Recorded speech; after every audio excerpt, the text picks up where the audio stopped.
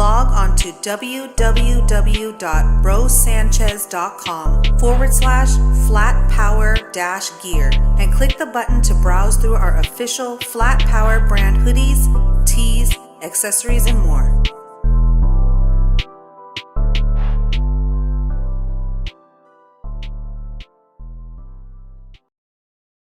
Please like and share the video, and don't forget to subscribe and hit the notification bell. Be sure to select all so that you can receive notifications every time we go live and upload to the channel.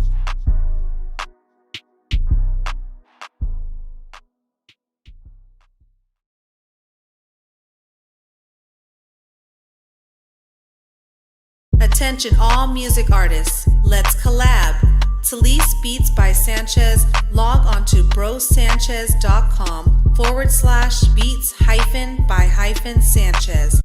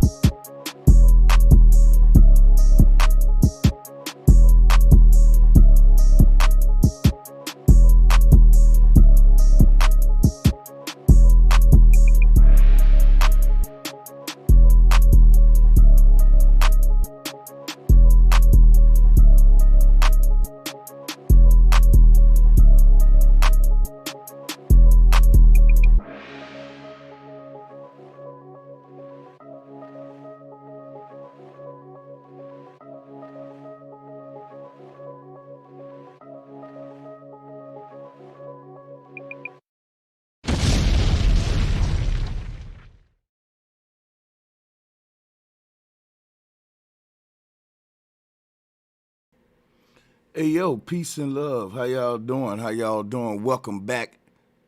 Welcome back to another Monday Madness. And y'all see what the title say. I will be right back with y'all in a minute, right after this last commercial break, right after this last beat by your boy Sanchez. We gonna begin. Now drop a one in the chat room if you can hear me loud and clear. And like I said, welcome back everybody. Go ahead and drop a one out there. Drop a one in the chat. If you can hear me loud and clear, go ahead and drop those ones. And we're going to begin right after this.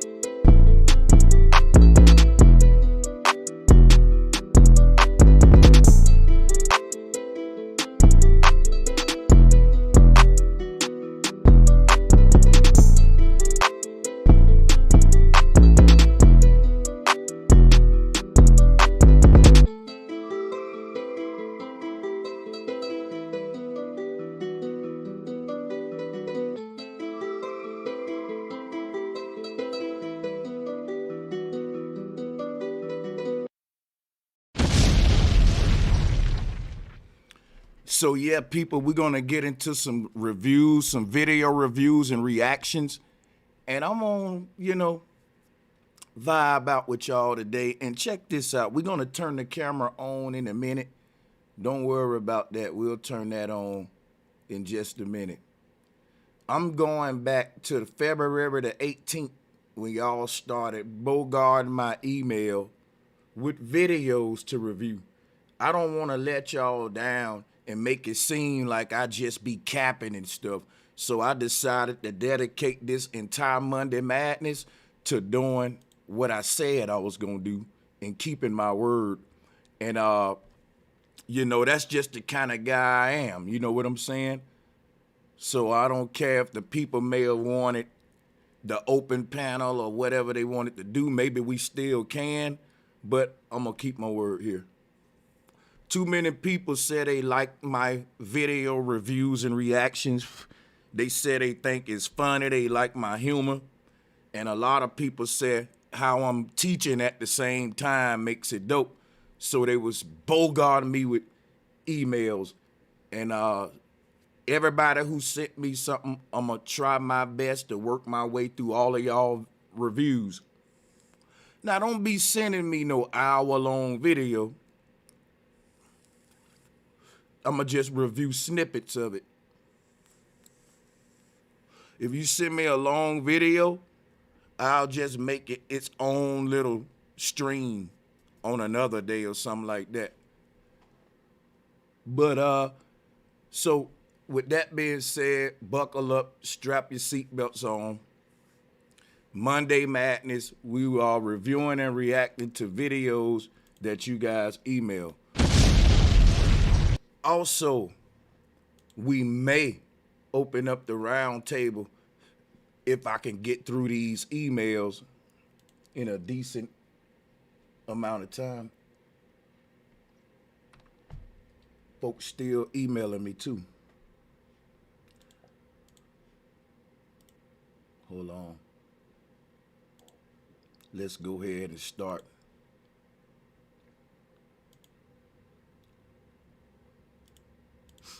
Go ahead and start these video reviews. Oh, that's what I need to do, doggone it. I need me a screen share open. Open up the screen share. I'm sorry about that, y'all.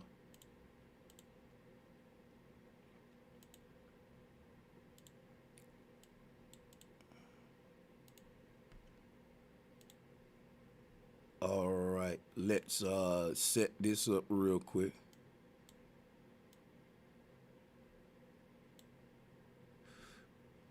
Okay.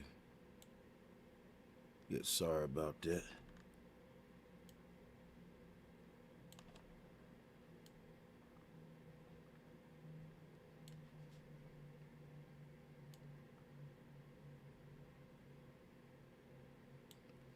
Do it like that.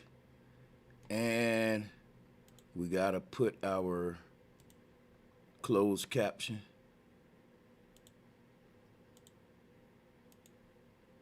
And we're good to go.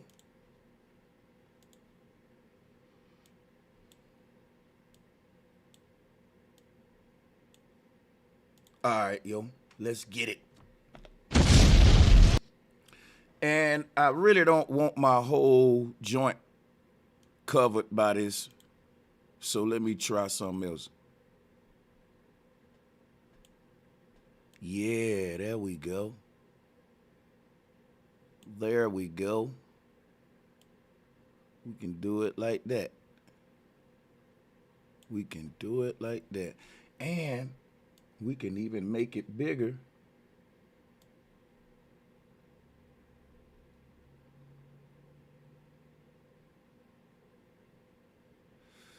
Oh, wow. Hold on, y'all. I want to see how far I can stretch it.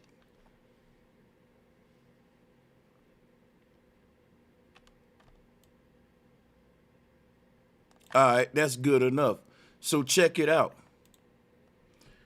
Let's get into it here. Let's get into it. Let's get into it. I think I'm cool with the way this is looking. Might be a little too big. My bad, y'all. OCD. All right, there we go. So the first review is, and I want to make sure I stay in the order too. Cool, there we go. First review is Alien Contact, artistic app design. Y'all drop a 1 in the chat room if you can hear me good. Drop a 1 because I got the heater on and I'm reading in the green, but I don't really know how I'm sounding on y'all end, and I'm kind of insecure. So just drop those 1s for me one more time and we'll be good. So with that being said, this is called Alien Contact, Alien and UFO Encounters from Another Dimension. And this is one of those hour-long videos, so we ain't gonna really review the whole thing.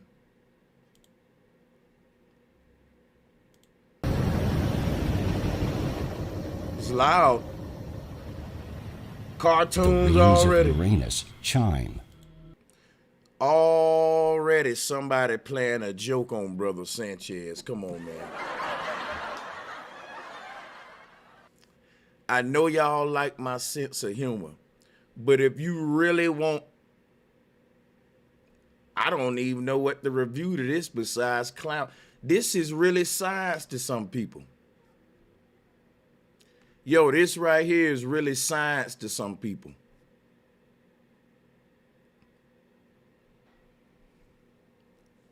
Cartoons. The rings of Uranus. Ah, you nasty dude. The rings of somebody. Oh my God. Venus chime. No, they don't. Oh my God. What the world? The rings around the anus chiming. Oh!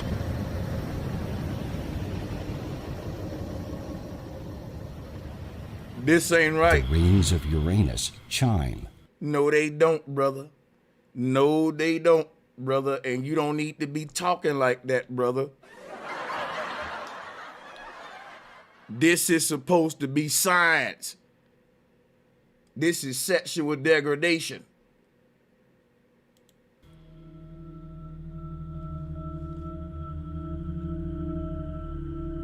And they show don't sound like that either. You gonna tell me what? First, you gonna tell me what my? I can't even say it. This ain't even right. Oh my God.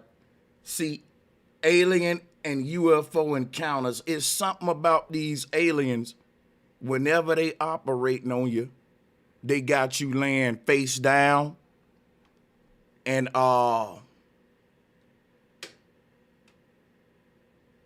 ain't too much back there, let's just say. You know what I'm saying? For you to be I don't even want this, you know, hey man.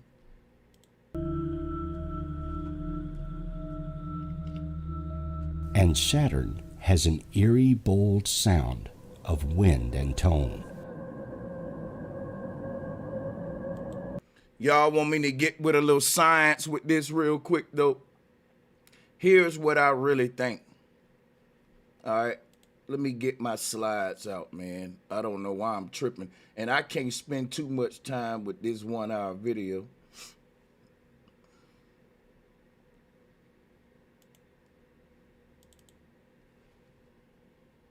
Here's what I think.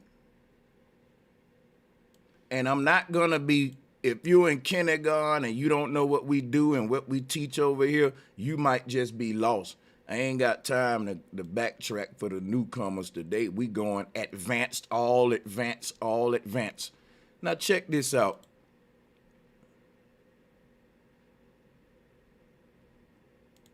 Because I want to make y'all laugh, but I want to make y'all think too. Check this out, right? Here's some symbolism I want you to consider. In the bottom right corner is what I always teach you guys about, an electromagnetic torus field. To the left of that is a pumpkin, which is what every Halloween we carve a pumpkin, right? I want to share with you because, you know, y'all, I deal with syncretism. I deal with sacred geometry. So let me show you something real quick. Let's deal with it. I want to show you what carving a pumpkin is all about, where it comes from. According to my research, the pumpkin is the torus field. Everybody's torus field look the same, but the face that's inside of the torus field is energy manifesting itself differently. Energy is the same thing. No matter how it manifests, it's still energy. But energy can manifest in infinite ways, and you're one of those ways that it can manifest. If the electromagnetic torus field is a pumpkin, when you came into existence, you carved the pumpkin. You put an identity on a pumpkin, which is your face inside of the torus field. Without you, the pumpkin have no face like what they showing you here. The pumpkin with the face, or the whole thing about the pumpkin symbolism, is actually the jack-o'-lantern, Jack in the Box is you and me. The candle inside of the pumpkin is the true self. That's the heart right there. The ignite flame. We put a candle inside of that pumpkin. You see here? And we carve it with a face like we do here. All of this festivities go back to you, man. The knowledge of us. Here above the pumpkin, we got the phases of the moon. And remember, before these guys worshiped Saturn, they worshiped a lunar deity called Sin. So just because they went from a lunar calendar to a solar calendar don't mean the sacred geometry changed, and that's what I'm showing you here. Here's the lunar phases. Here's Saturn, which is what they worship today. I hope y'all understand that. Now, that's the science behind all of this symbolism we see here, if you want to go deep into it. But right now, you know what? We're going to look at a little bit more of this, bro. See, everything they showing you is what I just taught you. Saturn, Saturn, Saturn, Saturn, everywhere you look. See, you just got to open your eyes. The alien contact, they want to bring up Tesla with this. See, this is a video I'm going to have to review all by itself. Right here, they want to corrupt Tesla technology. Listen. Station should understand. The message prepared by Carl Sagan and his colleagues also included information about our species, even our physical appearance, as well as our DNA code.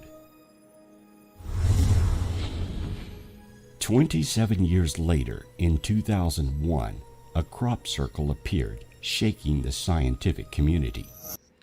Crop circles should not even belong in the scientific community. That should just be something that's in the landscaping community.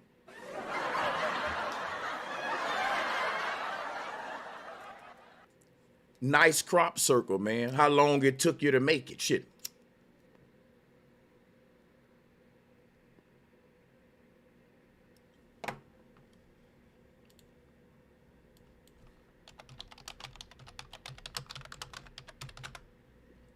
Y'all think I'm joking. You guys think I'm joking when all you got to do is research. Crop circles are man-made, and I wish they would quit lying to the people. Crop circle, what more proof you want? What more proof you think? So listen, you think aliens coming to the earth carving pictures of eagles and United States of America? Come on, man.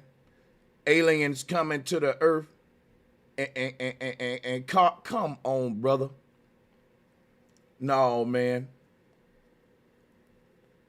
No, brother. You ain't convinced me aliens coming to the earth to play Bob Ross with the grass.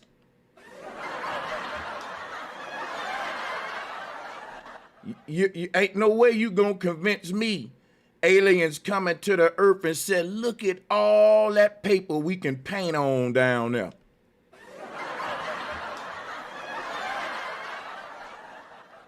No, but the aliens ain't coming to the earth doing no landscaping. Now, I did landscaping, buddy. Now, won't y'all cut the crap? Cut the doggone crap. Look at here. These people came out telling you this a hoax. You don't want to look for this stuff, man. People don't want to kill the mystery. Aliens did it, man. I know, because I was abducted, bro Sanchez. I got a cousin who was abducted. Hey, some of them crop circles made by humans, but some are made by aliens. They both do spectacular landscaping, bro Sanchez.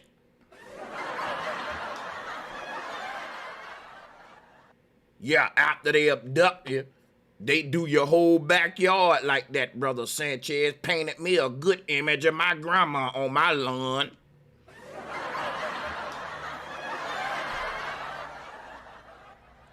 right after they anal probed me.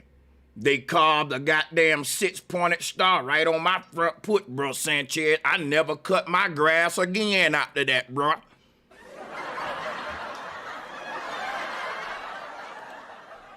Won't y'all cut the doggone crap? Tell these folks that that's doggone Bobby and them out there with them wood planks on.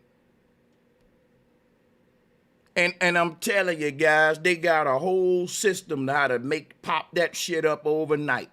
No, it don't take but a few days, no cap though. They got a whole team. They come in with the layout. It ain't no question. It becomes a whole thing of our steps. See, you don't got to see what you making. You already mapped it out from above to below when you was on the chalkboard. And you already did the math and said when we get out there, where we need to step at to make this thing exactly the way we got it. Ain't no way you can get it wrong. It becomes a whole mathematical equation that turns into a walking pattern for you and your team. And see, you don't smash the grass until you get ready. It's very controlled. They got tools to be able to make curves, to do all, man, look here, man. This stuff is very intricate. You know what I'm saying? So they, you know, it's a very controlled process, you know. But I want to hear, you know, they always been trying to put this with ETs and stuff. But it's just sad that you can deceive folks. Folks they know ain't nobody gonna research how crop circles been debunked years ago. A pattern appeared on a crop field next to the UK's largest telescope and observatory, the Chilbolton, where the world's largest fully steerable meteorological radar is located. This circle in wheat looked like a response to the 1974 broadcast.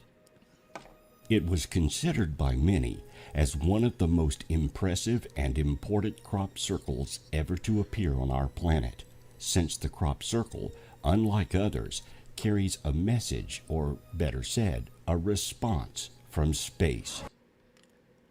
And so this is, oh my God, y'all, really? See how they can fool you with the little background music and the noise, the little ambient sounds, make you feel like you're getting beamed up. Listen. On our planet, since the crop circle, unlike others, carries a message, or better said, a response from space. It's not a message from space. It's just good landscaping. Oh my God, man, this stuff gotta stop, man. The deception is real. The deception is real. I'm serious, man. Let's go to the next video. Yeah, the deception is real.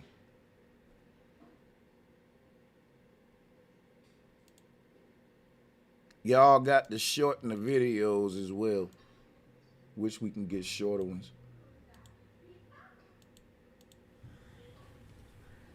Okay, Jim, I'm ready. So we start. Theologians, and they'll give all kinds of answers. The Great Spirit, the cosmos, the God, many different answers to where does it all come from. But in one simple logic, which I look for, I'm not a very educated person, it all goes to the sun. And the sun, here we go. We call Sulin, and what we call the root language, which is the first language on the planet. And the second language on the planet we call Van language, which they call it Aurinko, which is the Finnish language itself. In English we call it sun. But if a 7-year-old boy comes to me and says, Jim, who's making up this life? Where does these trees come from? Where does the ocean? Where does this stick come from? I simply say the sun. If the sun doesn't shine, there's no light, there's no life. Wow. Sun worship at its finest. Sun worship at its finest. The sun and the moon are both being created by a divine source that's at the center of our earth. All compasses point to this powerful electromagnetic source.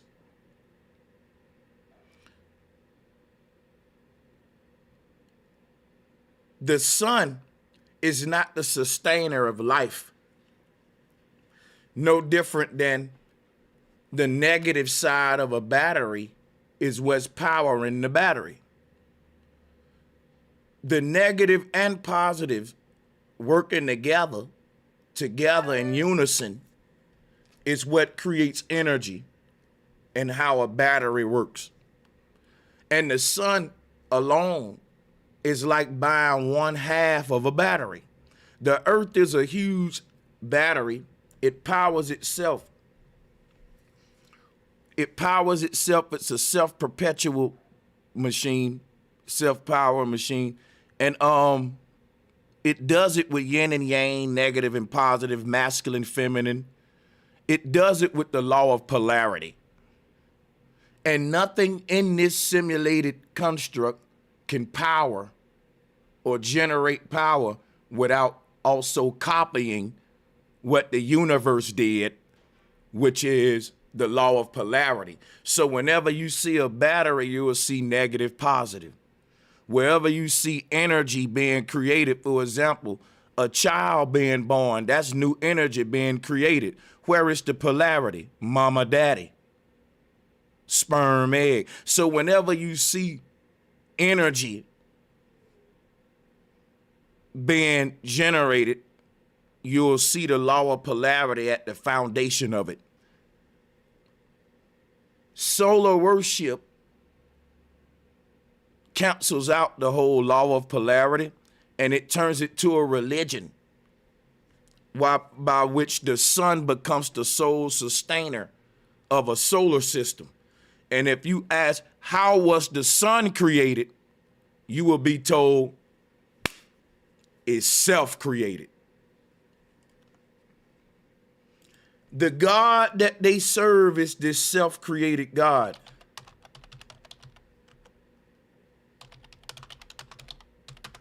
This God that just popped up into existence. The Egyptians called him Ra.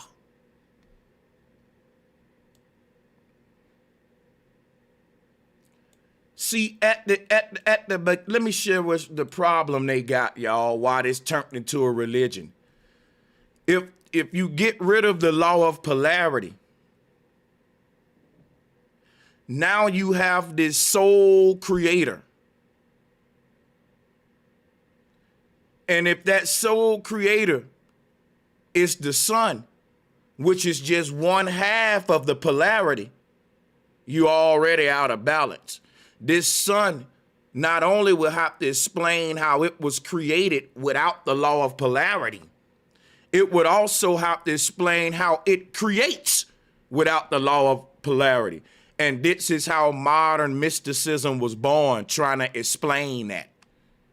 When you try to explain how did our sun create itself to even give birth to the solar system, then they go into this whole mystified religion of thermal fusion, and that's the whole religion of Ra. This is the same thing that we've been stuck under this ignorance for so long, y'all. On a primeval hill, Ra created out of himself the first gods, which would be Venus, Mercury, Jupiter, the solar system. Ra would be the sun in the middle. They changing the true nature of our cosmology. Because before this, it was said that the North Pole was the sole source of creation. And at the North Pole, the law of polarity is what gave birth to the duat, or the physical construct. So the ancestors didn't exclude the law of polarity. They said that the law of polarity is basically the creator. In other words, the creator can't exist without existing in a dual state. If you want to see what the creator looked like, man and woman together, And when you put them together, what you get? A child. So the creator can't manifest itself without becoming the demiurge, if you will, as the ancient Hebrew called it.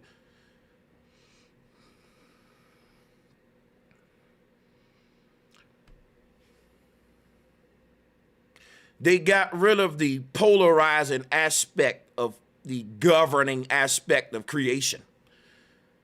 And when they done that, you got a dictatorship now. It's no longer a mom and daddy. It's just that, hey, everything sort of just randomly happened out of this chaos theory, which they just sum it up as the Big Bang Theory. Boom!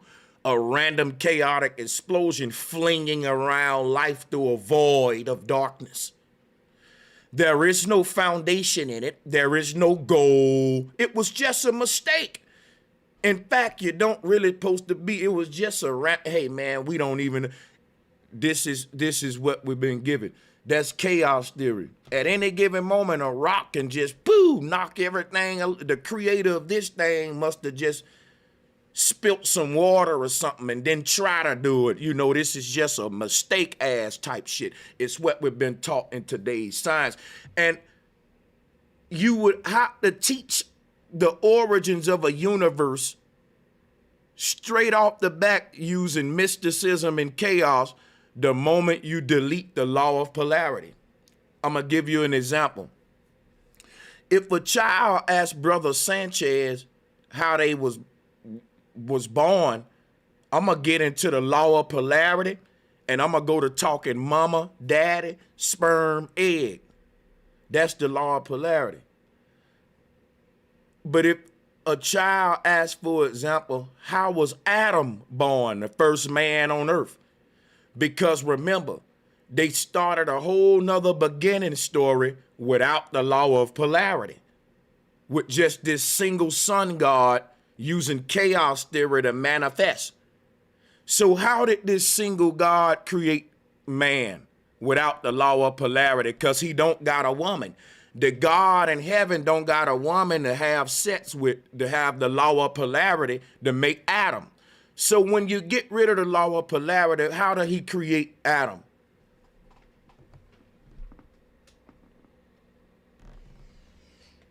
In a mysterious way. You see, picking up dirt, forming it, and blowing breath into. This is a whole cartoon at this time now. We just went into Alice in Wonderland.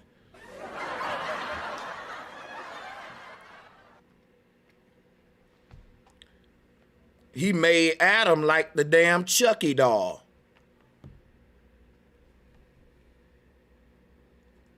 And put the spirit in him, just like on the first Chucky. When he took the Chucky doll out, he made it from clay or plastic and that's some voodoo shit. You need magic and mysticism to create when you get rid of the law of polarity.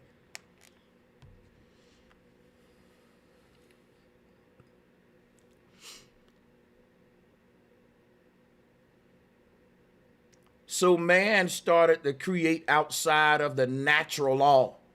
And that's why we in the shithole we in today.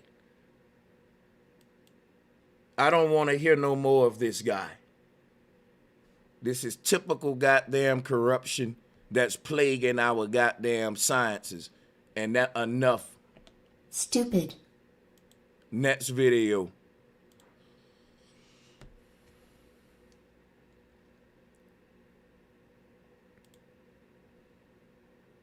We don't think outside the box at all.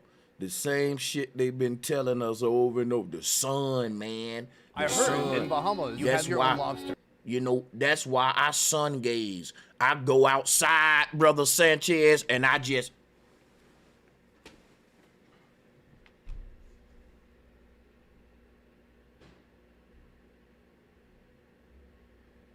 and I see how much of it I can take.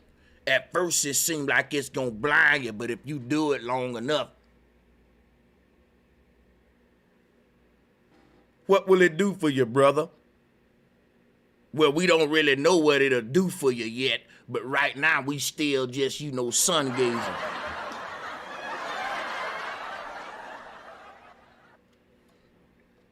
I wanna, yeah, ask him what sun gazing do. It recharges your melanin, see, because Ra is in charge, the god of the sun, and you looking eye to eye with the sun god, so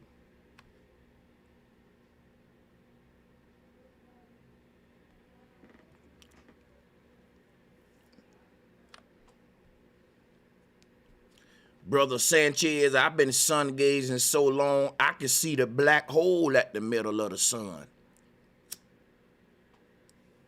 Stupid. That's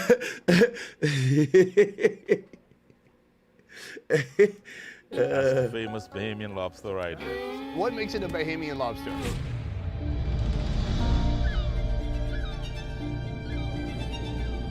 The Bahamas, one of the Caribbean's most fascinating food countries. Are we almost there? Right over here. Right over here? The Bahamas is an archipelago consisting of 700.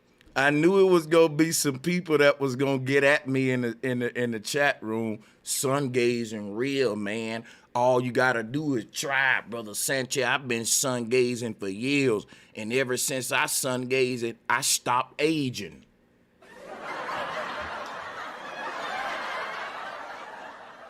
I'm telling you, Brother Sanchez, ask me how old I am.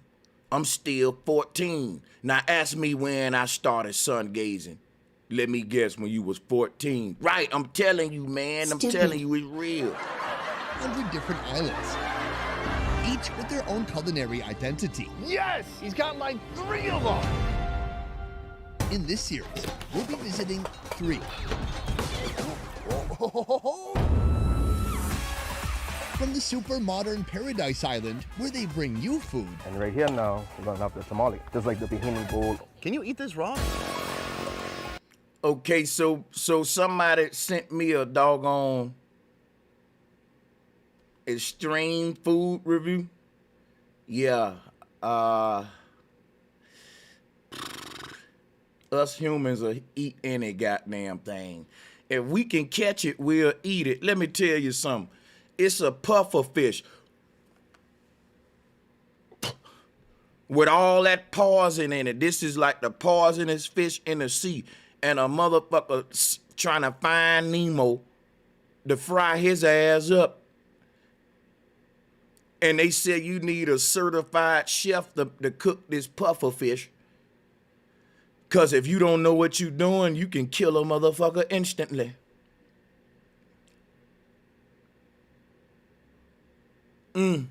Yeah, we'll eat any goddamn thing. If you could catch it and put it on a plate, we'll put it in our mouths as human. And that ain't motherfucking right. Stupid. Powder and tamale. Add diced lobster. Next, the base. Chef Elrod boils meat yellow, the owner, the con. Kind of So, standard seafood. who sent It's like me whole- this? It's in my teeth. I can't Get it out. give me a shovel or something. Oh. What the hell did he just put in his mouth? But my next bite into Haitian cuisine is something I've never seen before. The mud. It's what? The mud. It's mud. Yes. Pregnant women normally crave those. Is it really mud, or is that just a fun name for like it's a mud cake? It's really mud. It's mud. The making of this cookie resembles a pottery workshop. A special type of mud is mixed with salt, margarine, and water. The so-called batter is formed into flat discs and sun-dried. It's not really a smell to it. It does look like mud. Try it. Just try it. She's like, just shut up. It's really, maybe the mud's really good. All right. It's fucking mud.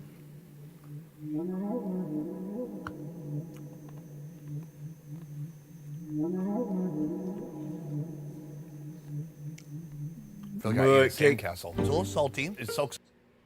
I can't really joke on it because back in the South, they eat something called sour dirt. And it's kind of the same edible clay type shit. So, look, whoever sent me this food video, I don't know what y'all want me to do with it for real.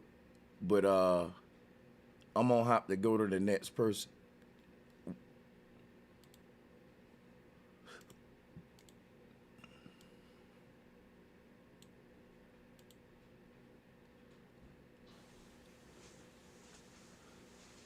Yo.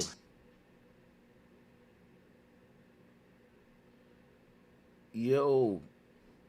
Y'all know like this type of stuff here ain't really like what do you want me to review about it? This is an interesting video. I'll put the link out there for y'all. But it's 27 minutes. The board looked like he about to get into a presentation. And you know, look, man, let me keep it moving, man. Let me keep it moving, man. Let's keep it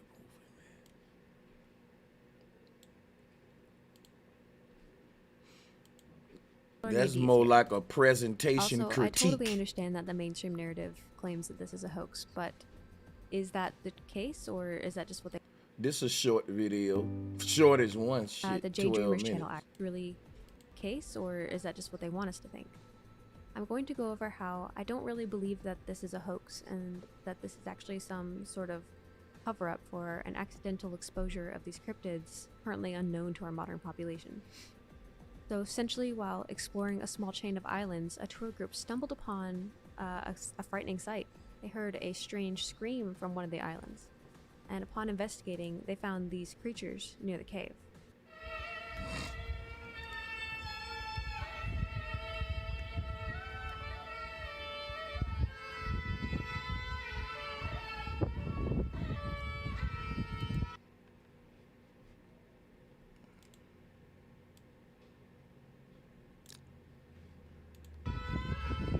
Stumbled upon a frightening sight. They heard a strange scream from one of the islands, and upon investigating, they found these creatures near the cave. I want to know why they blowing those little bagpipes. We want to be able to hear the creatures and not the bagpipe. I know them things ain't making that noise, are they?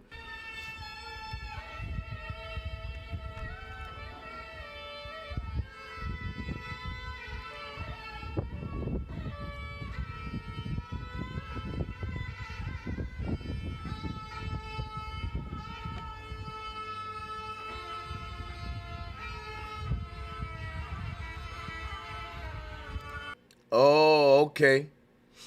They're blowing horns and it's some little egg-headed.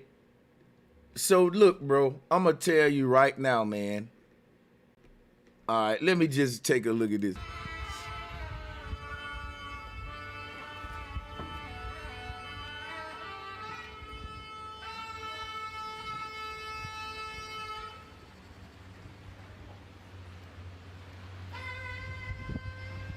Why wouldn't they be filming the creatures, man?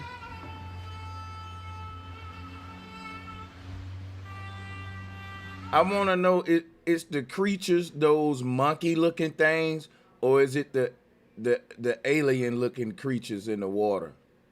Whoever filming this is doing a horrible job. I mean, keep the camera locked in on the phenomena, because it's confusing me. I'm thinking the whole time the monkeys is what they talking about.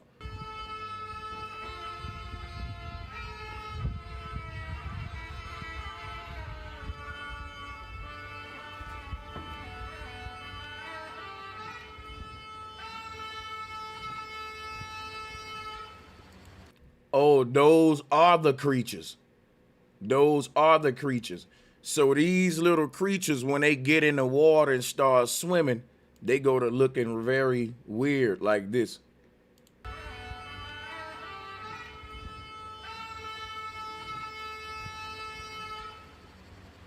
All right, let's just check this video out.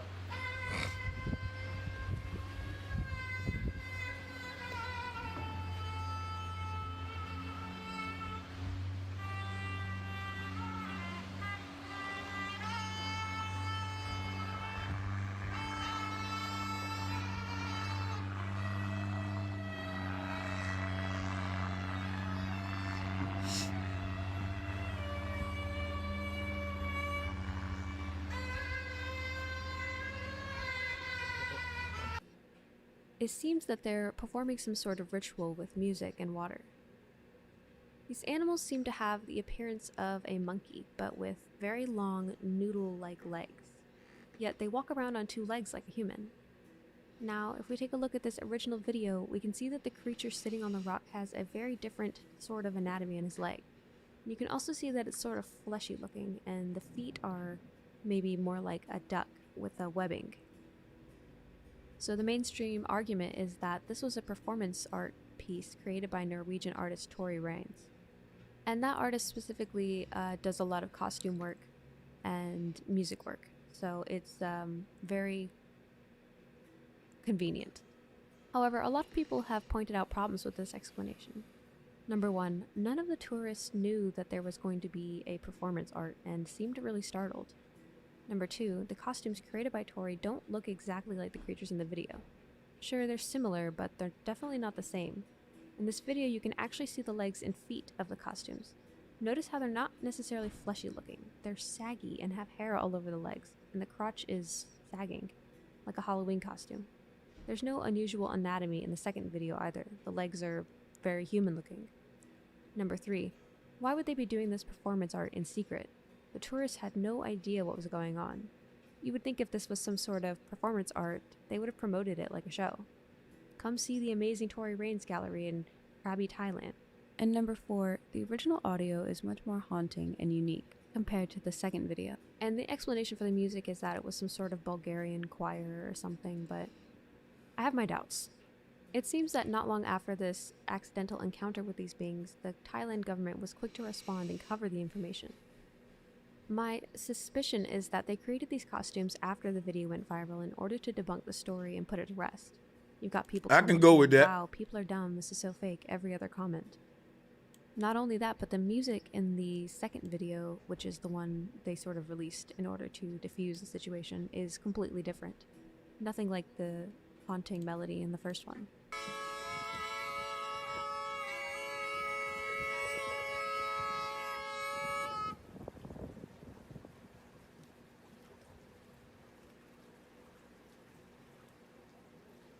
And what kind of art would this be? Yeah, she right.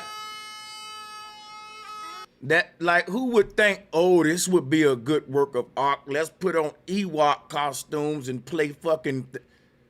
Who thinks of that? You're definitely mimicking a real thing and trying to blur the lines with real and fake. I can go for this. I can go with it.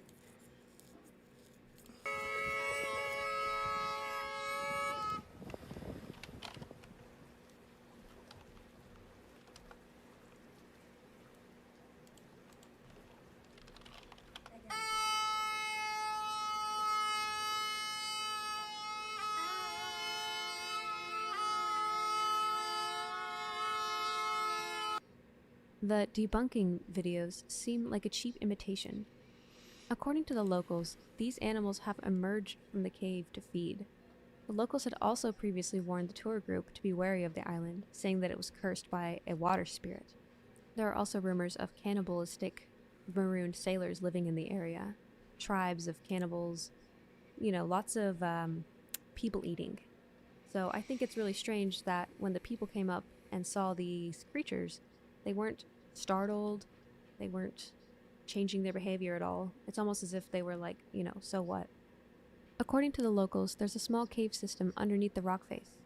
This could explain how this species has never been encountered before. Chaina, Duwani, Kappas, could these all be the same creatures? According to a member of the tour, the locals refer to the creatures as Chaina, which roughly translates to waterman in English. According to the area report, the island is listed as a private property. China sounds like China as well. Let me see if I can do some research about waterman myths in China. I'm gonna play this though. Which means that no government body can enter the area. So, let's consider this in reference to all we suspect about caves and rock formations. Look at Krabi Island. These are really strange formations in these caves. I know that the popular opinion is erosion, but let's consider the fact that they could be petrified remains of a being or maybe an old castle or temple or something of that nature with tunnels or veins. So I just did the research and yeah. Shui Mu is a water demon or a water spirit in the Buddhist and Taoist origin in Chinese mythology. So there we go. Even in China, they talk about some sort of water demons or water spirits. There we go. Okay, so we on to something here. This in reference to all we suspect about caves and rock formations. Look at Krabby Island. These are really strange formations in these caves. I know that the popular opinion is erosion, but let's consider the fact that they could be petrified remains of a being or maybe an old castle or temple or something of that nature with tunnels or veins or blood vessels that have petrified into these cave networks. And this story isn't necessarily unique to Thailand. There are countless legends of hairy beings living in cave systems, one great example being the caves of Malta. Tradition holds that before British government sealed up several tunnels, one could walk from one end of Malta to the other underground.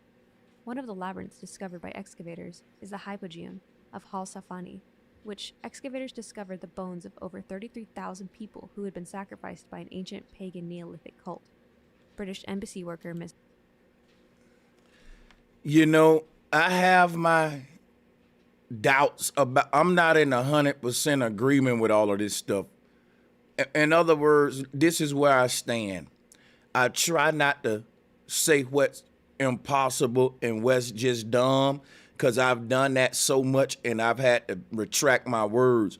We don't know everything. We ain't saw everything, and the world is bigger than we think, and there's so much out there that we ain't saw and that we ain't discovered. It's a big world, and what I'm saying is I got my doubts. I'm always trying to be 50-50 until I can do some conclusive field work. Until then, I just look at it with an open mind and I just say, that was interesting, and I keep on moving. Let's finish this video. As Lois Jessup convinced a guide to allow her to explore a 3-foot square burial chamber next to the floor on the lowest room of the last sublevel of the catacombs. He reluctantly agreed, and she crawled back through the passage until emerging on a cavern ledge overlooking a deep chasm. In total shock, she saw a procession of tall humanoids with white hair hovering their bodies, walking along another ledge of about 50 feet down on the opposite wall of the chasm. Sensing her, they collectively lifted their palms in her direction, in which a strong wind began to blow through the cavern, and something big, slippery, and wet moved past her before she left in terror to the lower room, where the guide gave her a knowing look. And this also reminds me of that cheesy 1980s rendition of Journey to the Center of the Earth. If anybody's seen that, you've got a big, tall, hairy man covered in white hair and a labyrinth and tunnels, and just really, really interesting. Another interesting little media find is there's an episode of SpongeBob, and it's really strange, and it's called The Thing. And in the episode, Squidward is, in a way, turned to stone by way of a cement truck. He wanders around for some time, and SpongeBob ends up finding him and thinks he's some sort of unidentified or endangered species. And of course, antics ensue. Squidward is put in a zoo, the people make fun of him, calling him hideous and stuff. So SpongeBob and Patrick, out of the kindness of their hearts, break him out of this habitat, which is like a cave. And they take him through the sewer, and the sewer ends up leading them to a really strange place with creatures that resemble Squidward's concrete-caked body. And they're like these hairy, tall, just weird-looking, have these puffed-out cheeks and these big noses creatures. And I think it's really interesting that at the end, they're all listening to music played on a clarinet, and they're just kind of like moving in sync. And it was really strange to me at the time when I first saw it as a kid, but it kind of just reminds me of this whole situation. So definitely take a look at that. Well, those hairy-like creatures, I heard of something called the Norns. And I think the Norns, if I'm not mistaken, are the same. Are they? Nah, that might be different. I'm thinking that they were hairy because they wore these cloths, but that ain't really hair. It kind of looked the same. Well, it kind of looked a little the same, but I don't know. These are called the Norns, and in a lot of images, it kind of resembled what she was showing, but I think that's probably a reach. We could keep it moving. Which reminds me of this whole situation, so definitely take a look at that. It's also the case that Thailand shares many Vedic legends, such as the Nagas and, interestingly, the Vinaras. And there are many stories of half-ape men. And see, when we talk about the Nagas, we already know we talking about ourselves and the human electromagnetic energy field. So that's why I say you got to take all of this stuff with a grain of salt, too. You know what I'm saying? Take it with a grain of salt. I don't want to spend too much time on this, though. Let's keep it moving. We got a lot of videos on the table. I can't get to the deep ones that's like hours and hours long. I'm going to skip them if it's like an hour, man, because that ain't what this, I don't really want to, I don't know. Hey.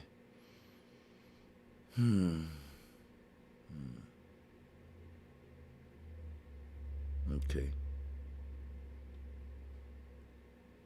Gotta expedite this real quick.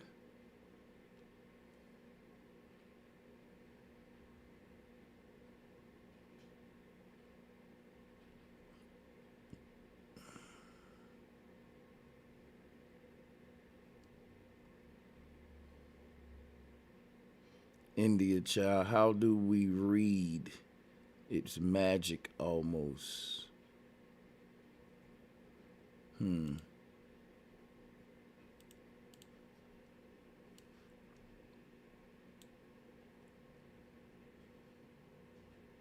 Hey smart people, Joe here.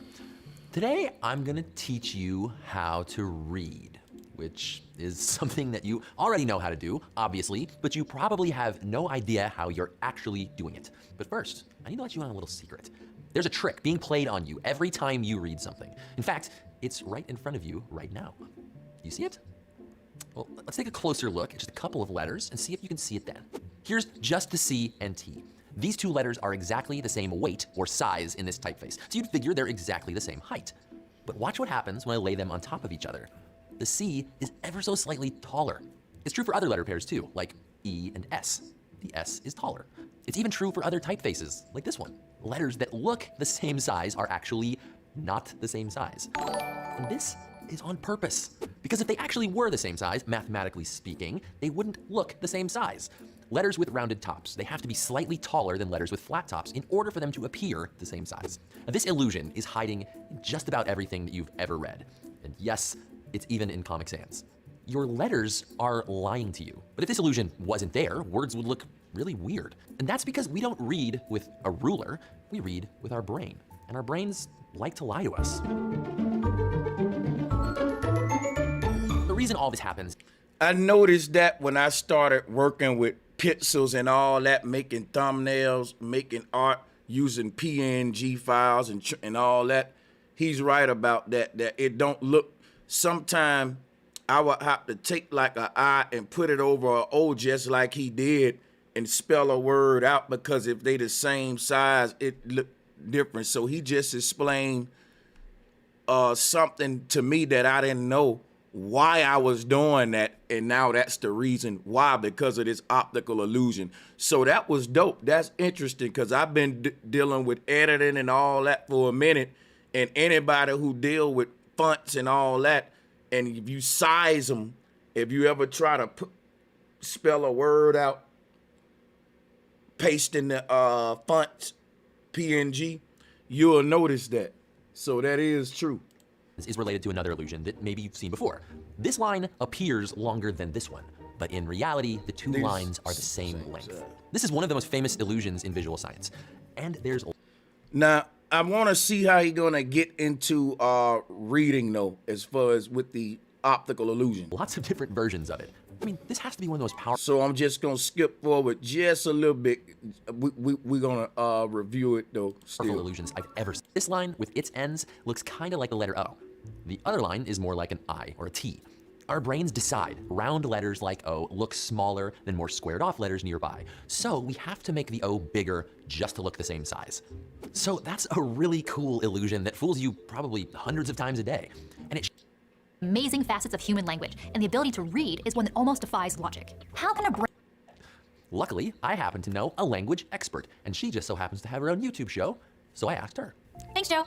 I'm Dr. Erica Brzozowski, sociolinguist and certified word nerd. On my show, Other Words, we delve into the amazing facets of human language, and the ability to read is one that almost defies logic. How can a brain that evolved like 100,000 years ago be so naturally good at a skill? Right there is where they start losing me and you start getting blasphemous now. Right there it start losing me. How can a brain that only evolved 100,000 years ago read? Because we primitive, right? Like they believe in an evolution and that we started off dumb, but then we started getting smart because of man's technology. But when nature created us, we didn't know how to read. We were scratching our head. Well, how are we making star maps? Of people that can't read, can't talk with each other. They want you to think that our prehistoric ancestors didn't have language, so they didn't even know how to communicate. Even animals communicate. How you talking about the human brain had to evolve to read? Reading ain't nothing but using sacred geometry and symbolism and interpreting the symbol in the form of a sound. That's all it is. And the baby know how to read the moment it's born. It knows that the circle with the dot in the middle means food. Mama, I need that's the breast for milk. That's a form of reading. That's literally a form of reading. Children, insects, animals, humans, before we even learn to read English, we already learn how to read. We learn how to form sound based on symbols that naturally exist. And you don't have to evolve that, because all of the language that ever existed on Earth come from the original primary tones that govern this simulation. Those 7 musical notes are the 7 primary colors in the light spectrum. There are 7 main musical notes that govern all sound in this reality. And those 7 musical notes, each can be synced to a color, red, blue, one of the primary colors, that's in the light spectrum. So sound and light is the same thing. That's why when you talk about color, you say, what tone is it? But when you talk about music, you say, what tone is it? If somebody walk outside the house with a bright red orange suit on, guess what we say? Boy, that shit loud as hell. That loud ass red suit you got on, that shit hurt my hearing, right? Because we know inevitably, even a nigga that didn't go to school for sonoluminescence, that there's a relationship between sound and light, or the color spectrum. If you can hear the colors, each one will be giving off a different tone. But let's skill that we only invented 5,000 years ago. It's been called the paradox of reading. The answer may be that we've repurposed some existing brain functions for new uses. It's a theory neuroscientist Stanislas Dehaene calls neural recycling. By studying the neural patterns of monkeys, scientists have been able to discern how their brains identify and make sense of the contours and lines that make up visual scenes. A corner here, an edge there, some intersecting edges here. And it seems like there's a basic alphabet of simple shapes that their brains use to decode any number of possible scenes. What's interesting is, these shapes are remarkably similar to the strokes that make up most human writing. Whenever one object is behind another, you get a T shape. Corners of objects make L's and F's and Y's, and an O can be found. Everything she teaching you now is the basic fundamental foundation of sacred geometry and syncretism. This is the basically art of how I'm able to find these parallels and combinations and teach the way I teach with syncretism. So this is interesting. Thank you for the video, India Child. In anything from a delicious fruit to the eye of a predator. What these shapes have in common is that they're non-accidental. If you threw which is exactly what I teach y'all every day when I say there's nothing random. So let's drop a bomb. I teach y'all this all the time. I say, hey guys, ain't none of this stuff random, none of it. Even when you spill a pile of sugar on the floor and they just spilt the toothpicks. So they basically teaching everything that I'm teaching y'all here. Damn, that's crazy. In their own way though. They want to kind of mystify it a little and make it magic.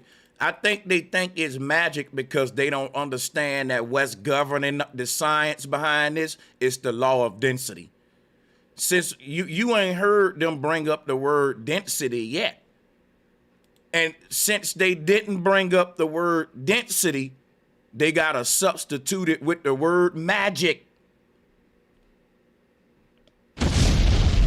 I'm just telling you the difference between me explaining it based on a natural law that's going to explain this natural phenomena.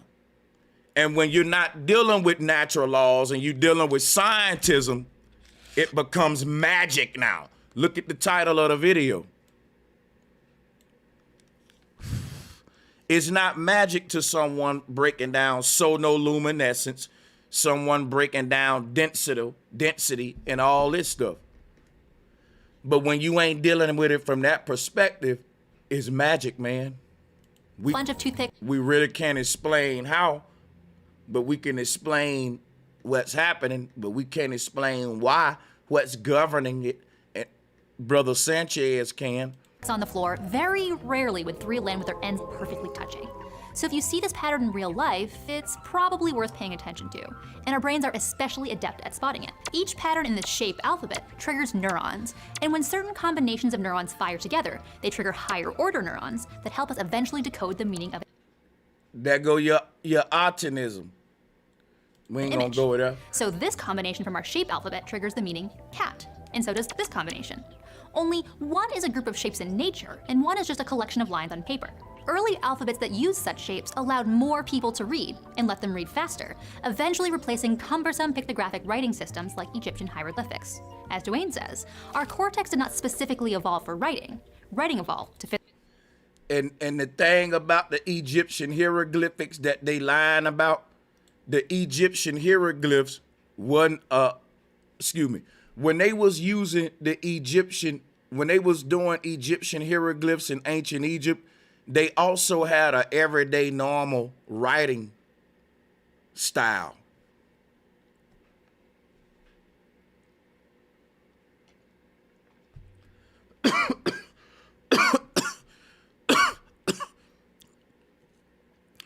The Egyptian hieroglyphs or cuneiform style ain't no different than modern day graffiti or emoticon, gang weight talk. A smiley face or a heart may mean I love you or something. I don't gotta spell it out. It was basically ancient emoticons. Today we went back to the same thing. Today, if we keep on with the way we going, with the way we typing on these text messages in digital language, LOL, heart, smiley face, vomit face, we won't need words no more. We will literally go back to this same sort of cuneiform style of talking where guess what? It ain't talking, it's writing, it's texting. This is why it's called a holy text. All of this stuff is called a sacred text. Hieroglyph, sacred text, or sacred writing. Just like when you text somebody a text message, you use your hand, and these were called inscriptions. We going back to the same ancient format, but we're just digitizing it. Symbol, one of those symbols may mean like how our symbol today. Like if a female do one of these and show you a picture of her cleaning up the house, she ain't gotta say nothing.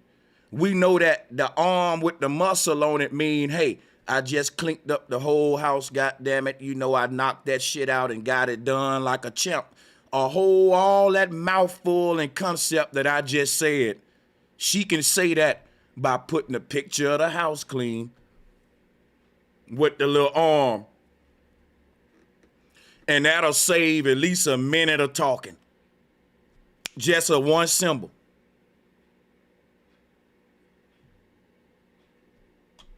So this it was the same sort of system going on then. It ain't as it. So the people that in Egypt that was using this form of hieroglyphic writing, this wasn't their everyday language. Niggas wasn't carving birds and eyes on paper and stuff. Just like if you were to write me a letter,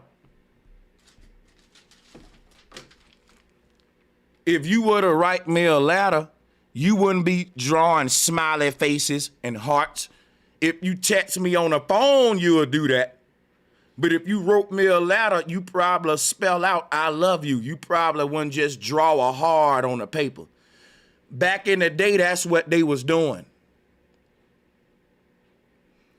Back in the day, one fucking alphabet may have been so long that to spell a word, it took up so much paper. That's just one word.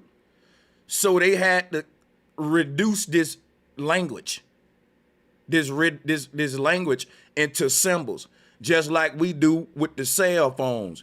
I know if I'm driving in a car, I can't be like, I love you, be home soon, boo, and all that. Guess what you will do? You'll put a heart and OMW.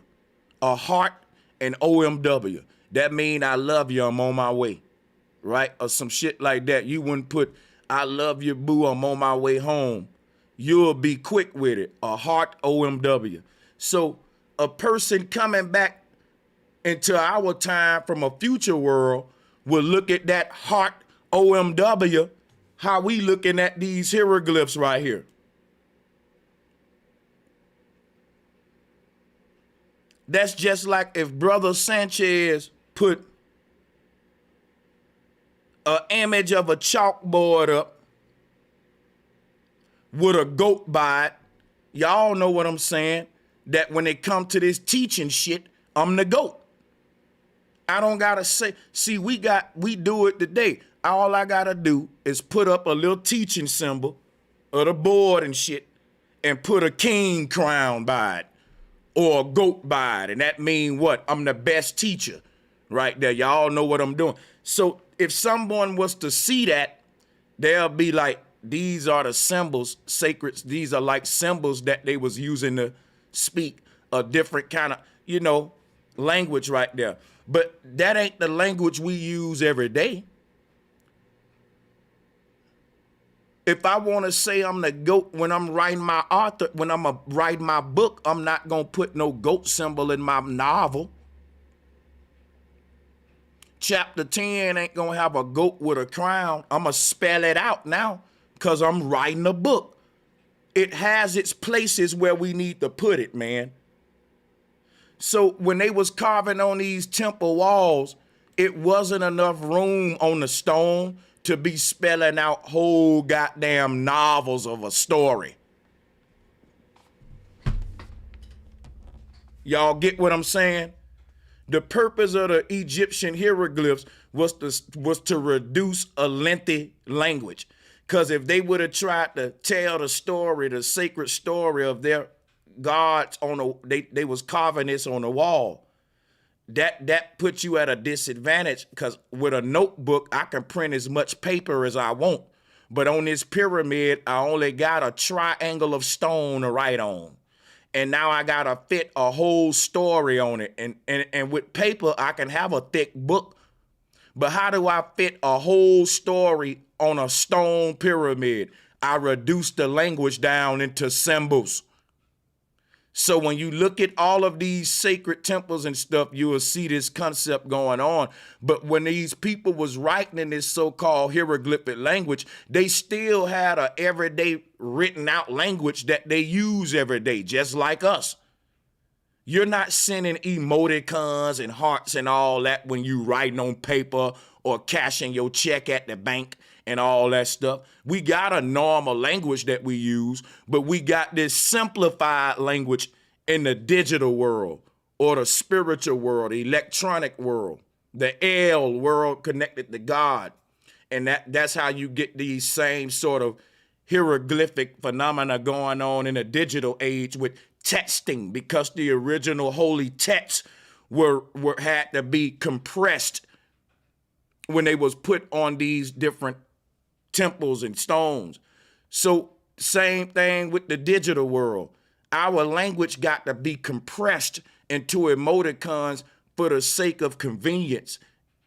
Our communication in every social society, your communication is key, and it need to flow like water.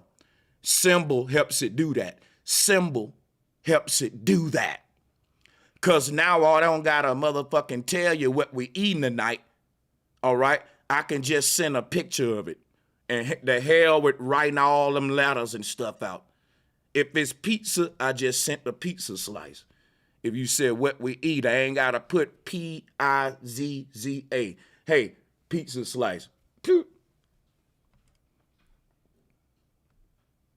Because there's no distinction between the word and the image that the word represent. They're interchangeable. And when we go back to the language of the image, that is what we call emoticon. But emotion is energy in motion. Energy in motion. So advanced beings use symbolic languages. They don't use long ass, like you got novels that's 10,000 pages long and shit. That's stupid. We under a language trick right now. The people that really run the world, they don't really communicate with the language they give you. They communicate with symbols. So it may take you 3 hours in a meeting to come to a conclusion with your brothers and sisters that it took them only 30 minutes to do in a symbolic sort of spiritual language up in these high occult witch covens and stuff, symbolic sigil making, and they're able to basically reduce the amount of energy that it takes to relay energy and translate messages and energy among each other, which will make them sort of like this alien race with higher communicative skills above us, would give you a total advantage.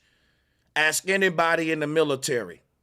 If it's taking all your soldiers a whole hour to send a fucking message from the top down of the chain of the command to the troops on the ground, that's a whole hour before we even start acting out the plan.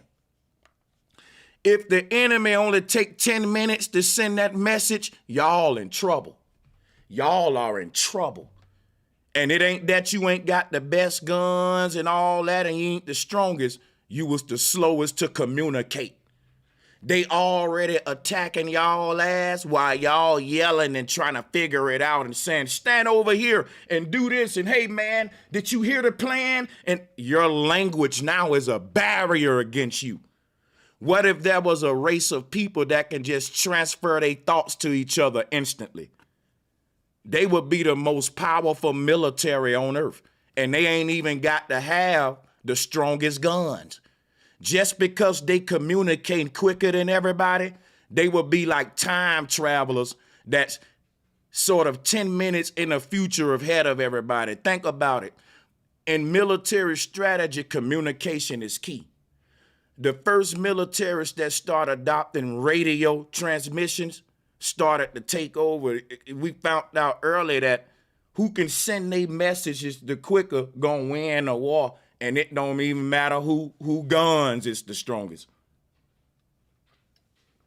Let me show you how this works. It don't matter who guns is the strongest because you don't shoot that gun until the order come down from the top.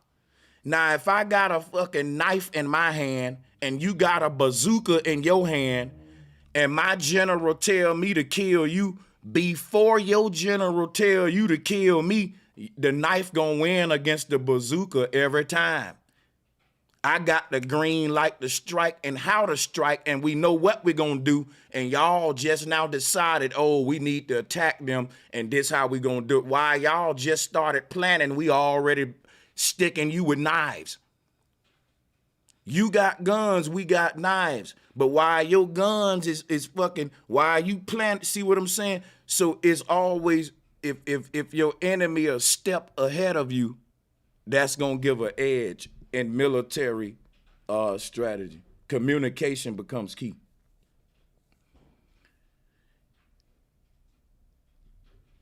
So you gotta think about that why they say, like, if aliens came to the earth, they would have communication skills that would trump ours. By the time the president can even relay a message to the military and the DOD and all that to send all of these, do with this long language and all that, will have been annihilated already.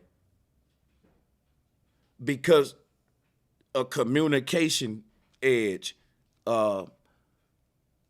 So if me and the enemy know that we're in proximity to each other and that warfare is inevitably, it now becomes a race on who gonna plan out their method of attack the quickest and then execute it. It ain't really who's the strongest in this case, it's who's the quickest. Who's the quickest to execute. You don't really know how important communications is until you join the military. And I'll show you how this works in day-to-day street fights. Whoever can execute the quickest is gonna win. It don't matter who got the strongest weapon. If I got my bare knuckles and you got a knife in your pocket, if I can punch your ass before you reach for that knife, it don't matter who got the strongest weapon. If I hold up my bare knuckles and you got the knife up and you got the strongest weapon, if I can punch you before you can stab me, I'm gonna win. Who can execute the quickest? If I got a knife and you got a gun, if I can stab you before you cock back and shoot, and if I can stab you before you can get your gun out and do, if I can execute quicker than you, I'ma win. Even if I don't got a knife, if I got bare knuckles and I see you reaching for the gun, you already too late, because now I'ma grab you and it's gonna be a struggle, and that ain't what you want, because now it's a 50-50 chance. It's a fight now. And the purpose of a gun is so I can have an advantage, 100% to your 0. If now we're tussling, it's 50-50 now. I'm giving myself a shot. You already lost your advantage. So execution the quickest. And that's what I'm telling you about language, y'all. I didn't mean to go on that rant like that, but let's keep this moving real quick. Because basically, every alphabet is a word. When you say B, how do you spell it out? B-E-E. You actually use the same symbol to spell itself out. If you say S, you actually need another symbol called an E to write the S, because it'll be E-S-S. And you spelling this very alphabet with itself. T, spell it T-E-E. It ain't just, it got a vowel in it called an E, but it's a symbol called a T, but it's connected to another alphabet called an E by its phonetic pronunciation, spelling it out. I can have a whole stream on language, sonoluminescence, symbol, spelling, and I think that's what I need to do. Remind me, y'all, email me, hit the cashapp, and I'm gonna prepare that presentation, man. But for now, we're gonna move on just real quick so I don't let the emails build up on me. Salutes to for the good clips. I'm gonna skip through them and try to see what's the most relevant. And also, let's take a quick commercial break, because I ain't gonna lie, gotta use the restroom real quick. Now somebody sending me this African stuff after I just got through talking about Bakoko and Twerk Man. This better not be no crazy stuff. Is come on now. Hey, I'll be right back, y'all.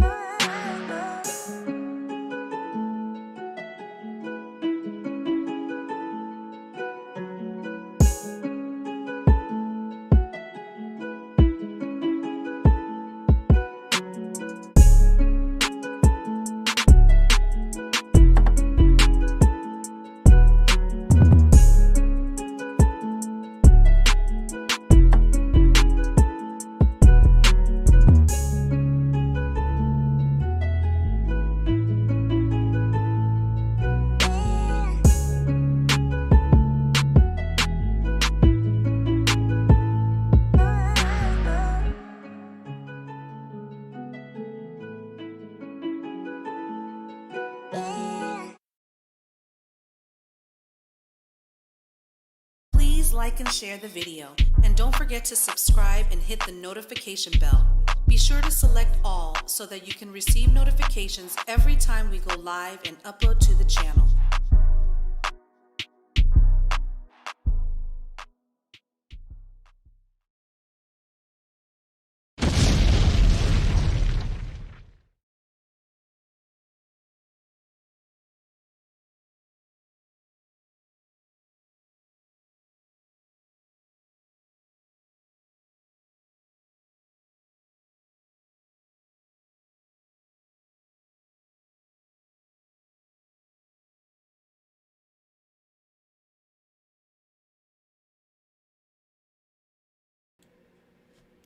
Salutes to everybody in the building.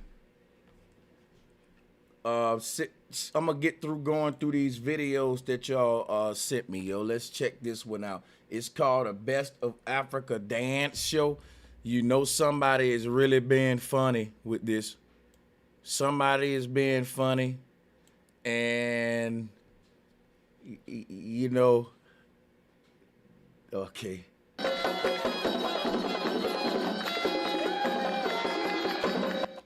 Hey man, this is good tribal traditional shit. So whoever sent this in, who thought that I was gonna joke on it, I'm not. This different than what Bakoko and Twerk Man them was doing. This is like the Dogon shit.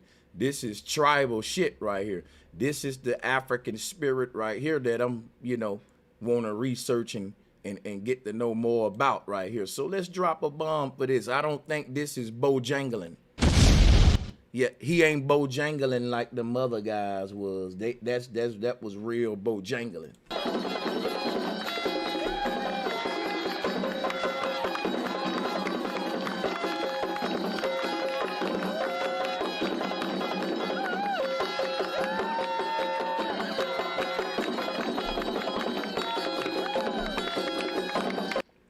Now, you do know what God that is he's evoking, right? Let me show him to you. The serpent god Quetzalcoatl was worshipped by the Aztecs as well. So if you want to learn here today, Brother Sanchez will teach you. This is, and I hate to do this to him, but y'all, the stuff that we see them tapping into, I gotta keep it real with you. I just think it's an ancient form of this same God, man. You got to ask yourself when you see something, how does this energy make me feel? And if the energy of this make you feel like you don't really know, like it's weird, or it's mysticism. It's the energy just that you know when you in church and you see your grandma and them foaming at the mouth and trancing out, and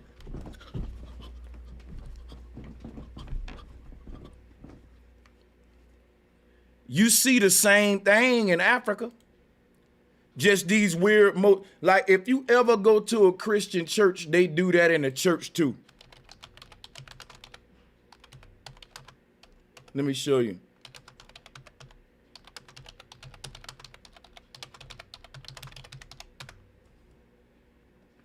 In the church, when they get the Holy Ghost and shit, let's see. The footwork. The footwork. Watch this.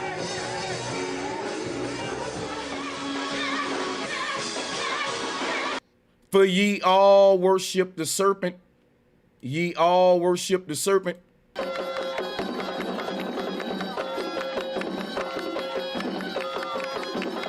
I really hate to do it, but I'm just showing you as of now where the research lead me. What I'm saying can change, but I'm telling you this is Quetzalcoatl energy that I'm getting. This god Quetzalcoatl, if you ever look at any of the chiefs or the different priests or whatever evoke the energy of this serpent god, they be acting like that dude right there. And they got the bangles on their fucking legs. And they look just like this dude look. That's why when I saw him, I immediately thought about this shit, because it's an energy to this. And I can feel that energy. I feel the energy of it. And so when it's like instantly, when I saw this video, I felt the energy of Quetzalcoatl. And it led me into this same serpent god we worshiping in America, what they got in China when they put the dudes inside of the serpent head. That's this god right here. Got the crown of thorns on. Yep, with the spikes around him, optimism, Statue of Liberty, however you want to look at it. But that originally meant our crown chakra. But look, y'all think I'm lying? They talk about Quetzalcoatl being worshipped in not only America, but in Africa. The serpent that they wore in Egypt on the head, that was this serpent right here. It would have been a form of Quetzalcoatl. Now, the energy surrounding this god, like Pan, the god Pan, he always dancing. He got some good footwork. Like one thing about Quetzalcoatl you'll notice, he's doing all of these sort of serpent motions with his hip. like how we twerk and stuff. I was joking on twerk, man. But in order for you to really get your waist section to moving very hyperbolic and like how you see like that, your footwork gotta be right. If you ever look at a woman twerking, look at her feet. You'll see them bitches is to get that motion, you know, her feet, the foot, there's a coordination between the waist up here and the feet down there, and that'll get you the whole gyration going. But it's the same thing sort of way you see here. The more footwork he do, the more his tail feathers shake. And I know this sound crazy, y'all, but look, let's just deal with it, man. Hey, I'm not out there doing it. I'm just showing you.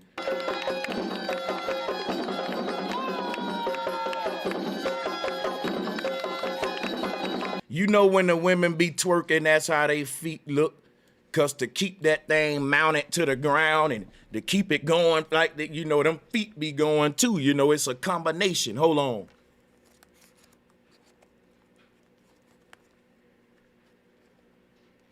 Hey, look here, man. I think, see, to me, this stuff, you can call it spiritual, you can go into all that, but it don't really get us out the body and all that like the real Mayan was doing. When they was talking about the serpent energy, they was talking about the consciousness leaving the body up from the base of the spine and out the top of the head through meditation or either ayahuasca of some sort. They weren't talking, they didn't reduce the serpent energy down to gyrating and what we call sex magic. Hold on.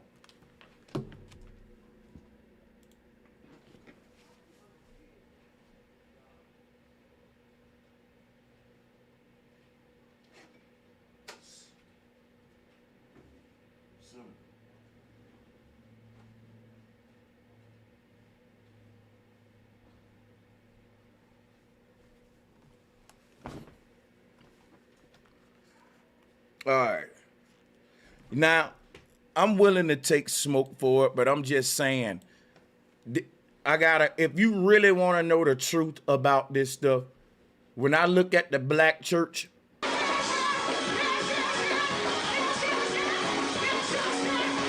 I don't see no difference.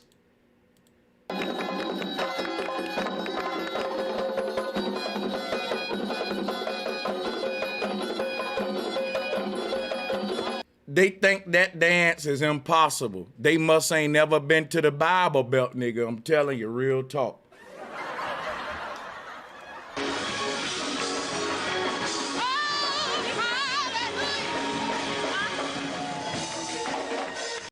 They think that shit that he's doing.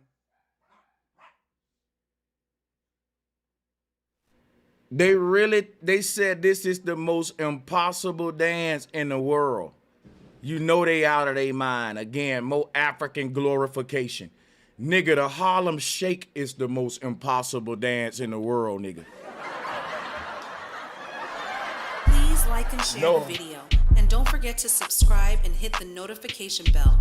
Be sure to select all so that you can receive notifications every time we go live and upload to the channel. No, bro. The Harlem Shake is way more harder than this. This is like a fast version of Crip walking or something. Bro, I'm telling you, I know some Crips that can do this and they can spell out whatever you want them to spell out on the ground with it.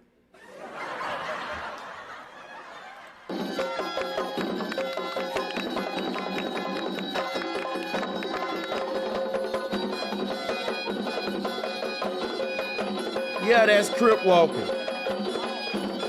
That's Crip walking, man. It's just sped up, right? I'm gonna tell you what you do. Get a video of a dude Crip walking and speed it up. Let's do it right now.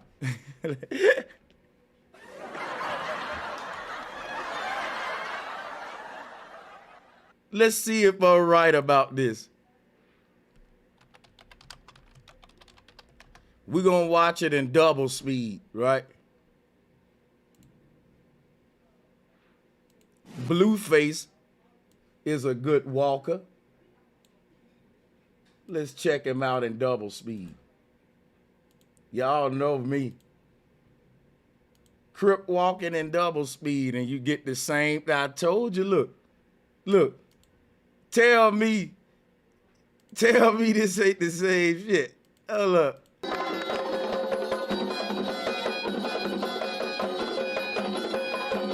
Yeah, bro. They got everybody crip walking.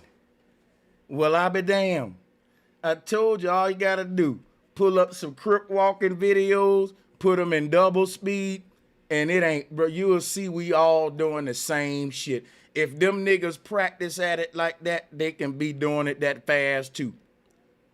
Come on, let's look at here. Here we go. Told you, look.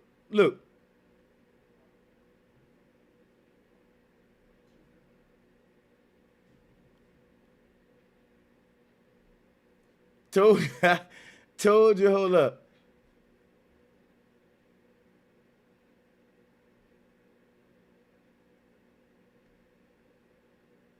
In fact, I think the crip walking may be more tougher to do than what he doing. Fuck that. Y'all gonna give these gangsters some credit, bro.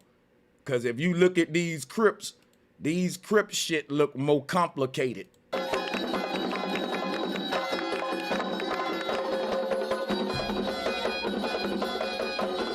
I swear to God, I'm not making this up.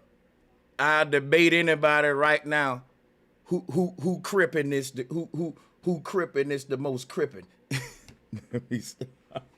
Let me quit playing, man. I'm just playing, y'all. I'm not promoting no gangbanging either. I'm just being funny.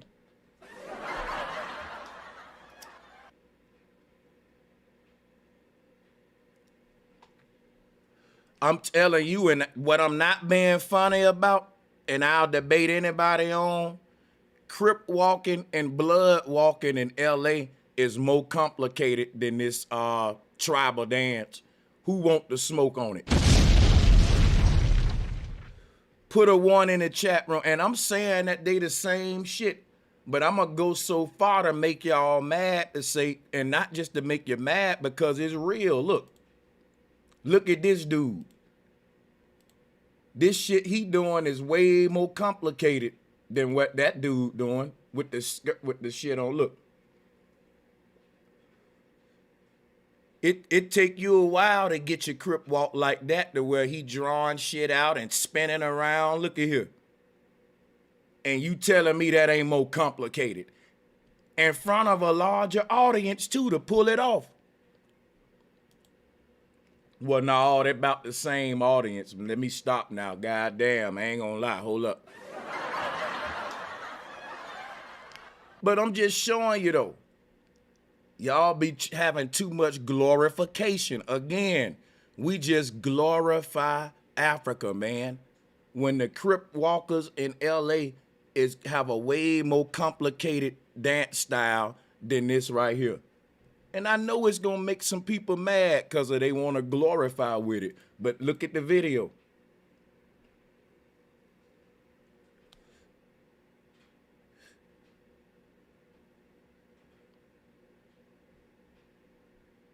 He ain't spelling nothing out or nothing on the ground.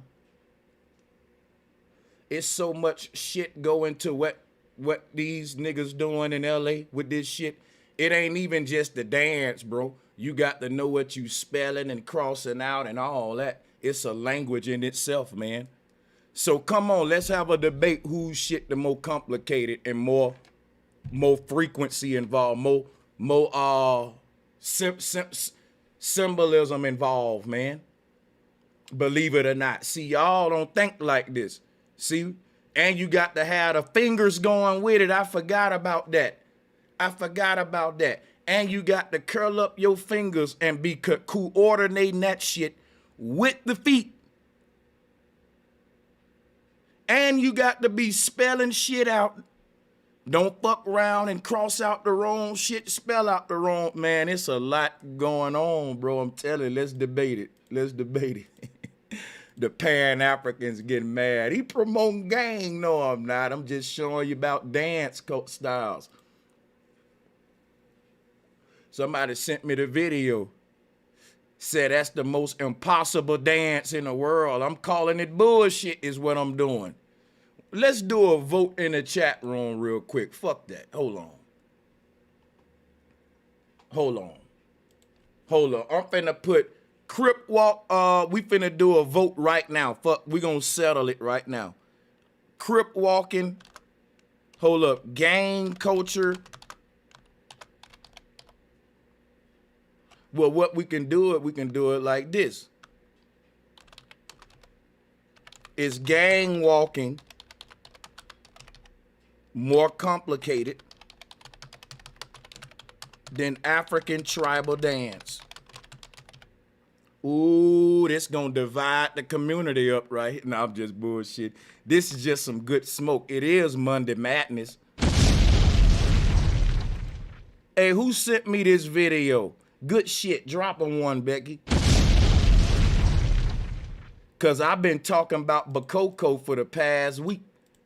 I told them they twerk, we twerk.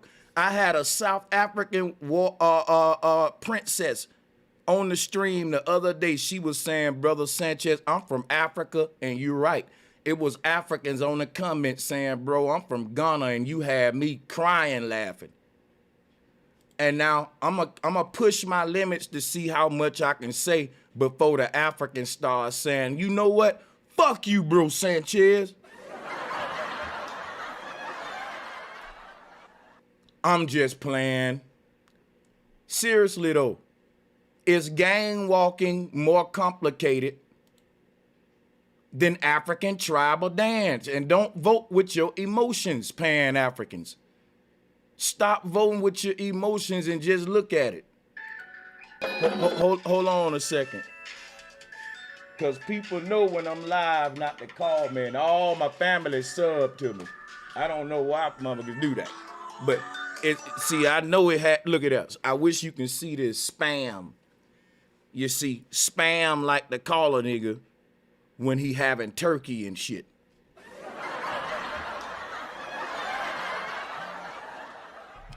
Spam don't call me till I be like, man, I'm barbecuing. Or I'm doing fried chicken, and spam call like, you what you consider, I mean, for 1 second, like spam, like just for 1 minute, like.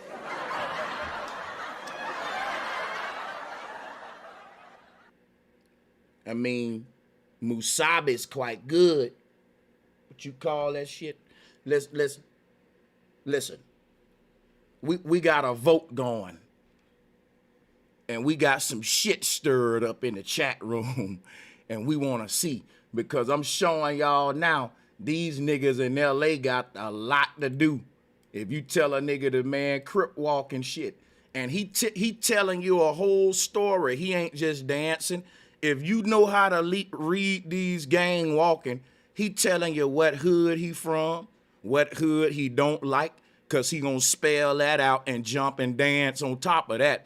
He gonna spell his hood out and dance around it. See, if you ain't looking all this, you don't know what he doing ain't just dancing, he talking to you too. And just the fact that you got to have the footwork with the hand work, and it's just, come on, which one the most complicated? We can vote honest, let's do it.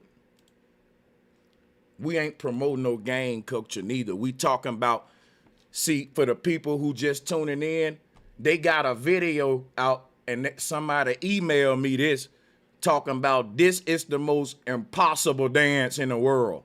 And what Brother Sanchez is saying, people be glorifying Africa too much, man. Ain't nothing hard about this shit. Look, I can do that right now.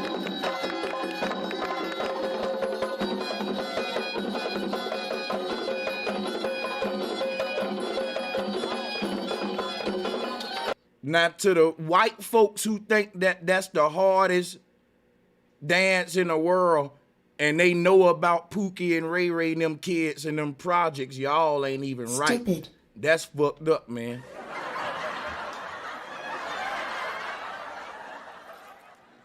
Hey, these white folks passed by niggas Harlem shaking and went way over here and said that it's hard to do this. Bro, I still don't know how to Harlem shake. Drop a bomb for Harlem real quick. Becky, Harlem in the house. Let's drop a bomb for the diplomats and some Harlem in this bitch real quick, man.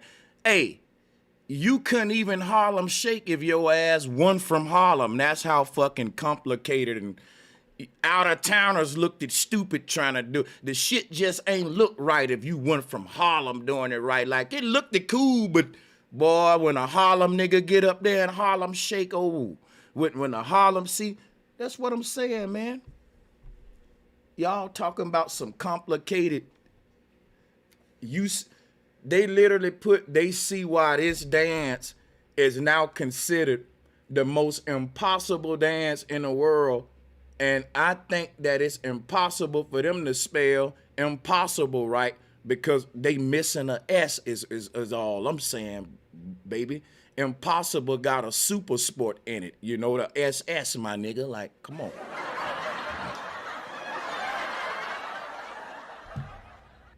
Now, he got on some nice looking candy cane socks, but it just ain't no, that ain't no complicated footwork. I live on the West Coast. I've seen more advanced footwork. And to me, y'all cheating, bro. Who's grading this? How is this? See, I'm telling y'all, the glorification of Africa is so real that these folks walk past all of this. Hey, Chris Brown killing him.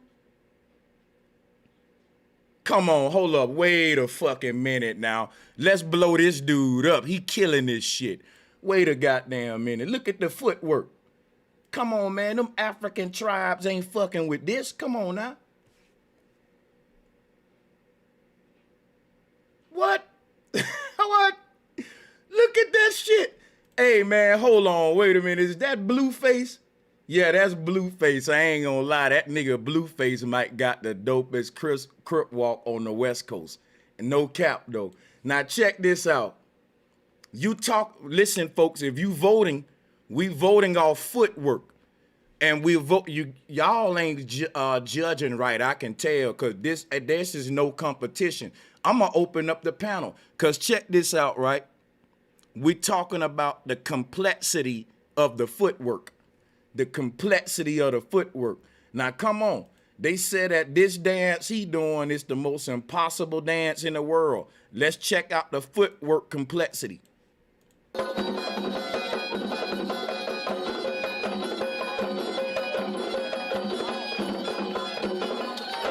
If you think that the footwork you're watching is more complex than Blueface, you're out of your mind. Go and try to do the shit you see Blueface doing, and we're gonna watch you break your motherfucking ankle too.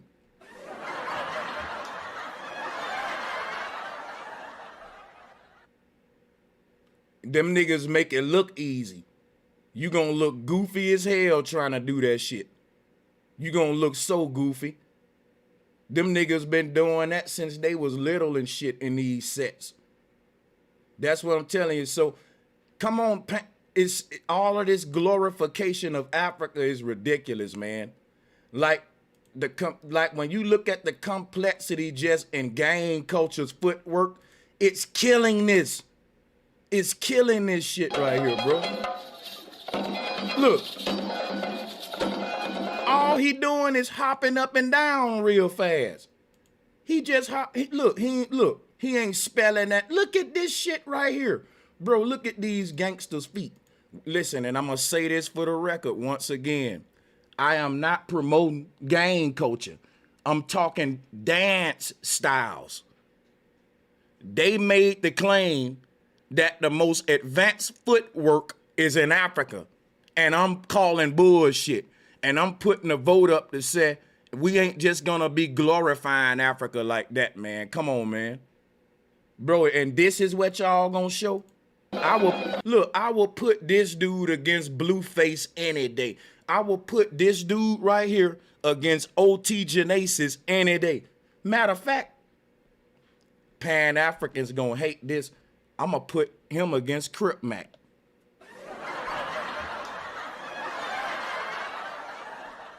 I'm gonna put his footwork against Crip Mac, man. Real talk, bro. And I know the Pan Africans want the link now. Salute to my brothers. It's all love. We just having fun. But they shouldn't have said this though. In the world, really. But like I said though, the spiritual side of this, remember, it's Quetzalcoatl and the serpent god.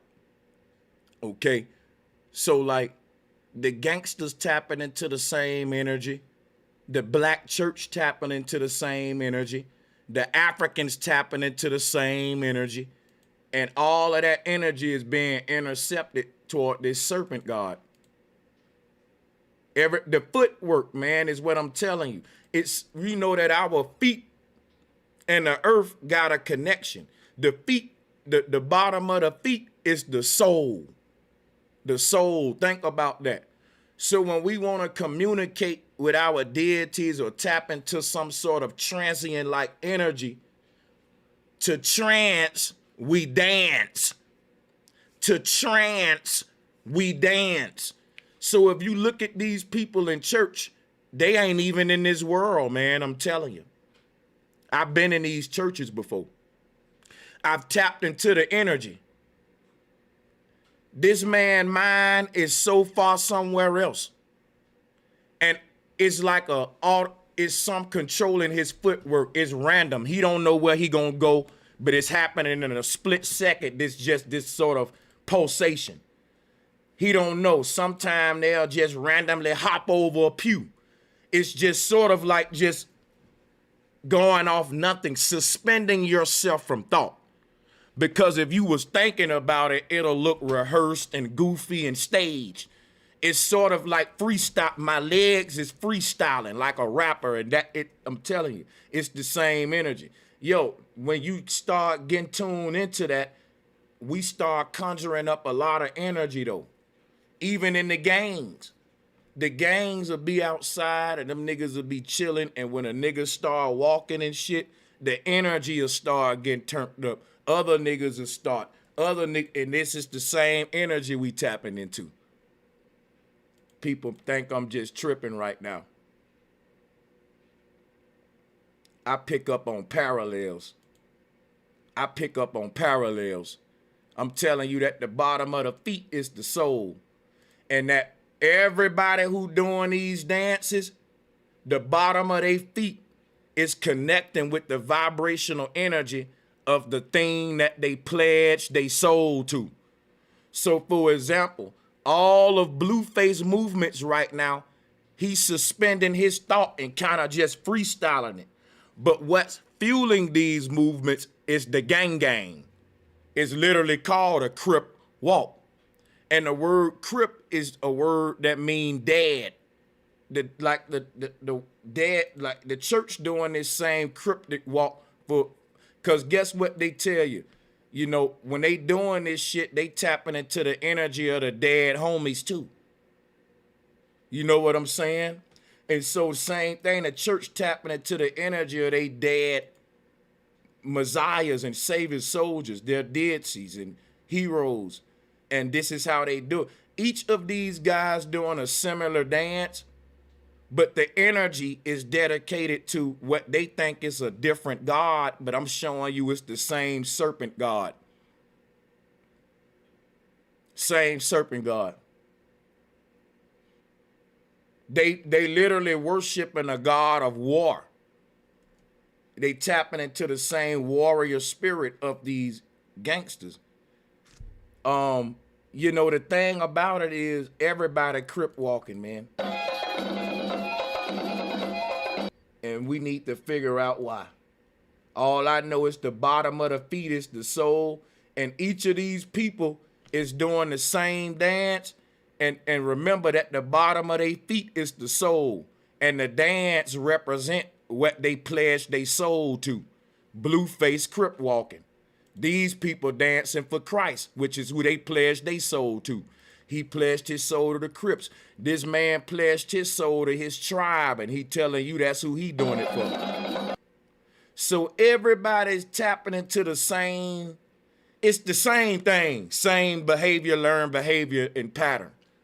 of I'm doing it for the thing that I pledge my soul to, which is his tribe in Africa. Blueface tribe would be Crips. His tribe would be whatever denomination or church doctrine or Christian family sect he belonged to. And everybody trancing out into this same footwork God. This is the God that, his footwork was amazing. You can even tell in the images. Let's see if we can pull up some of these tribal dances. Maybe we can tie theirs together too.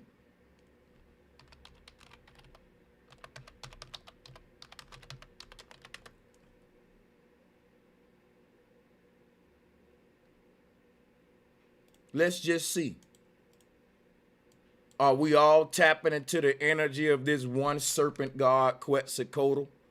Well, let's actually see what the modern people, who they calling Mesoamerica, we know these ain't the real aboriginals, y'all. And I don't want y'all to think that I'm making that claim. But they said they gonna do a Quetzalcoatl dance. So let's see. Let's compare this one to the dude in Africa.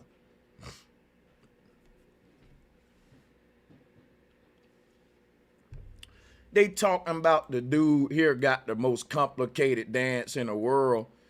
Yo, I want them to moonwalk. I want to see this dude do the Michael Jackson moonwalk.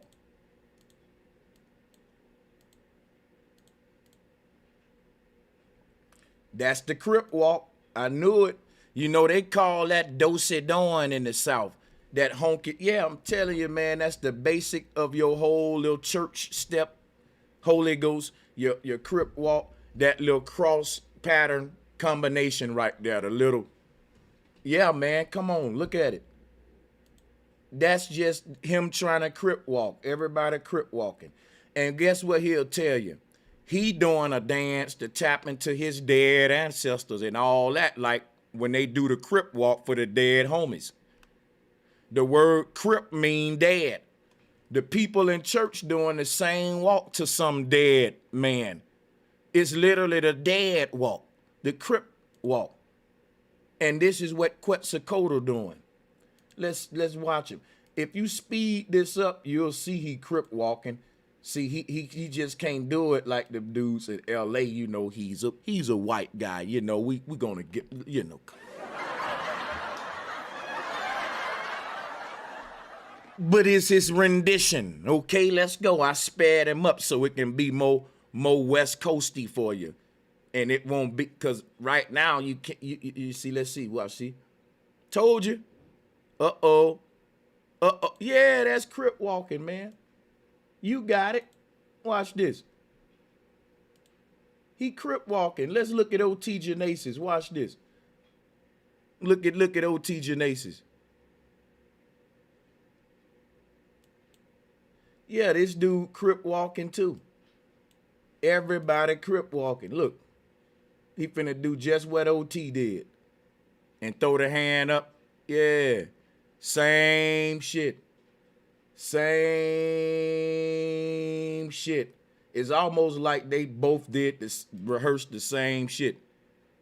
That's weird.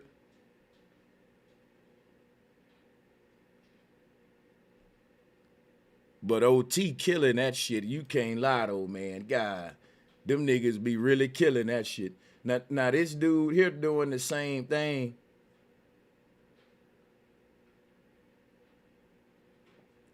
See, now that I'm showing you the similarities, you can't tell me this ain't the same, basically the same shit, and giving praise. See, throwing your hands up to your God. In the case of the gangster, he throwing his set up. He throwing his set up in the sky while he's Crip walking. You see? He throwing up his hands at every time he spelling his set. This man is doing the same thing. But instead of throwing up a symbol, he doing praises to his dead ancestors. But the gangsters do it in the form of spelling their game out when they doing it. But I'm showing you the similarities. Even in the church, when they doing the footwork, It ain't just the feet moving. They throwing their hand up to their God too. Look at it. His arms look just like the same way Blueface and all them, see? I'm saying, what energy is the world tapping into? What energy is the world tapping into?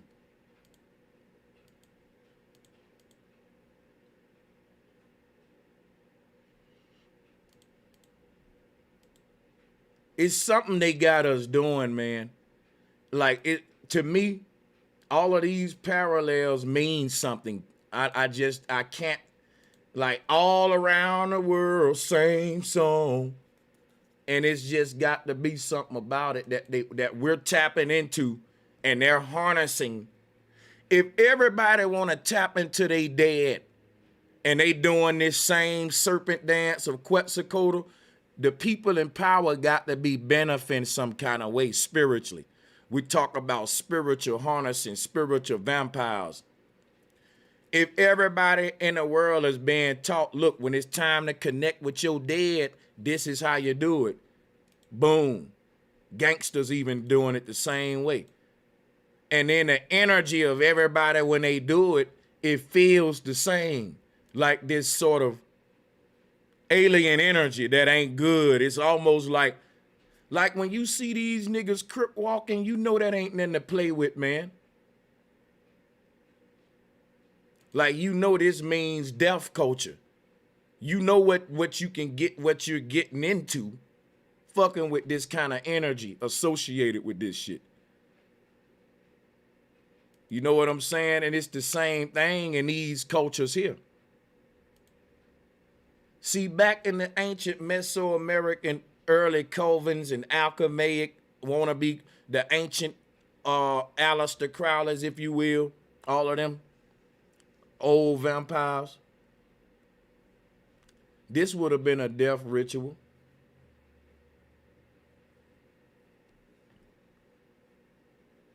Meaning, you're gonna have to prove yourself in some form with initiation before you arrive to a point where you can do this type of dance in the village. Because it just like everybody can't crip walk. People can crip walk now in other states and all, it's popular and stuff. But if you were in LA, you couldn't crip walk. Cause now you gangbanging. But if you doing that shit in your little state in Nebraska and you got your Snoop Dogg music on, they get it. They ain't gonna shoot you, man. But it'll be hard to tell if you crip walking in LA in a blood neighborhood and you spell out the wrong shit just cause you saw some move that Snoop Dogg did and that shit got your ass killed. So you wouldn't be doing that in LA. So my point is this. It's rules on who can do this dance and who can't. Just like in the church, they told you people who dance like that, they got the Holy Ghost. When I first joined the church, I used to ask them, how can I tap into this energy? And they told me I had to, tarry for the Holy Ghost. I went to a Pentecostal church. We tarried for the Holy Ghost. And that's when you go in the room and you wait on a spirit to take you over and you start crip walking. Because a dead spirit, a crip keeper, the crip dead, the dead man goes getting you and make you crip walk. You see? So saints who've been in the church a while, them the ones you see acting like this. You don't see baby saints doing the crip walk. And only high initiate. That's what I'm telling you. It's the same thing. Like anybody that know church culture, you didn't join the church and just left the streets, right, robbing folks. And the next day in church, you doing this walk. This is the walk of a saint that's been around the church for a minute. I'm telling you what I know. So it's the same sort of energy surrounding the crip walk. A lot of these old OGs and shit, they crip walk got that season to it, that OG sort of wisdom to it, and it's controlled and perfected, just like the saints in the church. Certain people, when they go to cutting up, the whole church make a circle around them, and we feed off of their energy. Just like in a gang, the nigga that can crip walk the best, the whole gang may be like, oh, he killing that shit. Yo, check this out, nigga. And they'll feed off his energy. Same in the church. All I want to do today is point out the similarities. Just like here in Africa, if he is the man that's got the best footwork, everybody stand around to feed off his energy. Uh-oh, look at him go. Look at him go. Just like in L.A. when they crip walking or blood walking. I've been pointing out the similarities between Black Americans in Africa as it deals with things we may say is corrupting our culture. I'm not really criticizing the corruption as much as I am pointing out the similarities of it. And I think the similarities are interesting. Becky, hit me. Yes, I do. And we'll let some people up one at a time. We've got into a lot of emails today, but I think I need to move on from the crip walking. We've been talking about that too long. We want to skip around. We got a lot of different emails, and I want to see what else y'all got out there. Why do we dream? Wow. Woo! That seemed like that's going to be a whole stream right there, man. Let's see how long this is. Just 6 minutes. Oh, I don't like motherfucking Vsauce.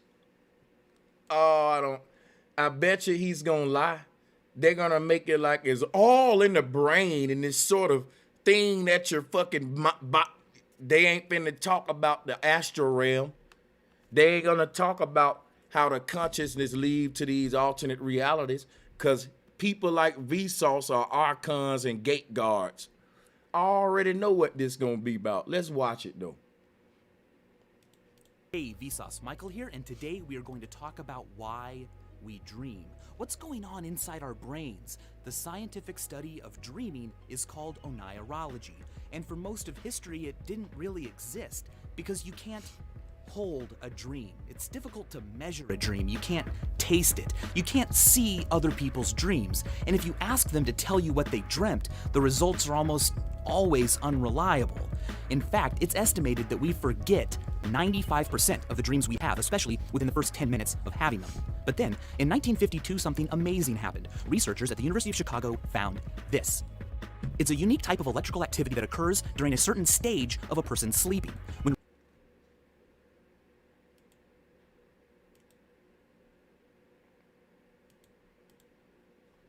researchers awoke people during this stage, they almost always reported that they had been dreaming.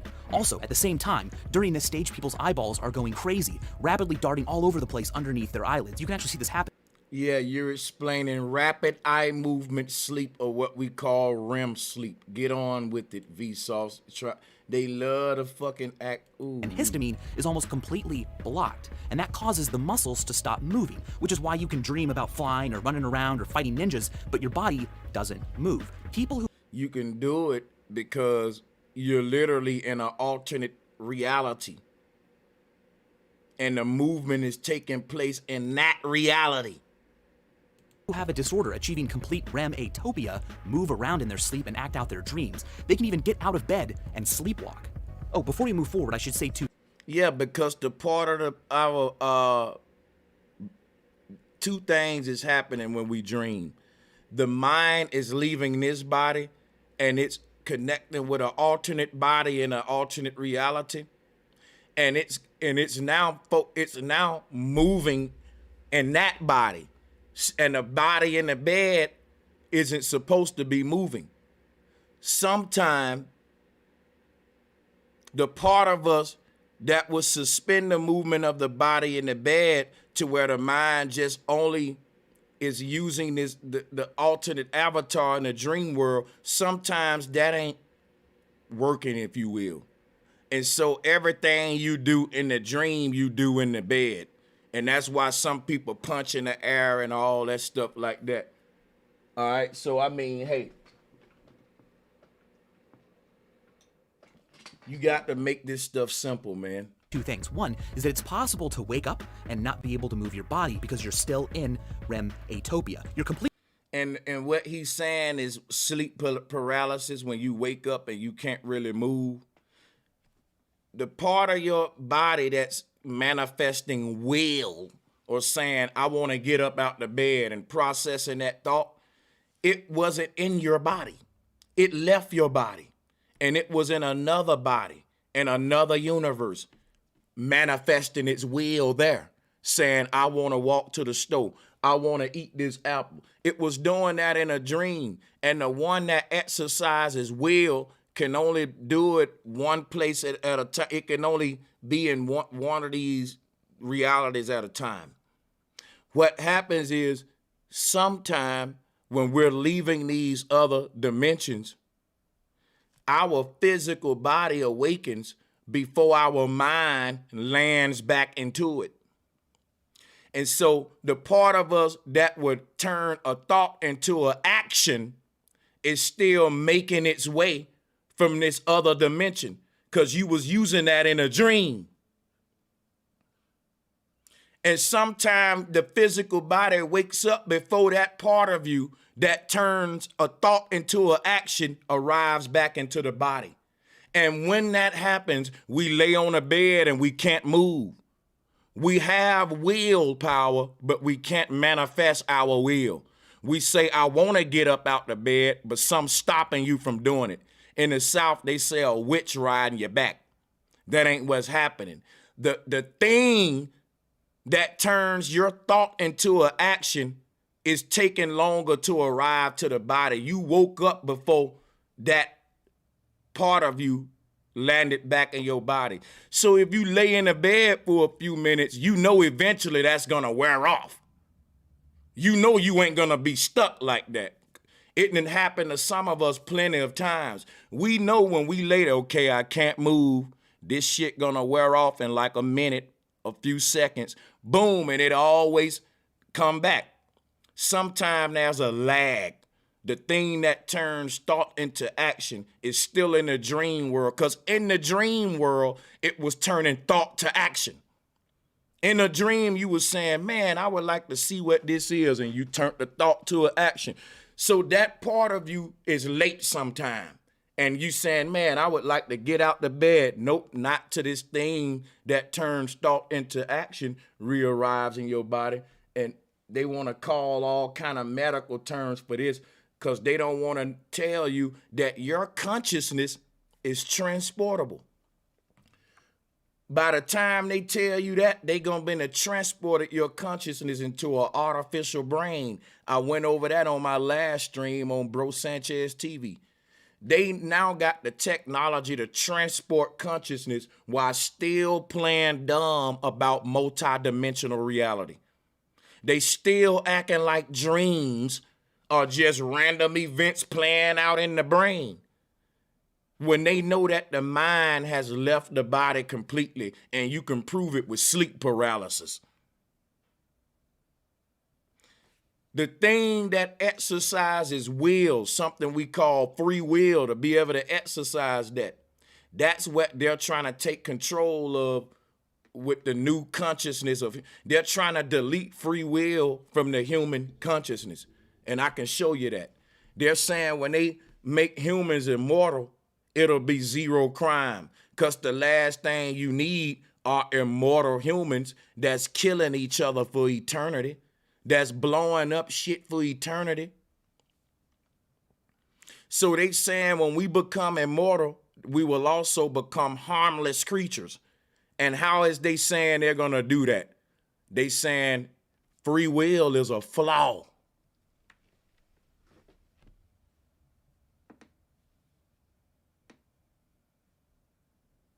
You think I'm lying? Go research and prove me wrong. They saying that free will is a flaw in nature. That's nature was stupid for that. And you know what else they say? They say any advanced creature ain't gonna have free will. That they're gonna have a sort of a alpha male or a leader of that alien race, and that's gonna be the most advanced alien, and that all the other aliens won't have no free will thought. That all of them would just be copies of the leader. And that when the one leader alien have a thought, the thought will be manifested by all of his millions of other aliens. This is called a blockchain.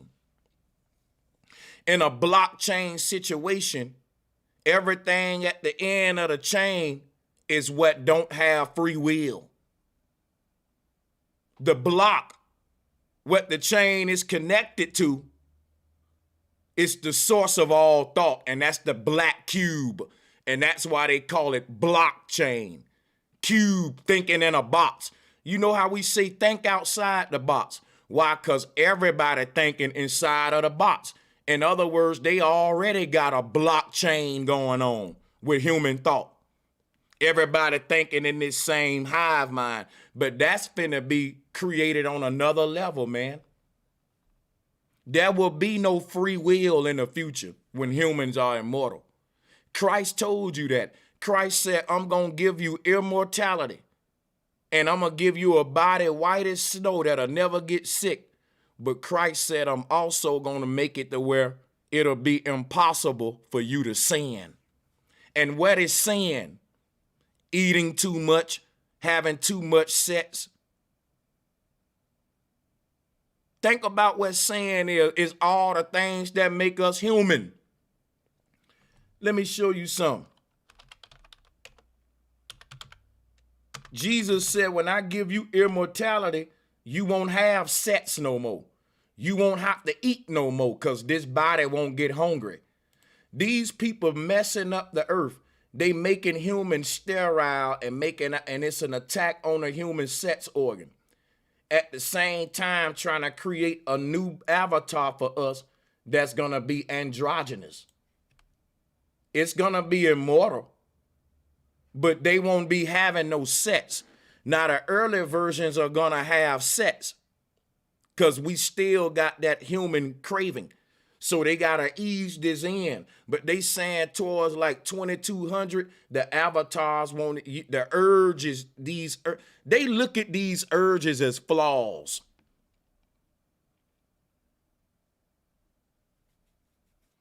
And it's going to be a whole thing about how sex, and rape and all that, how you can reduce it by just getting rid of sex.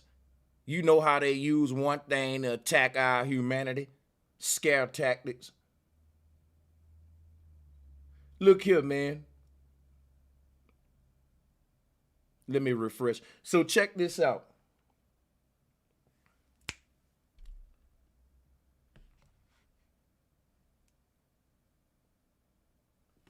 Where I was going with this, because I'm losing my train of thought. Yeah, where I was basically going was, they know that our consciousness is transportable. They know that when we dream, our consciousness ain't in the body. And the body is having sort of subconscious triggered reactions that the body is having as a result of you taking true reactions in another universe. So it's like the crazy man that you pass by on the road. He's swinging at the air. He pointing at shit that ain't there. And y'all say he crazy, man. That dude talking to people that ain't there and pointing and touching with stuff that ain't really there. The whole world is going crazy, y'all. Why? Because augmented reality is them auging the mentality of our reality. What is an auger? This is an auger. Augmented reality is a new reality drilling through the fabric of your true reality. So this is what an augur is. And this is why there's a month called August. This is why there's a dude called Augustine. If you look at the medical symbol with the two serpents, because it's under the medical excuse how they gonna transform our whole reality. With the excuse gonna be pandemic. And that's the god Pan that they call it on, the god of destruction, Hegelian dialectic. Look at the medical symbol. Now look at this augur. Look at the augur. Now look at here. Augmented reality is a reality where humans are now about to go out of their mind. I'm literally speaking the right words, literally. We about to lose our mind. Like you say, a crazy dude is a dude that lost his mind because his mind's somewhere else. It's not dealing with the real world. He's interacting with a world that's not really here. And it's such a tragedy to watch that crazy man live his whole life swinging and pointing at the air and not even looking at the real world that we all can see. Now, what if I told you that's going to be everybody in the future? Everybody's going to be that crazy man interacting with a world that's not really there. Pointing at, imagine being an ancestor coming back into an augmented world with an augmented reality, and you don't understand it for real, right? And you see all these people walking around swinging at the air, doing all like this everywhere, and you like, what do they see? Like, what the hell? And you don't know that what they're looking into is another world that you can't see. You just an ancestor coming back here looking at these people with goggles on, swing at the air and do all this and do, and you not, it's because they don't live in the world that they live in. They live in a world that they made for themselves of damnation. They live in a layered world that they've put over their own true reality, blinded themselves with a veil. These is the blindfold that initiate you into your first rites of Freemasonry. The whole world about to join the occult. This the New World Order religion, which is a new reality. When you join the Masons, you enter a new world, a new reality. And your first initiation is a veil of ignorance over your eyes.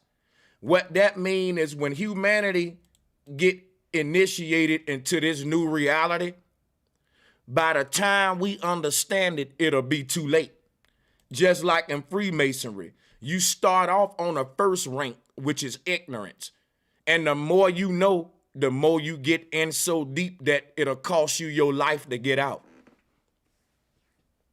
By the time you fully know everything and you this high-ranking motherfucking Mason, you can't even get out at that point. You in so deep, you know better. And that's how it is, what they about to do with the world. They're about to harness our souls, and they're about to initiate us blindly into a new reality that we don't even understand. And by the time we understand it, our souls will already be out of our body. And it'll be too late for you then. Satan will be like, ha, ha, ha, ha, ha. You figured it out. You smart. But what are you going to do about it now? It's too late. I got your soul now. Because this augmented reality that they about to introduce over our real reality, it's going to become the dictating reality. Everything we do in the real world is going to become second to what's happening in the augmented reality as we go further into the digital world.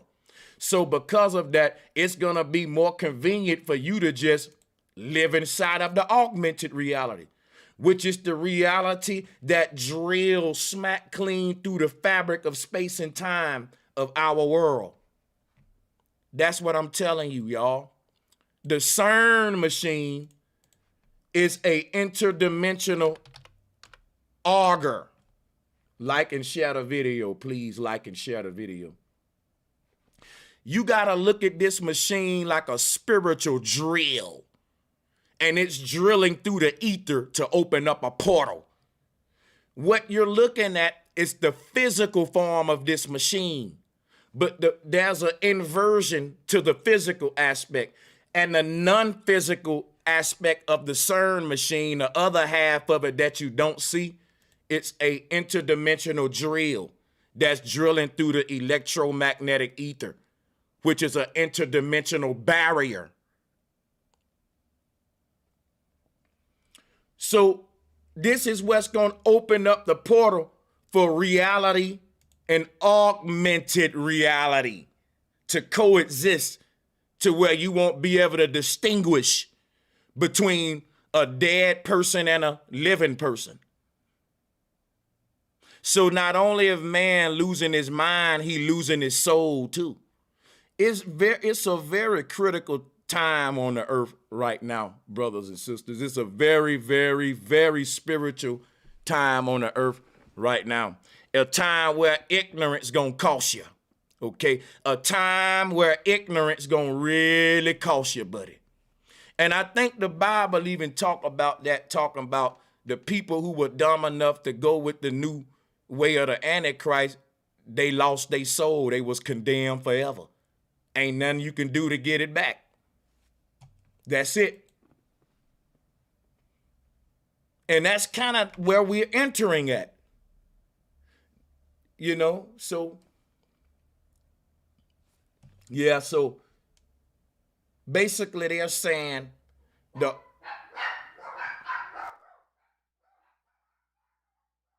Please like and share the video, and don't forget to subscribe and hit the notification bell.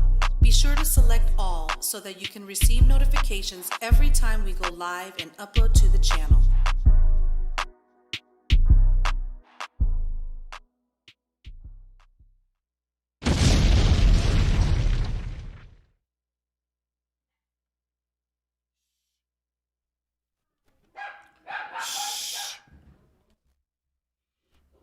Shh. Sorry, y'all.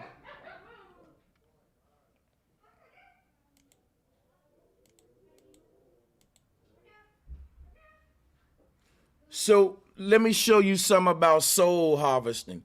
The earliest form of this was the occult. Just put it this way, everything is going digital, even the occult and soul harvesting is going digital, which is why I'm showing you this.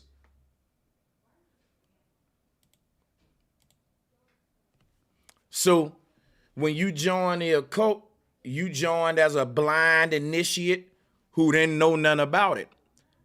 And the more knowledge you gain, the more deep you got into it, to where now we entrusting you with things that can cost you your life. So the more knowledge we give you, the more of your soul you give us, because that's really you're swearing to secrecy and et cetera, whatever. But the thing is this, putting the blindfolds on in Freemasonry, a lot of the Masons use these kind of blindfolds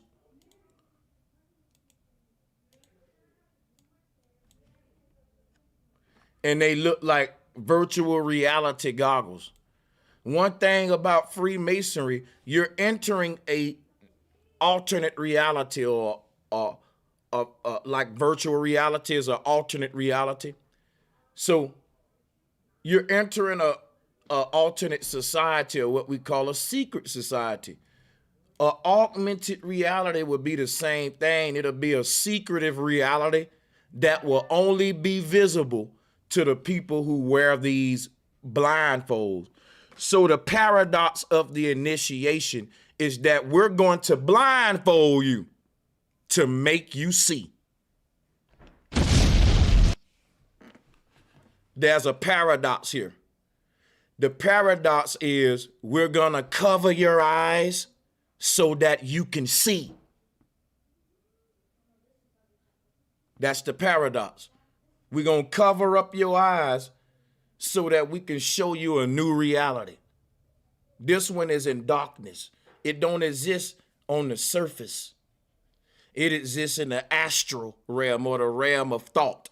The realm where before things manifest into physicality or physical actions. They exist in their purest form, which is thought. And once you enter that rail, you can move faster than everybody. You're going to be manifesting your will on earth quicker than everybody else. That's going to essentially make you God. You will now begin to shape the world with the technological innovations of just a handful of people. And what do we see happening on earth?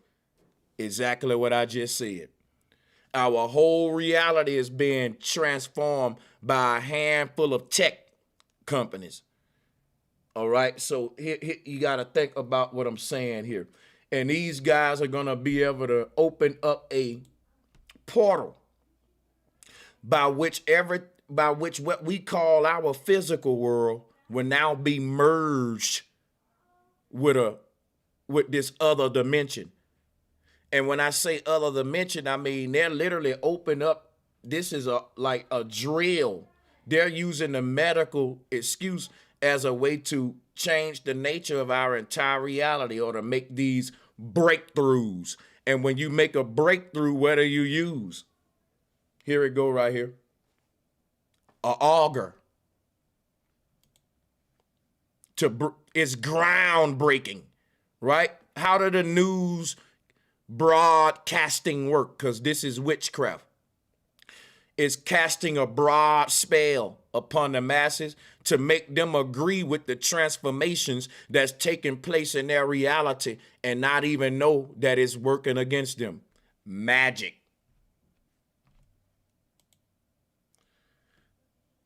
While we show you this new reality behind the blindfolds, we destroy the true reality called nature. We can build a new world with our head in the sand of darkness. And we can build an augmented world that can't be polluted.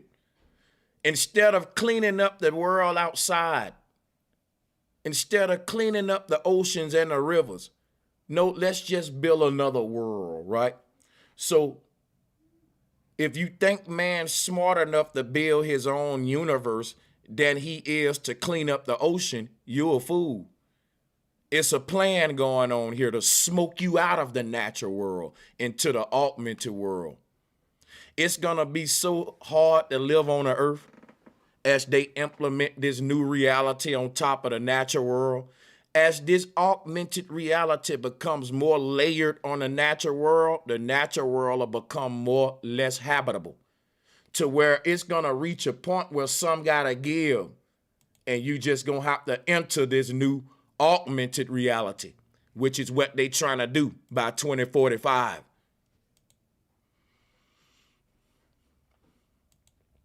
Because what it's going to take to make this new reality that they trying to make is to spray nanobots in every single molecule of air on Earth. They got to spray up with so much nano dust in the trees and the ocean. Every drip of water can be tracked digitally. They can tell you how much water is in the ocean all the way down to a single drip. This is the future they want to bring forth, to where this nano dust will be so embedded into everything around us, you'll have it in your body, in your lungs, that the entire world will be internet that's online and a sea of data that's accessible to everybody, no privacy. In the future, somebody can walk up to you and say, yeah, what are you going to do about that liver problem? What liver? In your augmented body.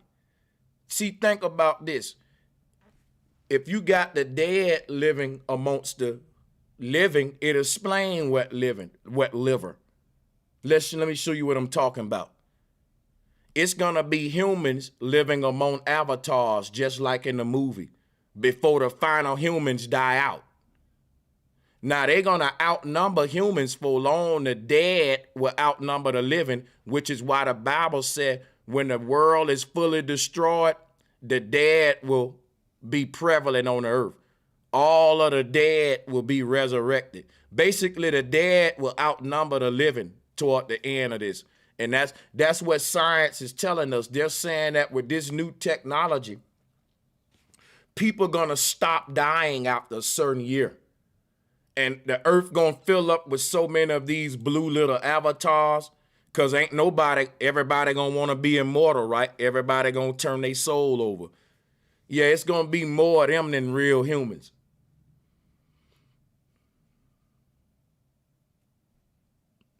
And what's gonna be crazy is the digital humans or the avatars that's walking around gonna be able to look at the physical humans and tell them shit about theyself that only they know. In other words, when you become an avatar in this digital space, you'll know everything. You'll be like a god. The Bible say that. The Bible say when Christ build a new kingdom on earth, the Christians will have the same abilities that God got. The ability to be immortal, to never get sick, to read each other's mind, to cure folks. Because these smart humans that upload as holograms gonna be able to see into your biology on the X-ray level and tell you, hey man, you got a leak in your liver or some shit. Ain't gonna be no doctors. These spiritual people, or these people who sold their souls or their spirits, will have the knowledge of God. It won't be no more doctors, because people will be immortal. They'll be light beings. And so everybody living on the earth naturally will have all this nano dust inside of them that's connecting their natural body to this digital world, what the dead people live on. So every dead person, every avatar will be a god over a natural man, which is why natural people gonna have an incentive to say, you know what, I might as well cross over. This is a death initiation that Christ talked about. Christ said he couldn't get his God powers until he died on earth and was risen again, until his white body made of light. That's what they telling you. When you die and they put your consciousness in this avatar, you can do things that your natural body never would have been able to do.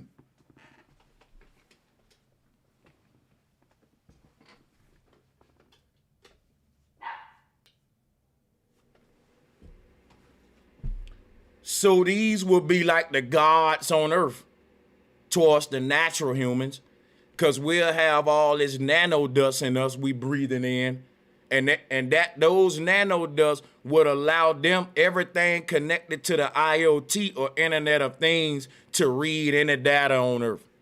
These people will be like Neo in the Matrix, where they don't gotta learn karate. They can just upload it into their avatar and they know it.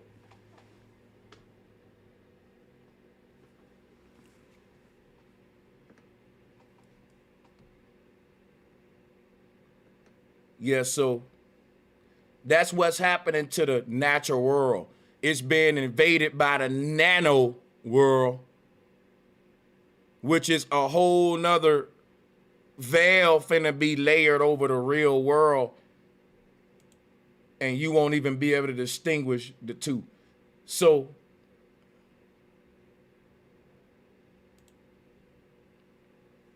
the crazy thing is, humanity, they said that Satan is gonna hoodwink the whole world, and this is called a hoodwink, literally called a hoodwink, what they use in the Freemasonry and all that. Y'all ready for me to open up callers and let people come up one at a time? Drop a 1 and some fireballs in the chat room if you fucking with Monday Madness. This is what we do over here, baby. Let's do it. And I tell you, it has been some madness today with that footwork. That footwork, man. But we got into a lot of more madness with this CERN.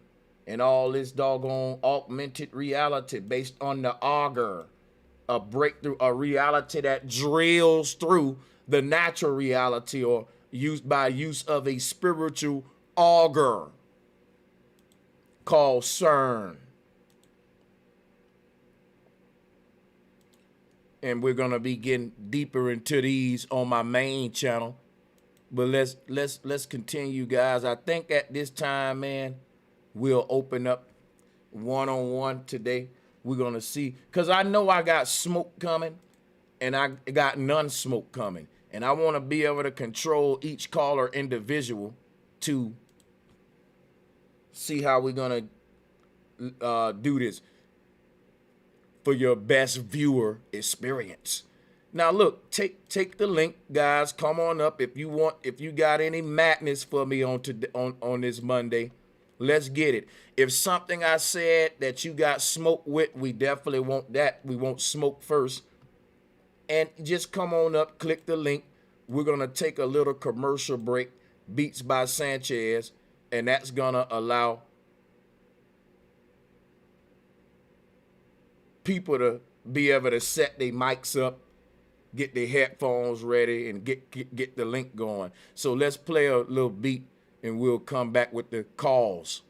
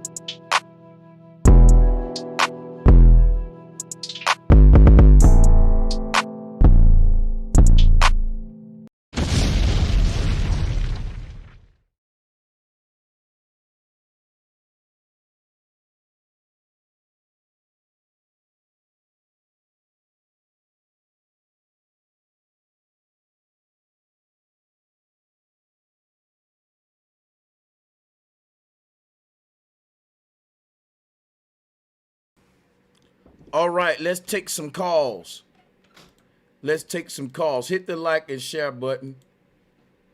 Hit the like and share. We're going to be rotating callers in. Let's start with Inverted Reality TV. Inverted Reality TV salutes. Welcome to Monday Madness. Go ahead and take the floor.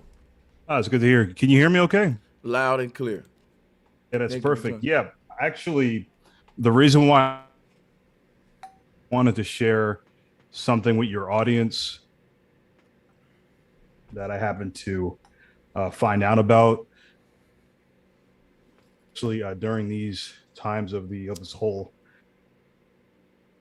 going through, basically, it's a natural product. It's something that's not man-made. And it actually existed in our foods, but because of was supposedly taking out,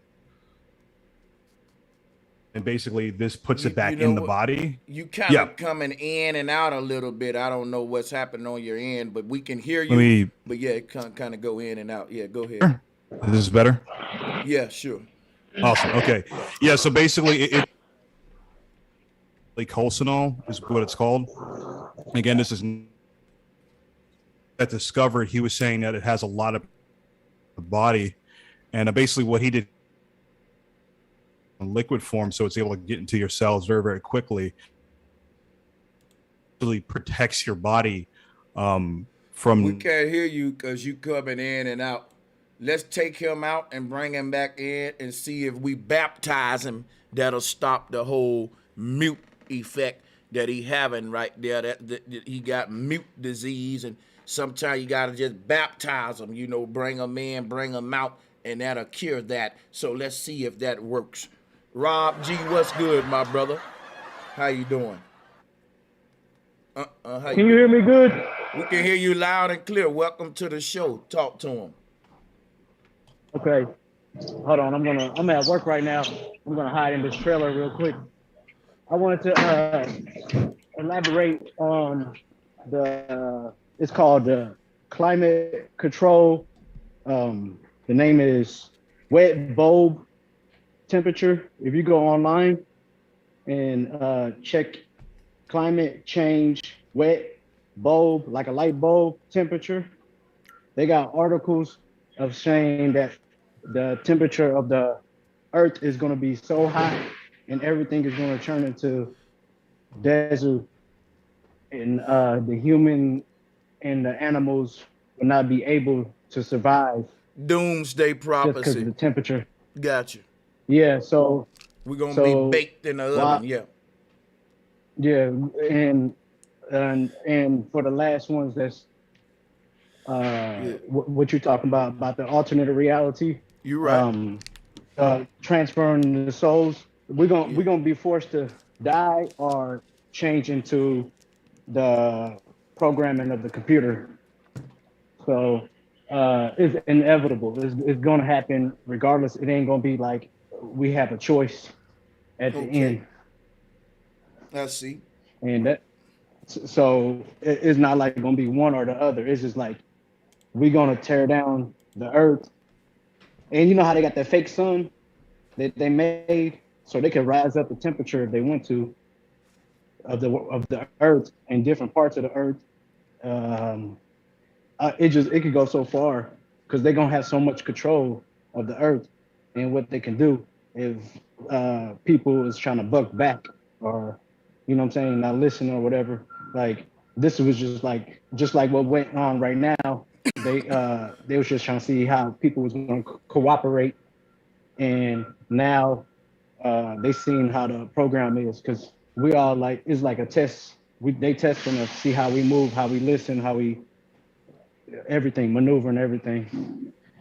And it's crazy how you broke down the Bible too. Like at the end of times when you ain't gonna be able to sin or nothing, you're gonna be in heaven, and that broke something in my head. Like that, you took it to another level when you said that, and I was like, man, that Bible, ooh, you killed that part right there. Yeah, man, I'm telling you, you got to know how to decode these books, because all of these gods got an end goal and end agenda of how they want to transform the earth. And if you look at what that God saying he want to do to the earth, and look at what science doing to the earth, science is literally Zion. The kingdom of God is science. Man plant, when man get the ability to have the technology to where he don't have to play God no more. He literally got the technology that will make him equivalent to God. That's when they tell you the world gonna end and God gonna come from heaven and build a new kingdom on earth. And that's really man destroying the world outside the natural world, because he's now got the technology to be God now and build his own universe over the real one. So it tell you in the Bible that the kingdom of heaven just gonna basically descend from the sky onto the real world and kind of overlay on top of it. You know what I'm saying? You a Christian, you know where I'm going? Yeah, I understand 100%. It's telling you the kingdom of God gonna descend from the sky onto the earth. And what are they telling you? The nano dust. Once they can get all this nano dust sprayed from the sky into everything, they can get this this IoT going, this augmented reality. Every single piece of air, space, and everything, it can be digital and computer program. They can just launch a fucking commercial right in front of your face on thin air. And if you got the nano dust all in you and all that, you'll be able to see into this augmented reality. It's going to connect everything. And it say that in this book. That's the end result of God building his kingdom on earth. Ain't no privacy. Angels ain't got privacy.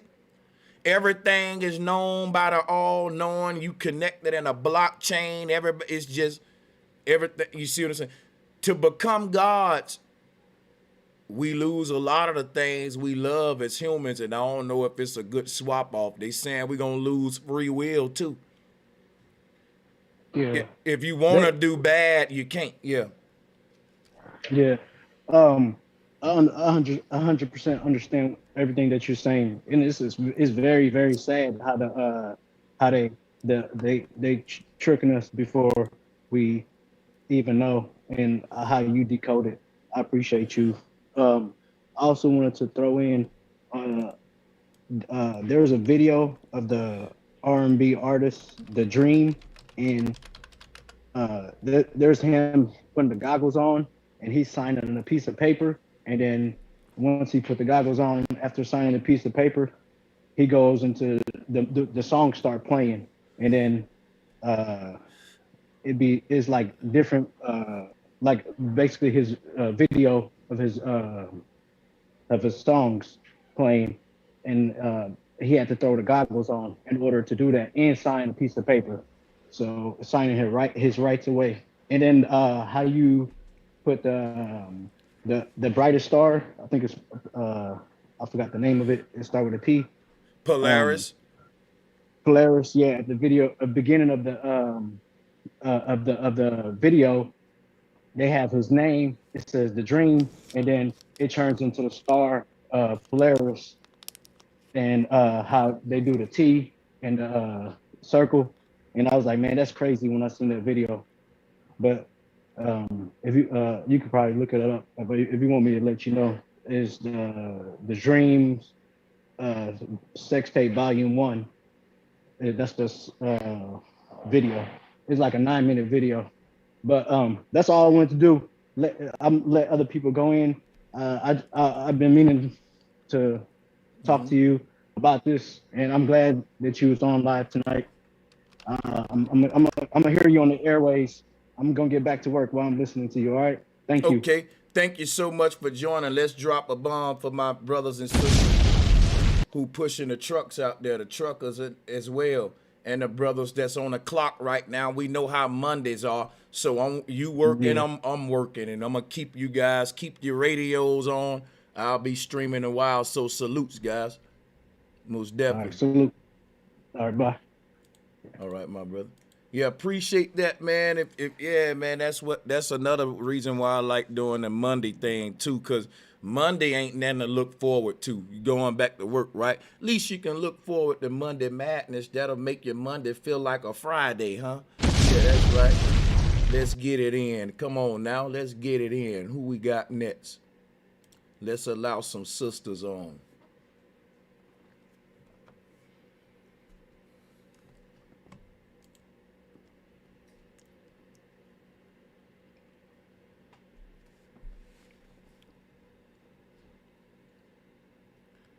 Salutes to the sister Nicole joining us. Yeah, your mic, we're waiting on you to set your mic up or whatever. and then we welcome you to the bill. You can go ahead and grab that mic and speak your mind.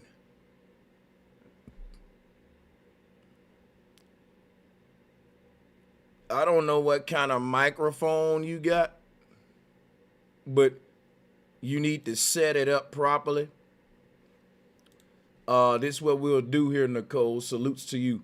I'm going to put you in the waiting room while you set. Okay, there, you got your audio up. Okay, hit the microphone button to unmute your mic, and we should be able to hear you then.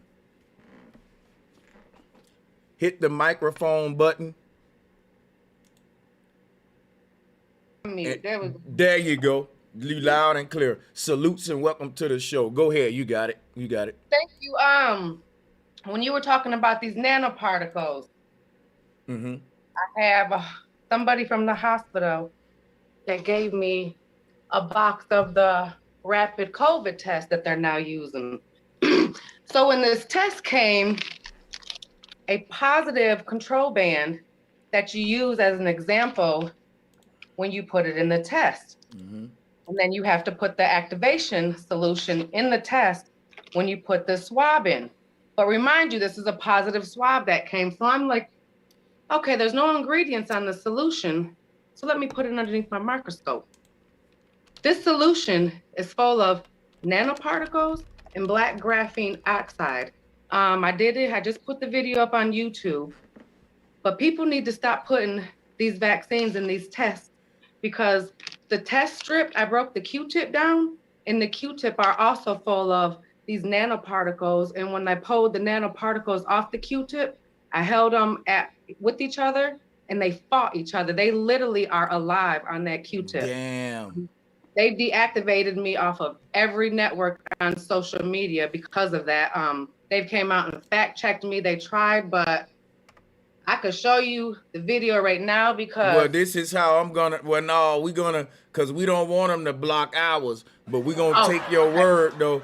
But I'm gonna tell you how I get around that. Everybody know that this video today is listed in entertainment and not education.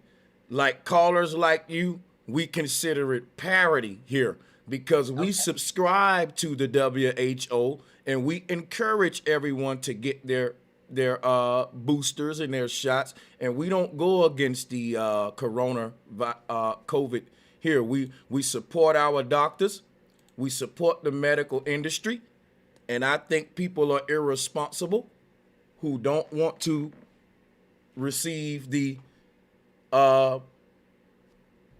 shots. You know, like me, I'm irresponsible as hell, and I think I'm gonna die irresponsible. If you get what I'm saying.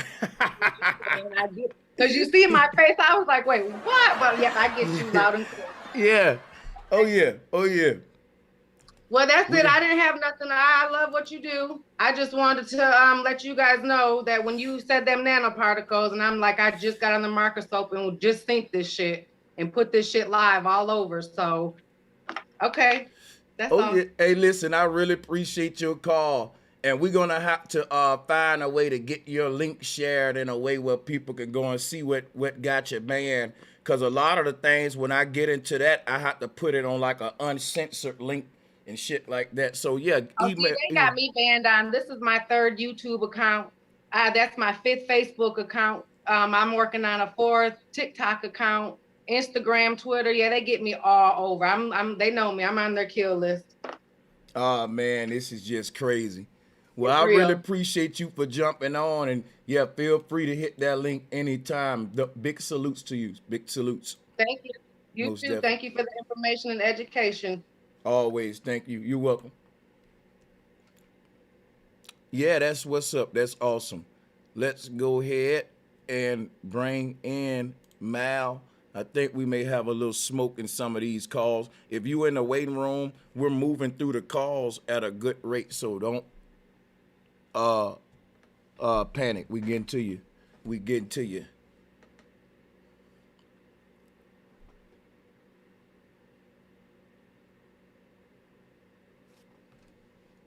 Okay. So whoever that was must have hung themselves up. This is what we're gonna try to knock out a lot of birds with one stone.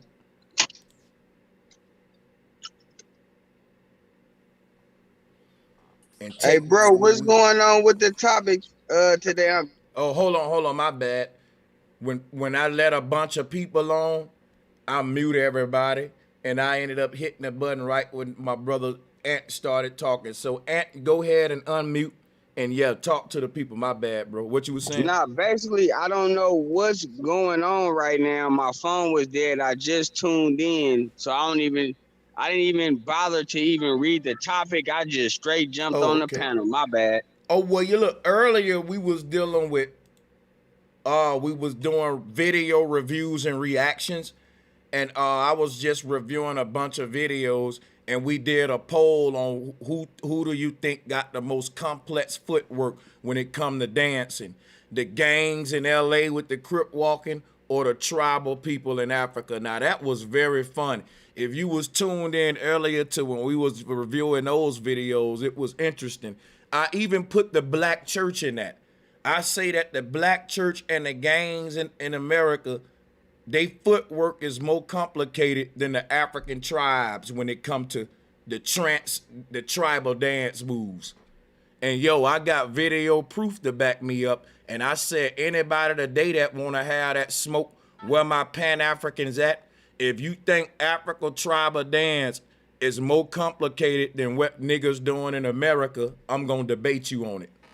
Now hit the link if you one of them guys. But yeah, that was one of the highlight points. But other than that, it's Monday Madness. Any kind of madness you want to bring, like the sister was just talking about, that was straight madness, what she was talking about, what they doing with the whole nano shit.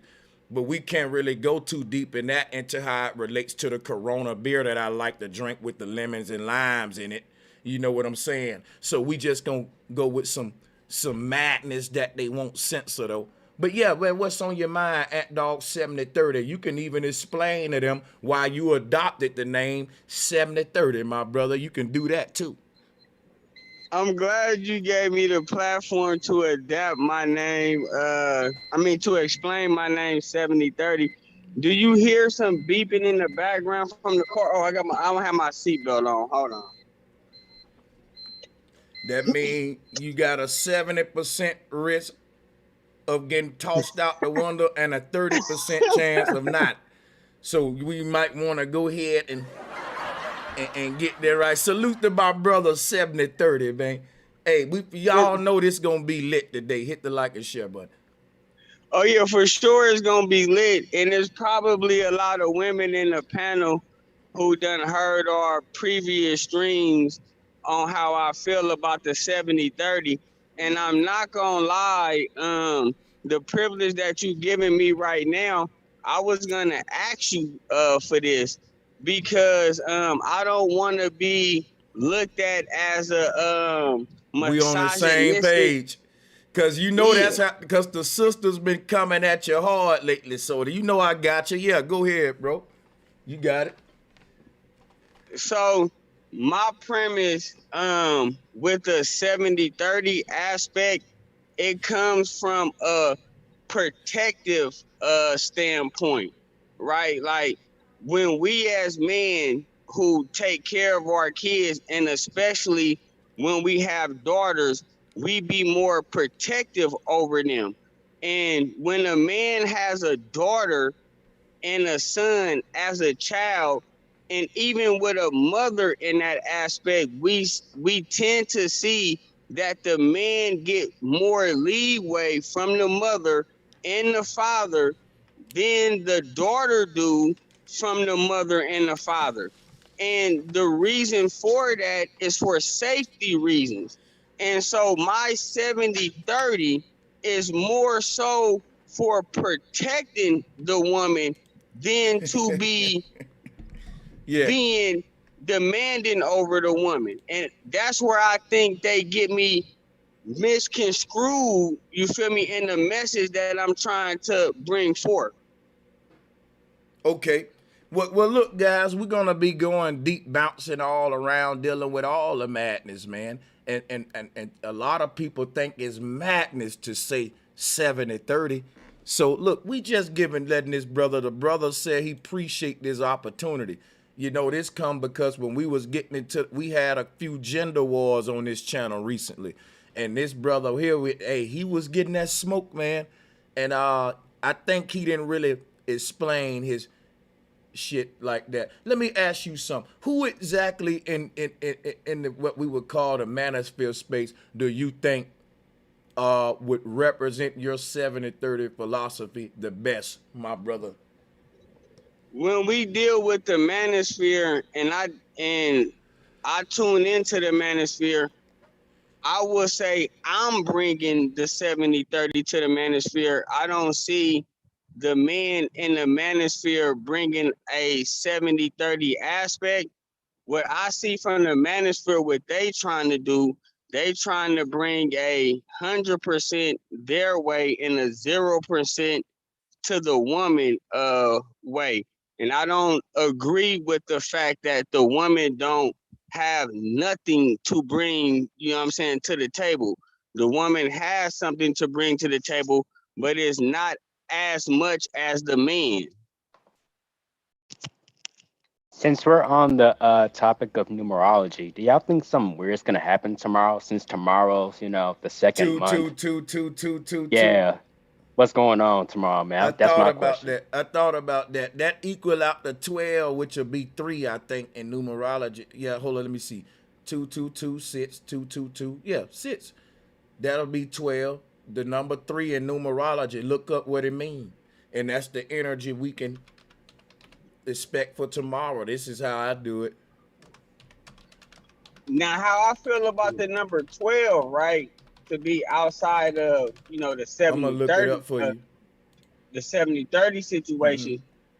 12 has something to do with 12 months in a year, and it also has something to do with the 12 zodiac signs, right? Yeah. Which, when you do your math, right? When we deal with 12 months in a year, every day supposed to be 28 days because they say it's 7 days in a week, right? Which means 7 days in a week. To make a month, that means it takes 4 weeks. So when you do the math, 4 times 12, I could be wrong, it equals up to 336 or 333. Did you but say when you do 4 times 12? Yeah, 4 times 12. 48. That should be. Say that again. 48. Oh, dang! Hold on, I'm speaking too fast. Hold on, my bad, bro. It's all good. It's all good. Hey, but look, go ahead. But look, the whole thing about the number 3, it's associated with wealth, knowledge, and peace, wisdom, and harmony. So when you talk about the 12 disciples, it's supposed to represent like the 12 zodiac, meaning like how you learned from the heavens. Disciples was learning, like I guess like the whole thing about knowledge around the number 3 or whatever. That tomorrow, to the brother who asked about tomorrow's numerology, is tomorrow equal out to an angel number in numerology. Yeah, my bad. And then what I meant to say 12 times 28. 12 times 28 equals that number. But when you do 12 times 28, it equals up to 364, right? They tried to say, you know, the sun spin around the planet. The planet spins around to make 1 year is 365 days, right? So when you deal with the mathematics, right, with the days of the week, which every month should add up to 28 days, right? So damn, basically, yo, the chat room on fire. They said tomorrow is a day that equal out to a bunch of twos, and it's also called Tuesday. Yeah, Tuesday. I ain't think about that. That's kind of crazy. Yeah, go ahead. Yeah, that's fire. Jesus, man, I'm put on the spot. God damn it, I know I'm all over the place. But long story short, I'm kind of scared, when you do 13 times 28, that will equal up to the amount that they say the sun supposedly is spin around the earth, right? So how do we have 12 months in a day, right? And it only equals up to 336 or 333. How You does know that what? math equals up? You get what I'm saying? To where Tomorrow, if it, tomorrow I'm gonna do a live stream, and I'm gonna make sure that I hit the start streaming button at 2:22 p.m. I'm gonna try to go live starting at 2:22 tomorrow with all the tools, and I'm gonna try to line up with that shit. I'm gonna do everything twos tomorrow. I'm gonna see what happens. I'm gonna just fuck around. I don't know, but no, let me quit. Let me quit. But I'm gonna do that shit though. Like I'm gonna be on some two type thinking. Like I'm gonna do 2:22. Gonna be a very powerful moment tomorrow. I just feel it. Like everything gonna be twos at that point. Even the clocks with the calendar. Like two, like 2:22 tomorrow gonna be fucking crazy. But yeah. And Ukraine just got invaded. And shouts out to the panel and Bro Sanchez. What's good, bro? Yeah, salutes, my brother. Welcome back. Absolutely. I was definitely one to send you that candy cane African scooting across that dirt like that. Didn't put my name in the email, but it was real funny to see your reaction. And absolutely, he beats Blueface. Foot to foot, he's a winner. He's a champion. You Can't think beat so? Candy Cane. You can't beat him. All right, that's the smoke I've been looking for. Salutes, hell yeah. Yeah, exactly. That's not gonna happen. His feet was moving too smooth across that dirt, like he was walking on water. But also, all right, Ukraine. I sent you another small video that I watched years ago, right? It's a lady called Baba Ninja or something like that. I forget what her name is, but Baba is like I always look up each place that we go to war's creation story. And their creation story starts out with Baba the spider building the web that the sun, moon, and the rain gets to dwell within. And then she breaks down how the song was sung, but it's not sung anymore, so it kind of loses kind of translation. But it's also dealing with the inner earth as well. Like in South Africa near Adam's Calendar, and over here in Mexico, I was trying to find that video of them 1,000 birds falling straight to the ground like 6 days ago in Mexico, and I was trying to find out exactly what part, because remember we was talking about the luminaries where you can grow crazy giant fruits and stuff. It's like 7 giant craters. They were saying that those aren't craters, those are mines. And just like the crater in front of Adam's Calendar, they said it's full of yellow dust, yellow sand, and it's actually gold remnants from where they was dumping the rest of the gold that they couldn't use. So it's getting real crazy with these wars. They're trying to shut down the places where the stargates are at, which is when we were talking about the plume serpent, Quetzalcoatl.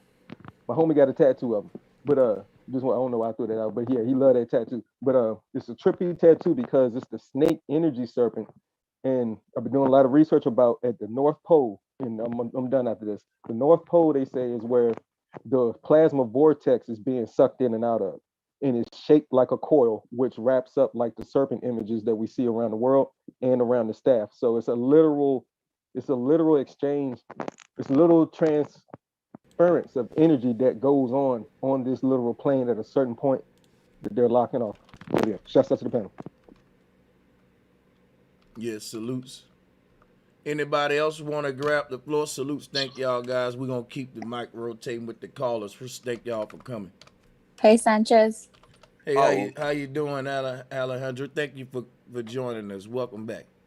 Hi, I don't plan to stay on. I just wanted to share some information I found out about El Salvador. Have you heard about the president? No, I haven't. Well, he's like a really new young president. He's like 39, and he's like making big changes. So he made Bitcoin as a legal tender in the country, and he designed he's promoting like a Bitcoin city, and it looks exactly like flat Earth. And he said that it's powered by a volcano. Well, it's going to be. I guess it's not built yet, but that's like the design. Okay. And I thought like it would be interesting because if you look at the design, it looks very esoteric. What was the name of that again? I'm sorry. Bitcoin City. That's what he named the architecture, the design of the city. That's going to be run by blockchain technology. He's not going to propose any taxes or anything like that. It's going to be basically like the NWO type of world.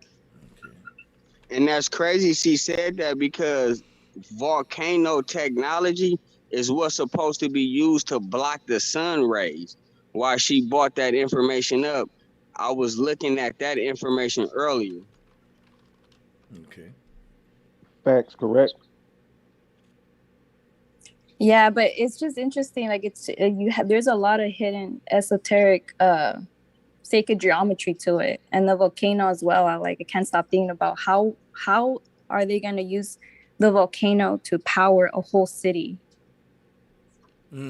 By using the volcano eruption, that smoke, to block the rays of the sun.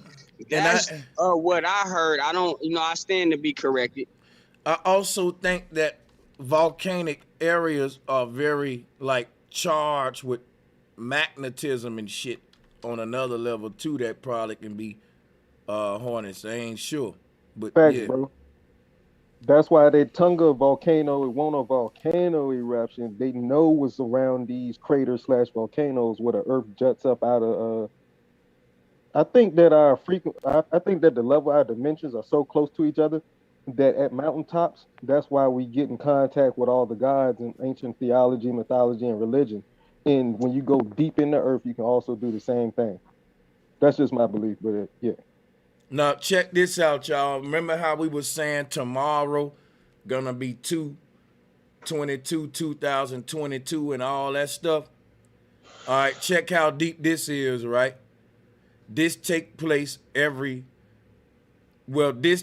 this won't happen again until another 200 years. And then this is crazy how the twos lining up. Watch this, right? After that, future generations will have to wait 20,000 years. So we're reaching like a point in time that you can call a micro, macro skip on a record damn near. Like where if all the songs on a vinyl record have a ring represented by a ring, right? The song in the middle is a small circle, and going all the way out to the songs on the outside are wider circles.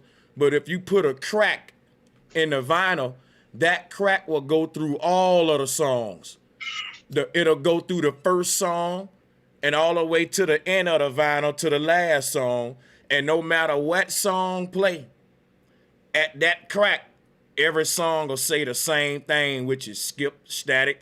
So you can look at that like a crack in time, and that would merge together all the dimensions of the songs.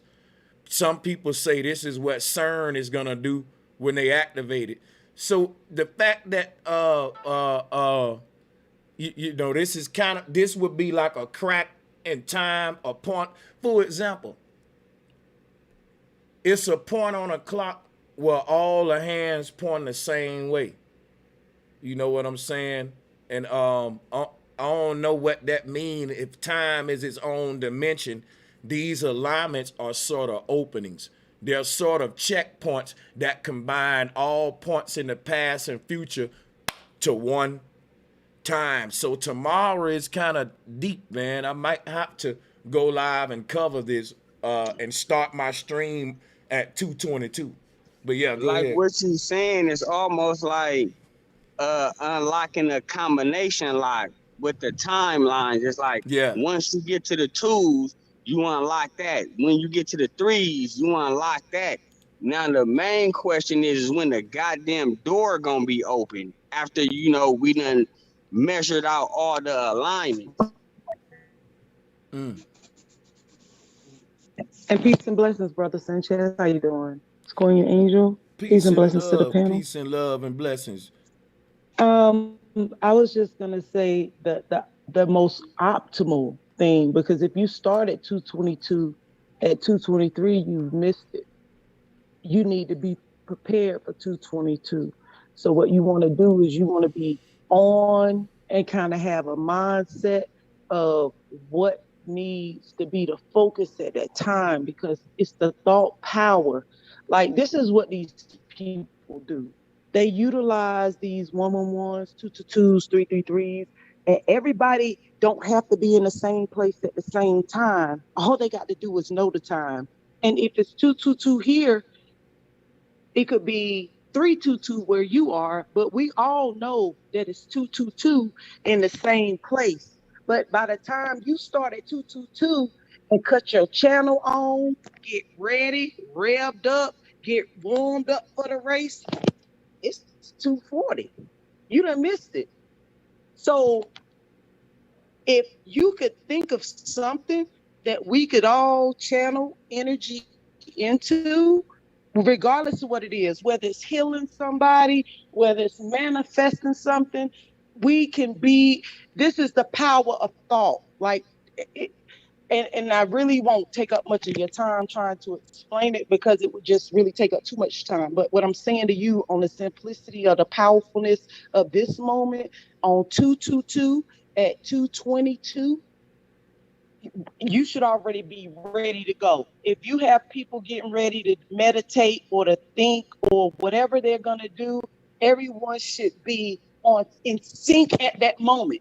222, you're late. You done missed it. You done passed the time, because if you come on at 222, then it would just be everybody trying to get into your station at 222. Well, the thing you talking about as far as starting a stream at 222. Yes, sir. And I'm just speaking Well, on yeah, how the power. I would only do it based on the little clock on my computer. What'll happen is correct. I get that part. You see, what'll happen is, hold on, one little thing I want to share with you about that from a content creator's perspective. YouTube don't care about y'all clocks. When somebody pull this video up 100 years from now, there's a time stamp on every stream I do that show you exactly when I hit the button. I'm gonna have it stamped. It's gonna go by my clock, and it's gonna be at 222, and it's gonna edit that video at that point in time, regardless of whatever be say. I'm gonna write history according to how YouTube gonna do it, just by me hit. That's all I was saying. But I see what you saying. It may not be 222 for a dude in the UK though, but I got you though.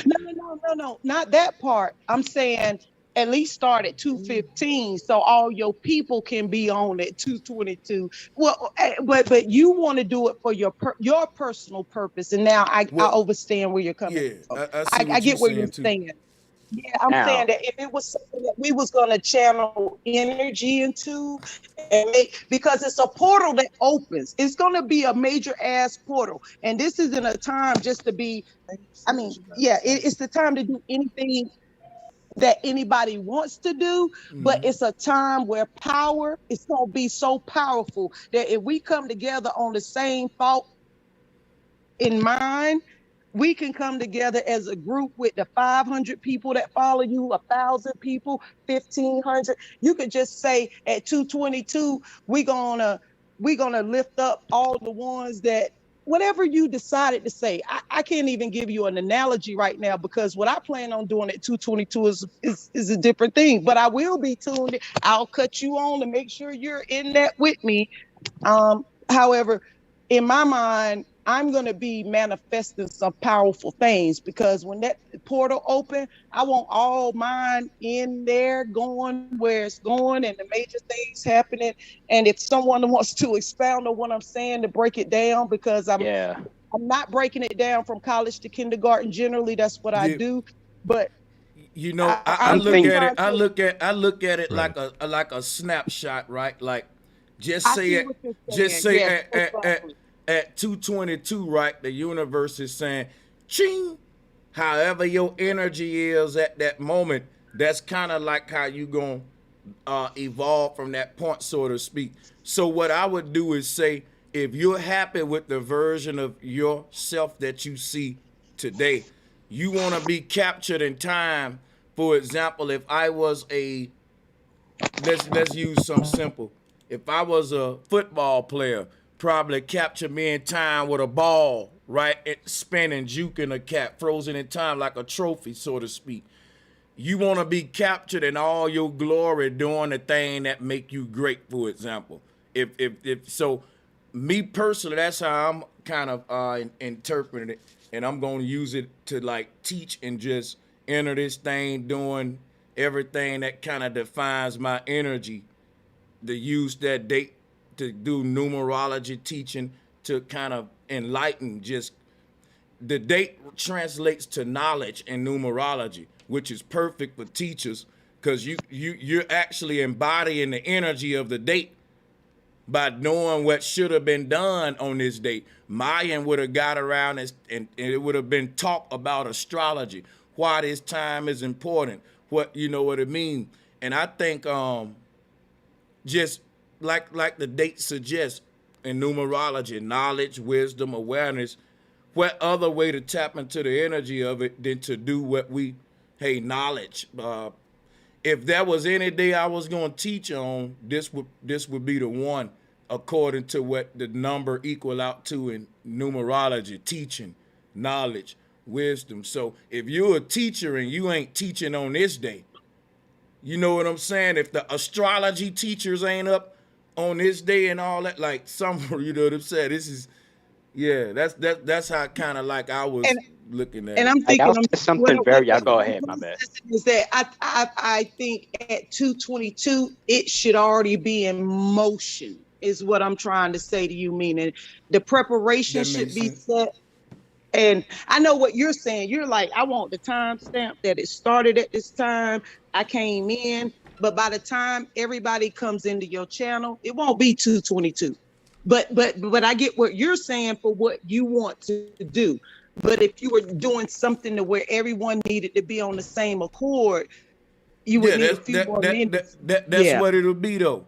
Cause look, everybody get on the same card the moment I hit the live button. If you doing your hair, pouring your water, the moment I hit the live button on my time, it don't matter what time y'all on. Y'all now coming to my time and my dimension. You get an alert, beep, beep. And no matter what time it is, where you at in the world, we all open up a portal to a same time called brosancheztv. Guess what? I'm going to bring us all together and just like you said, right? Everybody going to be tapping into this same energy of 222 by understanding and what it means. You can't really do, what are you going to do if you don't even know the significance of it? So Vegas time? All of that don't matter. It doesn't matter. If I'm the one initiating a ritual called a live stream, it's on my time. So what energy are we putting into that other than just tuning into your show? Should we be putting the energy to make your show more successful? Let me answer you. You shouldn't be putting no energy into it beside what you're putting into it now. Learning. Look at the numerology of the day. It equal out to the number 3, which is knowledge, wisdom, learning. To me, that's the energy you should put into it.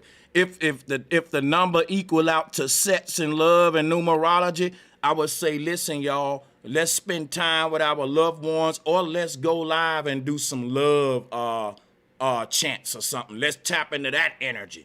But the energy of tomorrow is teaching, learning, all that, which is perfect for a cat like me. You know, that's all I was saying.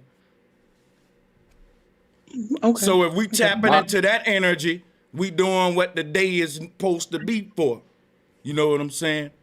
If you ask me, because that's we just did the numerology of it. But y'all go ahead though.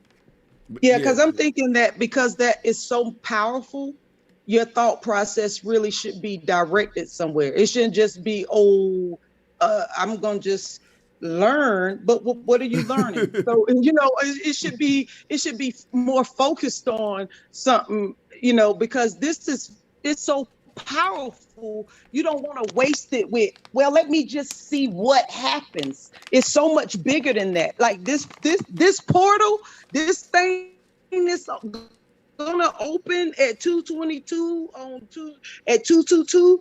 Like, you really want to have your mindset focused around really bringing in whatever it is that you're wanting to exist in this this realm, you know, or whatever realm or dimension you want to be on, or whatever it is. So maybe I'm taking it a little bit too deep, and it's just like more just, you know, educational focus, I mean, knowledge. But you we take have it the as power and the gift to do more at that time as a people. And if we can and take guess that moment and to utilize it. sister, you're acting like though they can't do it. That's just like when I get off this stream, I'm gonna go meditate and do all kind of shit. It's still gonna be 221, 2022.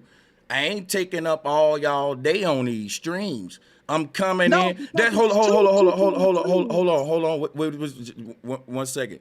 If it was an eclipse tomorrow, people will get mad if I didn't go live. You know what I'm saying? And talk about what the eclipse. That's what we do. That's all I'm saying. You're gonna have news channels, astrologers, and all that coming out tomorrow trying to teach you about what this shit mean and all that. And the warfare of spiritual combat still gonna be fought by teachers like me. A bunch of tools on a calendar ain't gonna make nothing I'm doing stop. My life is a ritual, so I don't got to tap into that or conjure that. My birthday is 22, November 22. So the whole tools, the aspect of the tools and stuff and teaching and all that is actually embedded in my birthday. My birthday gonna be this year 11/22/222. You know what I'm saying? So 1/1/2222. That's gonna be kind of crazy. So I have a connection myself astrologically to all of it. Yeah, so you have numbers I want to make sure I'm manifesting my energy. Just say if like how the Christians say, what you want to be doing when Jesus come back. I always said as a Christian, I want to be saving a soul, teaching the gospel. If Jesus came back right now, I want him to see me teaching the message. Same thing now. If this is some kind of grand alignment, what we need to be, that's gonna capture some sort of, I'm gonna be this. But look, everybody don't got to take my approach. I probably have 10 people watching because everybody's saying, look, man, it's 222:22. I'm going to do a meditation. What is he talking about? But I will be doing my little ritual, which is me still teaching and showing you what the 222s and all that mean on that date, because I think that would have been happening back in like in the ancient Mayan day. A child would have been like, yeah, but Chief, what does the 222s mean today? And it would have been some teaching going on that date. Yeah, see, grandson, on this date right here that we on, this happened, that happened. And I feel like I'm the chief that got to come out and teach on this date, like what it mean and shit. That's all I was saying, no. But everybody don't need to learn it. Some like, bro, I'm on Queen Angel shit, right? I ain't finna be listening to you on that date. You know what I'm saying? I'm gonna be doing this or doing that. I'd be a part of supporting it, knowing that at that moment, unless you coming in, I've never heard you come in like boom, bam, hello, that's Bro Sanchez. No. When you come in, it's a little draft, it's a little wait time, nothing is starting as soon as you snap on. So therefore, if you come on at 222, the stamp is just us hearing your background music play, and then about 5 minutes later you come in. You know what's gonna be dope? You know what? You just gave me a good ass idea. I'm so glad you said that. At 222 tomorrow, I'm opening up with the classic Bro Sanchez theme song. I don't play it all the time, but at 222, that frequency gonna be released in a sound wave in the air on that date. Bro Sanchez got the story right. Everything that sums up my life energy. Hey guys, if you got a song or something that do that, remember, that'll be a good idea for you when you start your whatever activity you do at that time. That's actually a good idea. Now I know I got to open up with that theme song, so I don't just waste that 222 on some random beat. Thank you. That's all I'm asking. Yes. Hey, hold on for a second. I'm finna get ready to get offline. I just wanted to say something to the panel before I left. Did y'all know that the metaverse is having their first open rape case a woman got raped in the metaverse, and she's trying to have a lawsuit. I gotta get off the panel No, right that's now. crazy. Thanks for Yeah. that. Hey, I got to talk So about that, I'm bro. sorry, sister, for interrupting you. Let the sister finish building on her point. My apologies. But I'm gonna have to get off right now. But I just wanted to lay that out there before I got off. And Okay. yeah, so it's out there. Thank you. I'm gonna look into that, man. That's deep. Who Absolutely. created time? I would love to hear more about that because I'm in Vegas and we got an appointment to go to this virtual reality thing in one of these spaces here.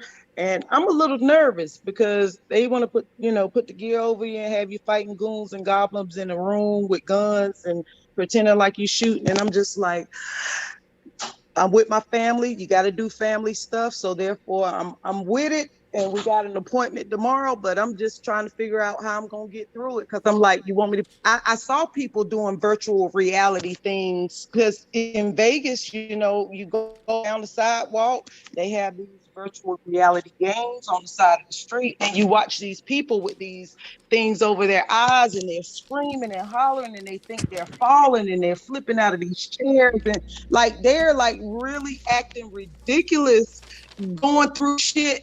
And I'm afraid, but I'm gonna do it because I'm down with my family. So I gotta do it.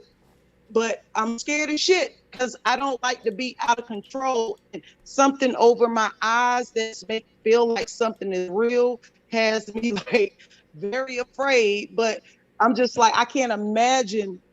Even though I can't say I can't imagine because when I look at aerial view of the earth and cities, it looks like a motherboard and a computer to me. And so perhaps, I'm anal analytical. So people say I always overanalyze shit. But to me, a city is nothing more than the different levels of a motherboard, heights, everything in the motherboard. You look at a city and the layout, you got tall little blocks in the motherboard. In a city, you got tall buildings. And it's similar. So that whole virtual reality process seems overwhelming, but I'm gonna go through it and I can get back with you tomorrow and tell you what it was like.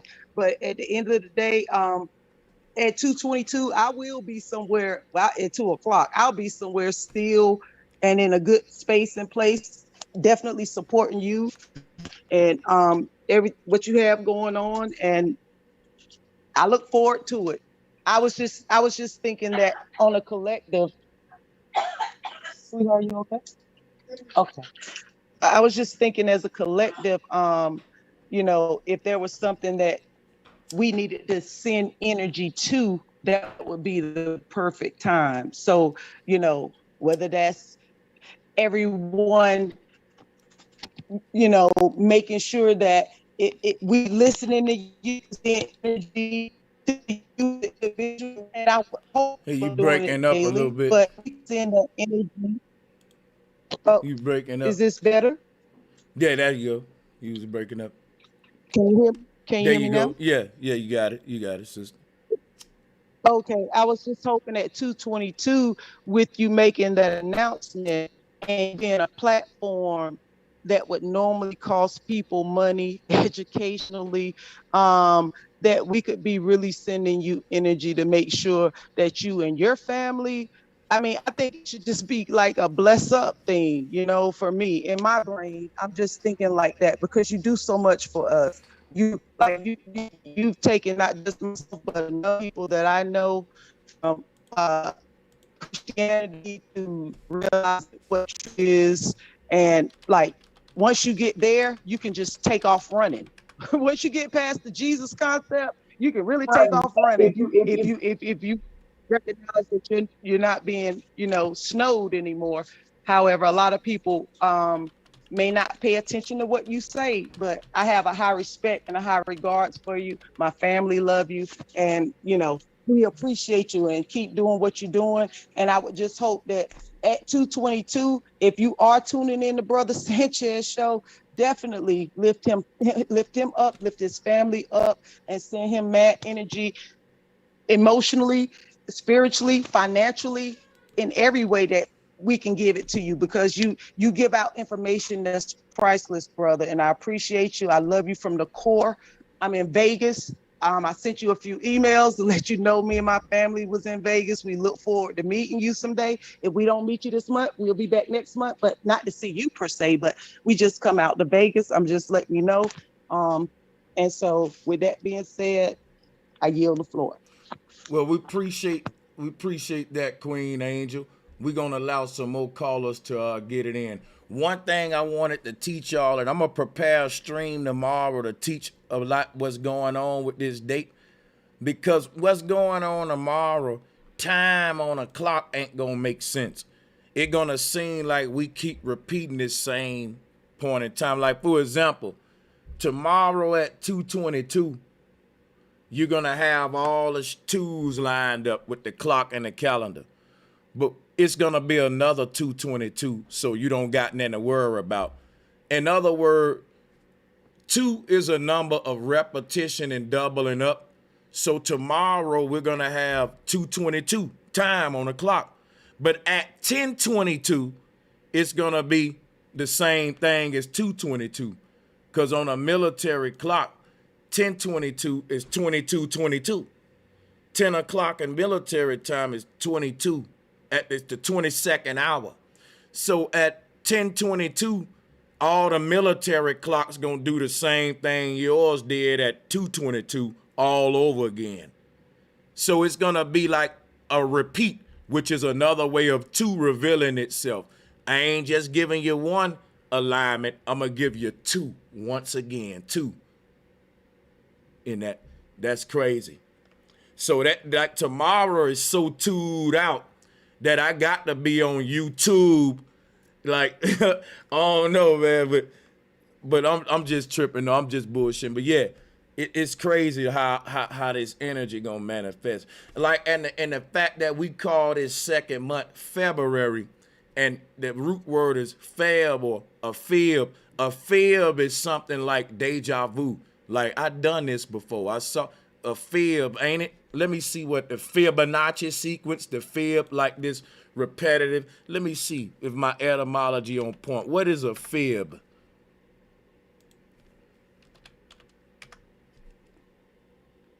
A fib is a lie. A lie. It's a white lie.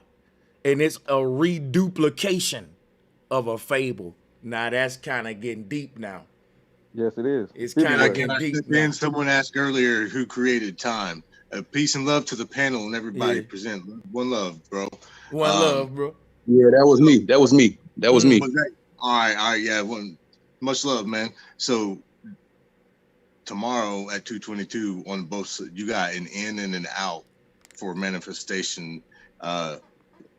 For our own manifestation, you know, like we're talking about like what's inevitable of this and that, but it's really not. That's the reason why they try so hard, because everything that they've seen with their CERN machine comes back to the same outcome. That's why they're fighting so hard for this hologram shit, because if they can keep us on loop for a certain amount of time, they can figure out how to make time come out different. But that's all I'm saying. Tomorrow's kind of like a window for us to put our own just stuff to in. touch on the time thing. Like, I'm quite sure, y'all can correct me if I'm wrong, but I'm quite sure we all agree that time doesn't exist and time was created by man. You know, Chronos. Y'all know about Chronos and all that. So I would say it's more like time don't exist the way we've been taught about it, that it just moves forward. The nature of time, the way we've been taught, has been bullshit. Yeah. Right. So how do we know it's like 2:22 for real? You see what I'm saying? Because this is their calendar. Time is time is just a dimension of it's 2 times time is us tracking the motion of the stars on one sense. It's different methods of knowing that, but also tomorrow's date on Gregorian's calendar can translate to other astronomical systems and all that, just like with the September 23 alignment. That alignment happened on September 23, even though our month system ain't even right. You get what I'm saying?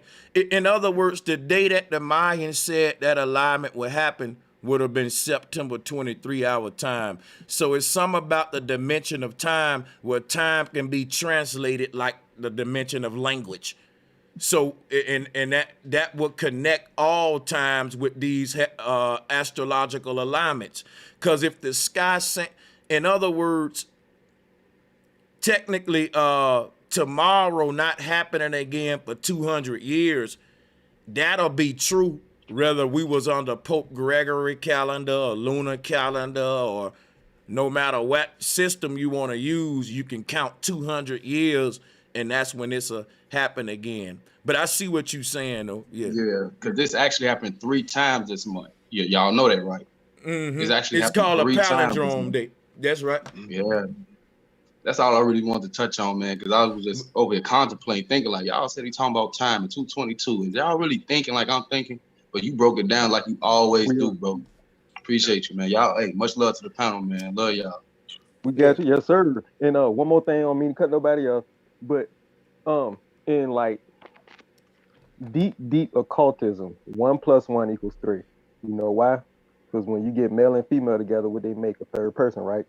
But 1 and 1 is 11, and they're mirrors of themselves. That's why I keep saying, man, I'm still not done studying this, but that 11 grid that the pyramids of Giza are built on is that 11 number is the key to speed and time travel, the speed of light body that brings in forth this manifestation of physical reality, right? So we're what they call it, reverse engineering our reality, right? And so that's what we're really talking about, is how, and what Queen was talking about, literally that's what's supposed to happen. It's supposed to be a gap. It's supposed to be a gap tomorrow. And what you focus on, but see, that's the other thing about time. Our time here is going to be different from the other time over there, which is going to be different from the other time over here. And when Eric was asking about who invented time, time is RPMs, just like it's based off of what they believe the rotation and the revolutions per minute. That's what it's based off of, according to modern science, what they teach in class, right? You know, but it's really not that, because I was just finna say that, man. They deceiving us, yeah. I'm long, John. I'm sorry, yeah. But yeah, it's a constant that we tap into, and that's what time is. It's a flux, it's a flow, it's a waterway we can sail through, just like the Milky Way. But yeah, go ahead. Yep. Yeah, I'm glad you put that on there, man. I was like, yeah, I know it about, yeah. You know, cause you know they bullshitting us with, like they only told us, they told us time is a line, and the ancestors say it's a circle. It's a circle, yeah. Hey, Sanchez, can you hear me okay? So guess what? If time is a circle in an infinite universe, the past and the present would always meet at the point where the circle tied itself together. Like, for example, if you take a shoestring, hold on, I can hear everybody. I'm going to let y'all in. I'm going to just say this about time. Time ain't like a shoestring that you stretching out into a line. It's like a shoestring that you tie into a knot at the two ends and you make it to a loop or a circle. And where you tied it at represent where the past meets the future. Through this circle of time, we make it to the diamond on the ring. The diamond on the ring is where the knot was tied at, where it clunked up at, and that's when all of the technology of the past meets the future. And because of it, the portal of time travel is reopened. And what do we hear them talking about right now? We're going to be time traveling soon. What did they say about the Mayans? The Mayans already done it. This is a repetitive point in the universe where everything, man, is his heights of awareness and knowledge and all that shit, where we see that we're about to literally reach the same conclusion that the Mayan reached at their height of technology, which was out of body, the multi-dimensional aspect. So that's what this time represent. And well, they trying to stop it. Yeah, because time is basically, like y'all said, a circle, so it can be also like a cycle. Like we're going through the phases, and we're always gonna come back to like meeting up at the point, like how, you know, me myself made like the little tie, the bow tie, like the That's a sleepy infinity eight. sound of number That's 8. right. You know, you going crazy, bro, like always. That's a sleepy eight. It's the eight that That's fell right there. asleep, and that's the infinite. The infinite is the sleepy eight. Yeah, but yeah, family. What about that part where he talk about in the Bible? He talk about heaven and earth will pass away. Yep. Is that dealing with going into the sentient world? You know what I'm saying? Where they more or less we can't even reincarnate back into the third dimension, and more or less they can keep us on different parallel realities within program systems within the sentient world, but such as Yeah, so when you're spot on, like heaven and earth is dealing with the mind and the body. This relationship between the spirit inside of the flesh plays out as a mind inside of a brain. And you can't see the mind, but you can see the invisible thoughts. You are your series of thoughts. That's really the you. So you're literally invisible. Why? Because we can't see thoughts. We can see the vehicle that manifests the thoughts. We call that the body. And I know what you thinking by what you doing. So my thing is this right here. The relationship between the heavens and the earth is the mind and the body, the concept of the physical creation and spiritual creation being fused together to create the experience we have now. What we call a human being isn't a physical creature, and it also ain't a spiritual creature. It's a hybrid. It's a fusion between the spiritual and the physical. It's an interdimensional creature that's made to bring them both to a unified point, which is to take an invisible thought and turn it to a physical thing. And the only thing can do that is something called a human. This interdimensional connection point between thought and what we call physical creation. So that's gonna be passed away. Earth and hell, or what we call heaven and earth, and all of this, the concept of humans having non-physical thoughts and turning them into physical things, that whole system is gonna be tossed away. Like the Bible said, heaven and earth gonna go away because humans won't need to think of thoughts anymore. We will download knowledge like the Matrix in the future and augment in avatar bodies. You don't learn nothing. There's not a series of thought patterns that you got to learn to become a black belt in karate. You just upload the software and your avatar be like Bruce Lee in 10 seconds. Like the Matrix. So the concept of the heaven and the earth, physical humans connecting with a thought realm, the way we've been doing and the way we've been creating, that's going away in the future when we become holograms and shit. So yeah, there you go. That was that's dope that you pointed that out though. That's spot on. I see where you're going with it. I thought so based on what you've been teaching. And Bro Sanchez, I just wanted to say one more thing. Can you hear me? Oh yeah. Salutes to the sisters on the panel. Yeah, we hear you. Okay. I just wanted to simplify because I'm generally one to break things down from college to kindergarten, but sometimes I can get complicated. So I'm gonna say this: when time begins, no man will know how hard it will last or where it will go. Wrist or clock on the wall does not really tell you time at all. Kind of breaking up, but it's got better though. Got better. You good, sis? I'm breaking. Yeah. I'm breaking up. You were. You're good now. Is this better? Is this better? Yeah, that's a lot better right there, sister. Go with that. Yeah. Okay. Okay. So where time begins, no man will know how far it will last or where it will go. A watch on your wrist or a clock on the wall does not really tell you the time at all. Those are just things put in your mind, made by a man to keep us in line. It was made to show us how things would last, even more than that, to keep up with the past. For one thing you should know, time is something you cannot buy, sell, or borrow from me. Time is something for you to see. So all I need is people to know that Time is your mind. That's all it is. They made it so that time is a process in which you can't buy it, you can't sell it, you can't ask for more, you can't get it in, you can't do anything with. It's just something that was created and designed for man to keep up with events and things that happen. But it's just something that is not there because the past, present, and future is all within itself at the same time. And once you get outside at the same what? It's happening at the same time. The past, present, and future. This is beautiful what you're saying. Go ahead. Yeah, it's a poem, but I was gonna get into it, and it's like a 30-second poem, but I had an interruption that kind of threw me off, but I'll start it over. Okay. Hold on. You said, oh no, I said no. We Where heard the begins, poem. You don't gotta reread it. Yeah, we cool. We got a lot of people on, but I ain't gonna lie. I do want to say that I want to drop a bomb for it though. I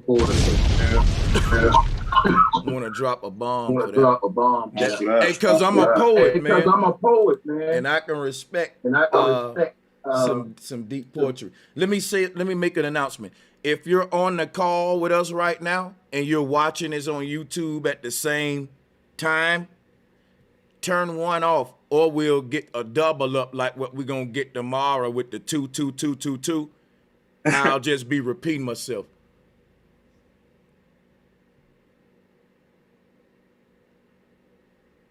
See if they can see if it reach him in time. But listen, guys.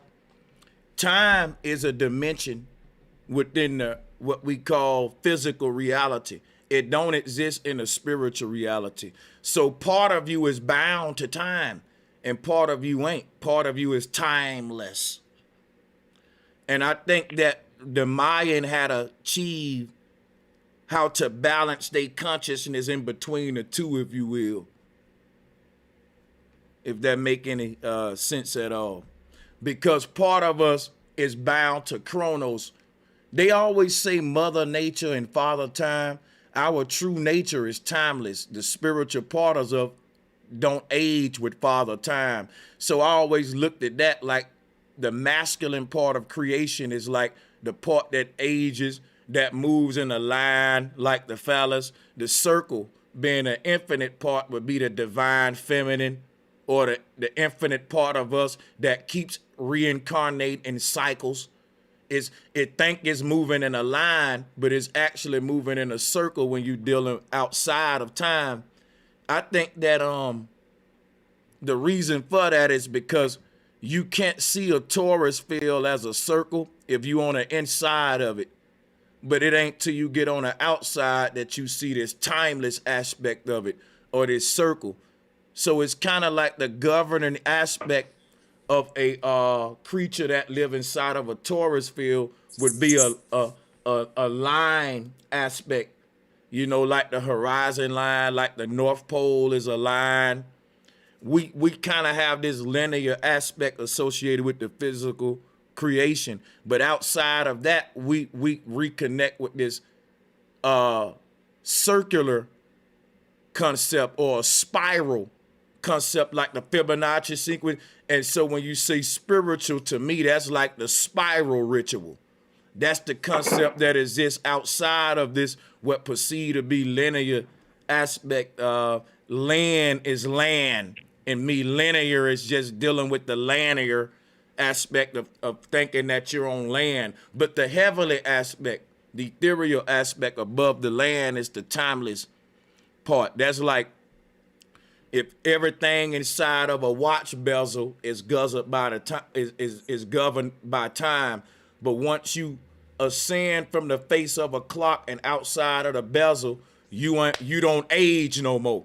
Everything inside of the watch bezel ages, and everything on the outside of the watch bezel escapes time. That's literally how the dome works with time and shit. Time only begins in this world once you enter its dome.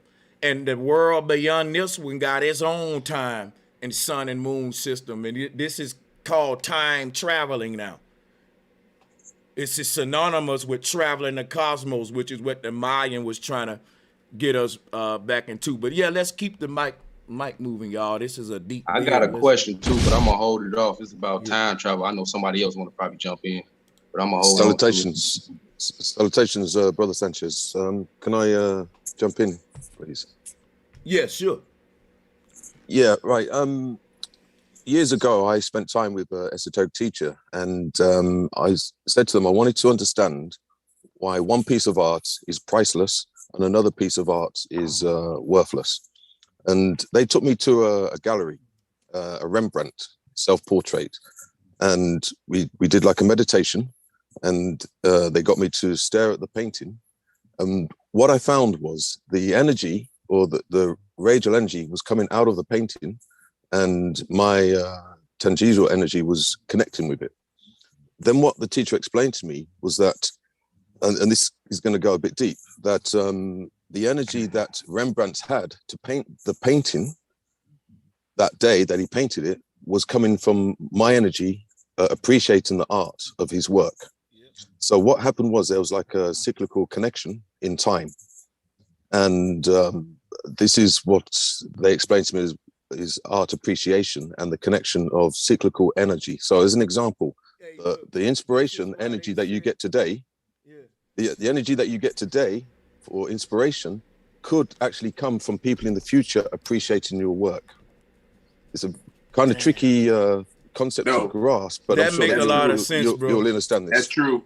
And they also say art is timeless, like the Mona Lisa, the Sistine Chapter, because the feeling Michelangelo had when he painted it, you get that feeling, that exact it's a energy vortex at that point. You tap into a feeling that he had at that moment in time and shit like that. So what he's saying make a lot of sense, man, which is why I think when you look at simple pictures like the Mona Lisa, for example, they may not be ain't a lot of colors, it's black, like it ain't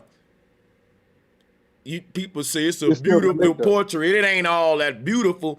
I think what make the Mona Lisa so powerful is everybody look at it, get this kind of vibe, like she looking at me, goddammit. And they'll tell you that. They'll tell you that that's what make the painting so famous. That's one thing that we all get, that she looking at you. And guess what? The painter who painted it wanted to give that energy, and at the moment of completion, he was the first one to get that vibe, and now everybody getting it today, tapping into that same energy that he tapped into what the painting give off. It connects all the times. Yeah, and that's the quality of consciousness of the artist, also the quality of consciousness of the perceiver or the appreciator of the art. It creates a connection outside of time, or outside of linear time. It becomes cyclical. This is how it was explained to me, and I've used that many times. So as an example, I can wake up in the morning one day and have inspiration for something that I don't really truly understand. It's like a energy, like a download, data. Man. I know what you mean. Like spurts of unexplained joy sometime even. Yeah. Yeah, what you think that is? I think it's like, how do I say? It's like the currency of the cosmos, or the real currency, or stock exchange, or energy exchange of the cosmos. That's the only way I can explain it. That is real, a real exchange of energy for eternity, or infinity, maybe is a better way to say it.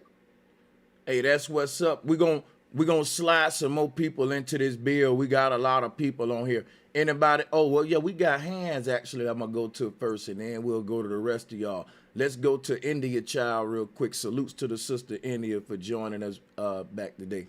Salutes. Hey, what's going on, everybody on the panel and in the chat? I was really happy that you posted a video that I had sent in an email earlier about letters and like the eyes and things like that. I just want to talk about time, since we were talking about time. He kind of blew me out the water with what he just said, like the cycles and shit like that, though I wasn't gonna go that deep. But I was gonna bring up like how the eye like reads and like sees and everything like that. It has like the fastest eye movements are called saccades, and like they're faster than like a blink of an eye. Like it's like way faster. And basically it like it's separated into three parts. So it's kind of like your brain is kind of like telling the future a little bit, like because it's like while you're reading one part in the center, it has another part that's a little bit blurry, but you can still make it out, and it has another part that's really blurry, but you can still see it, and then it has like the whole thing, like you know, you're looking at all of this all at once, but you're focused in on one part, and it's like your brain is basically assuming what everything is going to be based on what it looks like all the letters and things like that that it's reading, and it just creates a picture of it, like you know, and assumes the whole thing. And I don't know, I was gonna tie that in with time because I feel like that's why we're timeless beings in a way, because like our brain, like our consciousness is going and doing like calculating all this shit, but in the present moment that we're conscious of, like you know, like in our subconscious, all that's going on, but we're only conscious of like one specific thing, like on a base level, like one-dimensional type of thing. But then like there's all these different levels of shit that's happening behind the scenes that we're also aware of, but we're just not consciously aware of it, you know?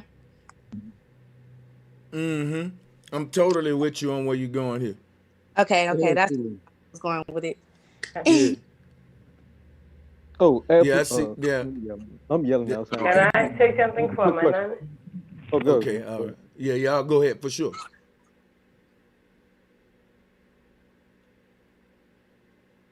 No, it's on you, Queen. Go ahead. Okay, so my thing is with life, and you have to like kind of cut out my accent because a lot of people will find that very offensive.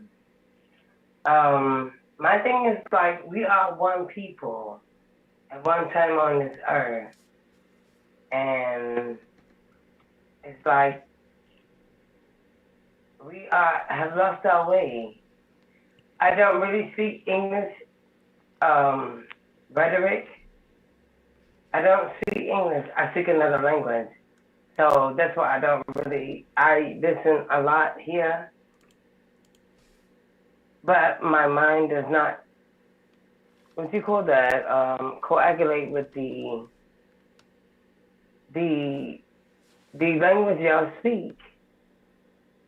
So I'm just listening. So I'm gonna step back and just let everybody.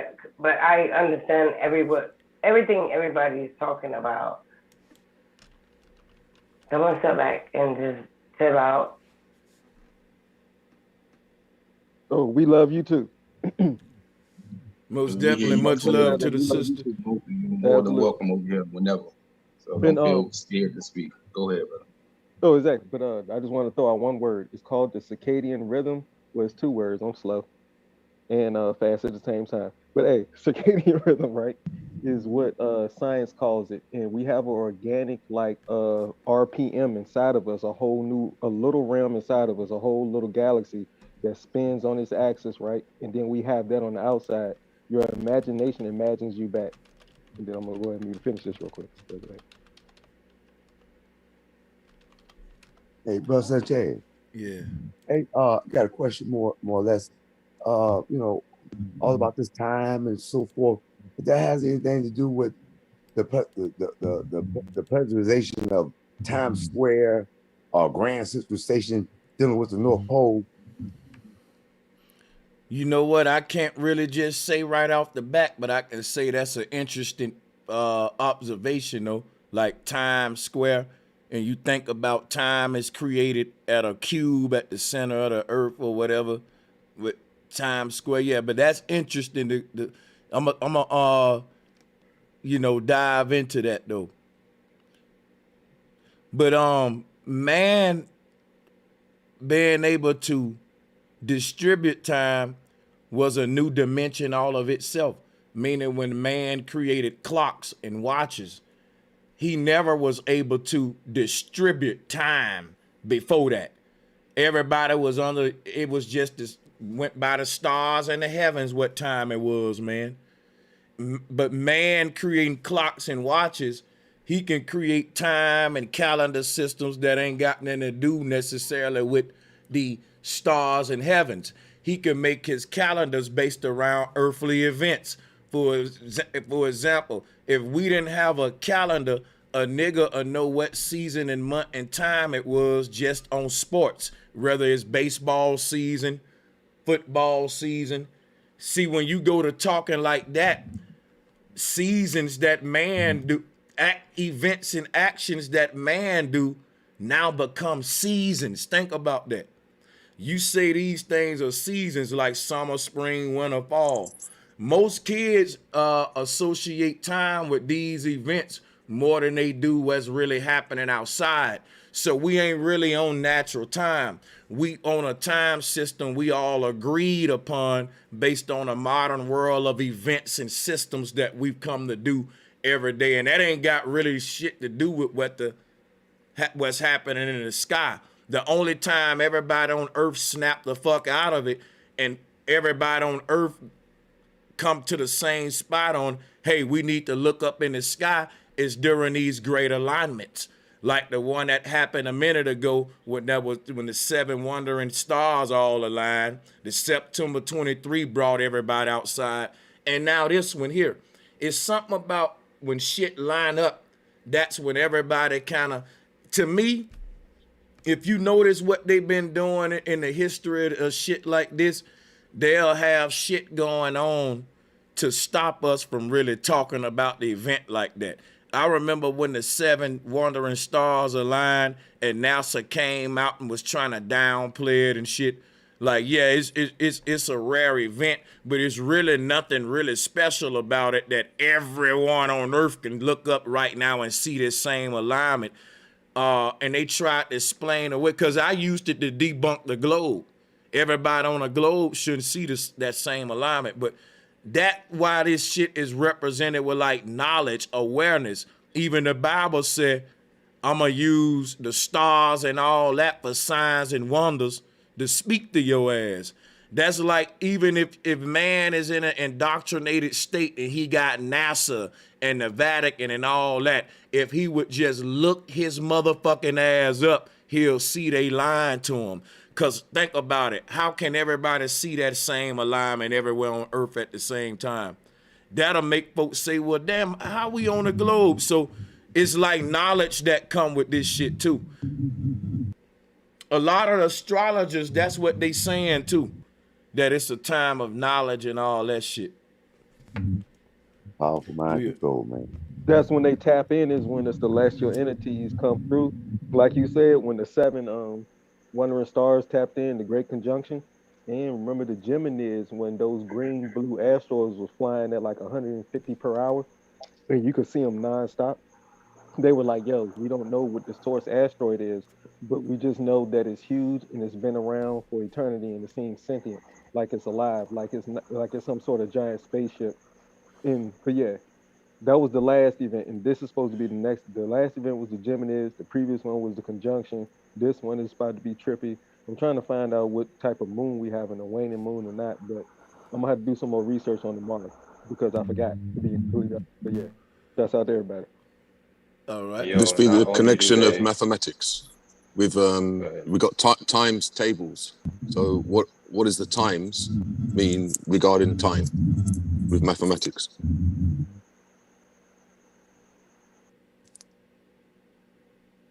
It kind of goes back to what me myself was saying about 1 and 1 equal 3. 2 plus 2 also equals 5. It depends what the base is. But going back to time travel, I sent a link for the Mayan Codex. Basically, it's Quetzalcoatl, his own words, and it's being deciphered. There's some hijack at the end because they also got throw in their Jesus effect. But really what Quetzalcoatl is saying is you are your own savior. So.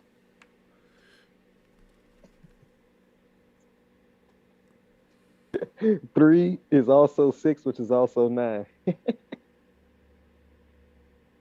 369. Lil Jon song, Tesla code. Let me see you sing it to me one more time. Hey, so do y'all think it's possible to like accidentally like walk into a portal Like I know y'all heard of a story of somebody just like it was one story of a guy he was under his sink and he actually crawled through and noticed like he kept on crawling until he got to the other side and he met his older self. And there's also stories of people just walking through doors and being transferred to another place. Well, for instance, the Bermuda Triangle.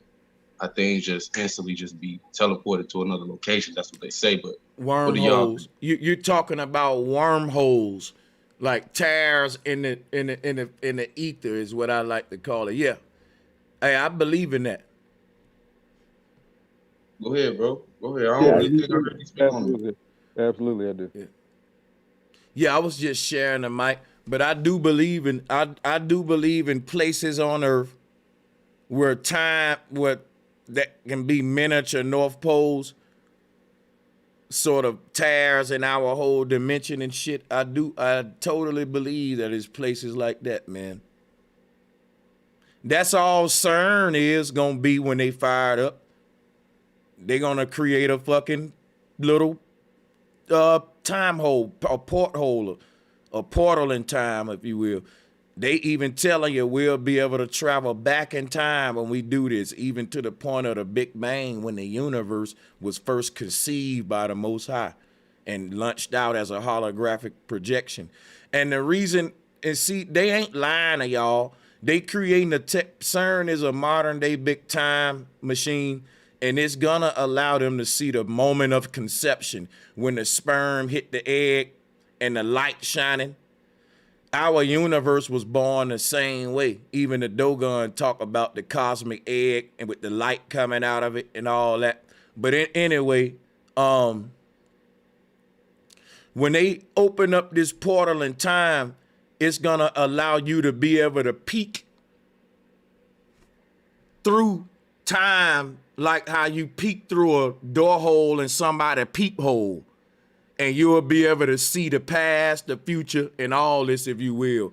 And because now we can peek into this dimension, we can transport ourselves into it now. And we can tune into the part of ourselves that's multidimensional, that encompasses all points of time. And that's why when you think about this, right, when they saying we're gonna be able to see the moment of conception when the light of our holographic universe first came on and projected reality and created every single living thing, man, woman, creature, guess what they're telling you? At the moment that we're able to figure this out around 2050 on how the light of our holographic universe to see this, we're gonna now be in avatar bodies. We're now man gonna be able to reduplicate. This is the knowledge of God, the moment of conception. So cause our universe can only be seen as a ball of light or a big bang in its conceived point, just like you in the hospital when the sperm hit the egg at conception. Going back to that point would allow them to now reverse engineer the light. So when they saying we smashing together these particles, which are opposing forces, they're trying to reduplicate how the sperm hit the egg and create that light, because that's what Polaris is. That's a point where where time began. And so when all of our time began, that same light came on for each of us. We're on each of our own time and a shared collective time. So that would be saying everybody got a pineal gland, which is a miniature Polaris, which connects all of them to one Polaris star. So we all on our own time and shared time. You know what I'm saying?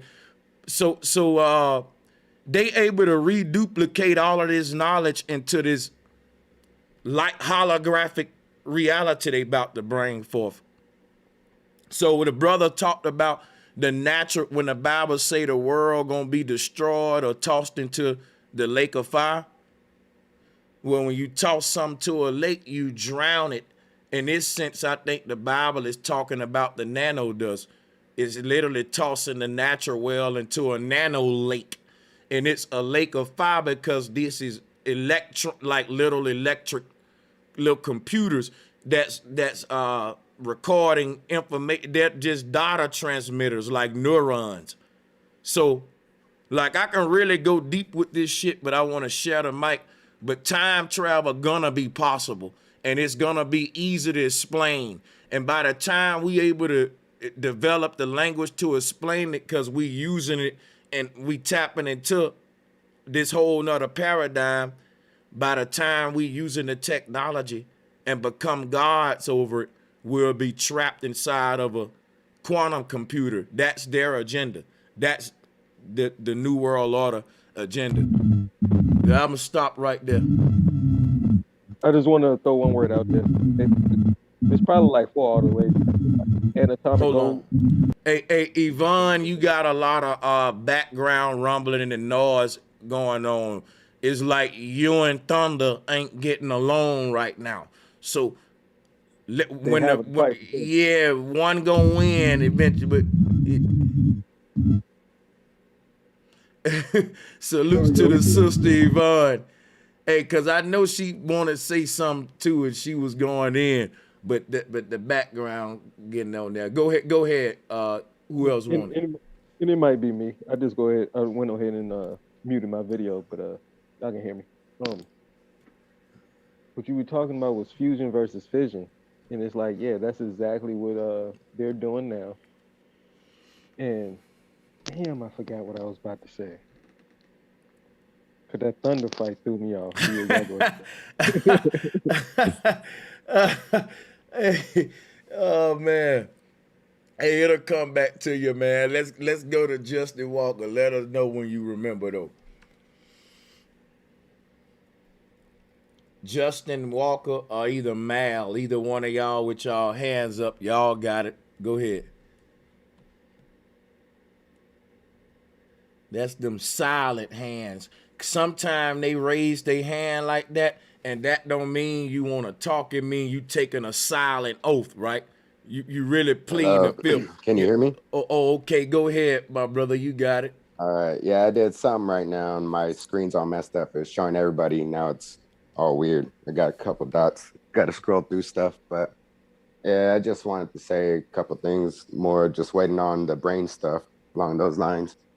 And then something with the 222 to go off that real quick, just something to what I figured the lady was saying was instead of like starting your stream at like the time at 2 on the 222, it's almost like with me and like smoking. Like I'll go and it's 420, I'll go and start getting my stuff ready to smoke. But by the time I'm ready to smoke, it's already past the time. And it's like, oh, that 420 moment, the time didn't really mean as much, kind of like on the day of 420 and then doing it on the time, just kind of everyone kind of is already ready to smoke, take their little hit as a collective.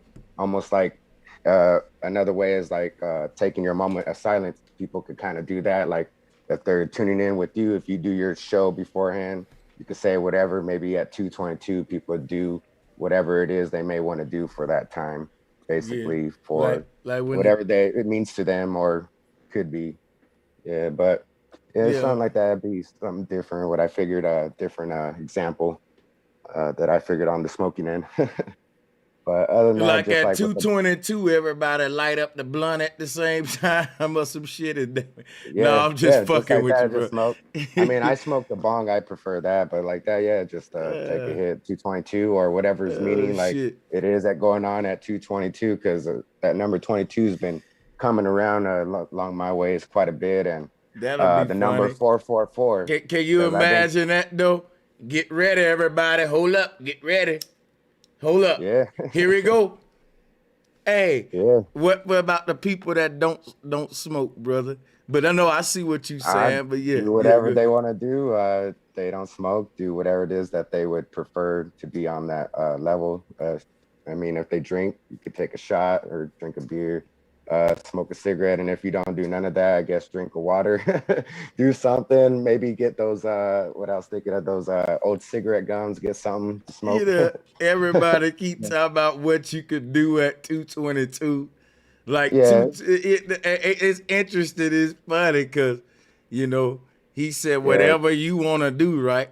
So some motherfuckers gonna be doing some crazy shit at 2:22, like twerking and shit. Like People, when the clocks hit 22 twerks. 2:22, yeah, we gonna goddamn, shoot off the 22 pistol. Pop, pop with your 22s. If you own a 22, hold up. I can't say that on thing. Yeah. Let me. It's just the certain 22s that you could throw out there. It's all good. It's like Bible verses or whoever it could be, religious could be looking up whatever 22 has with them and stuff. That's why I got to look up on certain numbers. If you live in Dallas and you don't wear an Emmett Smith jersey tomorrow, shame on you. Shame on you. I'm just saying though, Emmett Smith really get his shine on tomorrow, man. With them twos, man. But yeah. No, everybody got to hit that African dance though, off that candy cane. Yeah, I promise you, man. That's what it's about. All right. Yeah. Well, other than that, then 22 and stuff, I would just say like the brain stuff. Certain things, at least on my end, from what I feel, just doing protests and trying to reach out, but not even being able to get some scans, not even x-rays over my back at the very least, just knowing something's up and some stuff has been going on for a long time, just the amount of experiences that I've looked up, and then finding out brain chips and all this stuff with your soul unconscious and all this other stuff to where you could be made like a zombie, like you could just be shut down and somebody could do whatever they want, or your body is unaware, your conscious is switched to another place. That's why with certain experiences, I used to think everything was just natural, certain dreams I had, but they seemed a little weird, kind of like deja vu along those lines too, which is just like, if there's a possibility of a brain chip and stuff out there, maybe some of my dreams were more real than not. Maybe they weren't dreams. It was almost like you could switch to the channel and you have all these different programs on the TV, but somebody's doing that with your brain, just using all kinds of stuff with it to where, I mean, who would think that's type of possible? But then looking at certain stuff like back in the days, Twilight Zone and other shows literally had shows about this stuff. Like one episode was this guy literally being judged in a courtroom, and he was being judged on his memories from a kid to where it's just like freaked him out to where he's just looking at himself as a little kid from first person view growing up, and he's literally being judged like if he's going to go to hell or heaven or whatever it is to the next level. And it's just creepy. It's just freaking, that's possible. All this other stuff, like I heard, it may be getting hotter the way the sun or the earth's going, but then it could be getting colder. All this type of stuff that in the Twilight Zone alone has shown, and even with the brain stuff, with the creator of it, Rod Serling, with on YouTube, you could still find the video between the 30-minute mark and the 50 of Ancient Mysteries, to where he was going over like ancient times and stuff back in the 80s or 70s. He was narrating over this, and it went into monkeys in a lab, and two of them were in there. One had a box over his head and it was connected to a computer. So as soon as this doctor flipped the switch for electrodes, this monkey that had the box over its head literally just sat there and held its right hand up, to where it started making me question, who else does that in the world today where they hold up their right hand? People in government, or when you do certain stuff. So it's like freaked me out a bit. Like if this was done back then, how much better have they gotten this stuff, to where what if it is just a little chip and they just want to try to make people comfortable with it in your hand, or make you basically, you got to decide to move or leave your job, because if you don't get this stuff in your hand, you got to find somewhere else. Basically like with the vaccine and all this other stuff. Stop right there. That means you're going too long right there. Certain stuff, yeah. But once you go into that corner, that mean okay, you snap. Let's drop you a bomb. Now you giving us extra, and then so yeah. I don't mean to do that, but we that was a heavy V. That V caught me so hard, like it was like out of nowhere. You thought that was quick, bro. I knew it was coming through. Oh shit! Our time travel went away. What? Yeah. No. It's not the bad. time, it's the day. Just to let y'all know, like he said something about 420, and like at 420 when to spark up the blunt. Like it's not necessarily the time of 222 at 222, that day. It's about the day. So right now you should be thinking about when 12 o'clock hits, having your intention where it needs to be for that day. instead of, focusing on a certain time, because you're going to be waiting on 2 o'clock. You're going to be waiting on 2:02, 2:22. You know what I'm saying? You're going to be, Facts. you And get what I'm everybody saying? around the world got a different time. Now think about this. You know how long 420 lasts for a grown nigga, right? It lasts all week for us now, right? Because we got money. It used to last like a few hours or a day back when we first learned about it. Now look, the energy consumption, like bro be talking about the soul harvesting, right? There's an organic cycle of that. And that's what I was trying to tap into about the quetzalcoatl and the plumed serpent. That's literally the plasma core that goes around at the North Pole that science is starting to claim they started talking about, but really we've been knowing, like literally from the Benin, but yeah, the Ben stones. But yeah, it goes back, like the Mahabharata talks about all the lands in the earth that spawn the outer earth. And that's where we get the 4 corners from. And there's a great tree at the North Pole, like behind your head, Eric, that all organic African tribes, native tribes, the Hopi and the South African tribes from the Kong creation story. There was a queen on here the other day that was talking about that. But yeah, I love looking up creation stories. But yeah, go ahead. That's what that Timberland tree is really representing, the north, the tree at the north. But yeah, shouts out to the panel. And they try to tell us it's the tree that we hung from. You see how they try to kill our mind? Exactly. Yep. It's a psyop. What's crazy thing about a human body hanging off a tree is this the sick part of the spiritual side of the symbolism is like when you think about the tethering line that connects us to the tree of life and how all the energy vortex is at the neck right there on that chart. It's like y'all folks are some real, you really wanna, somebody thought, can't nobody tell me a nigga didn't think this deep with this shit, bro. Like hanging them on a tree is literally what it looked like on some spiritual shit with the silver cord or the tethering line, how we all connected to the tree of life, which is the highest point, which would mean we will be like hanging on a fucking tree on a spiritual sense. I just, being a nigga that look at symbols and parallel, I just thought about that real quick. You know what I'm saying? Yeah, that's that Nina Simone Strange Fruit. Yeah, that's a trip. I believe it's Nina Simone Strange Fruit. But yeah. And when it gets even deeper, they say that Jesus didn't really get crucified on the cross. He got hung from the tree like they did niggas now. But it goes real deep into, the Talmud, getting 51, verse such and such and such and such. But yeah, shouts out to the panel again. Most definitely. Yo, Mr. J. Kalu, Yeah, I got a question, man. Yeah. I got a quick. I want to know something, man. Because I always look to you and I look at your videos, man, for answers, man. But this chemtrail thing, more or less, and these 5 metal particles that they drop that we breathe up. I'm getting to find out a lot of those particles they're using in a lot of technologies, right? And at the same time, we've been more or less biological computers, electromagnetic beings.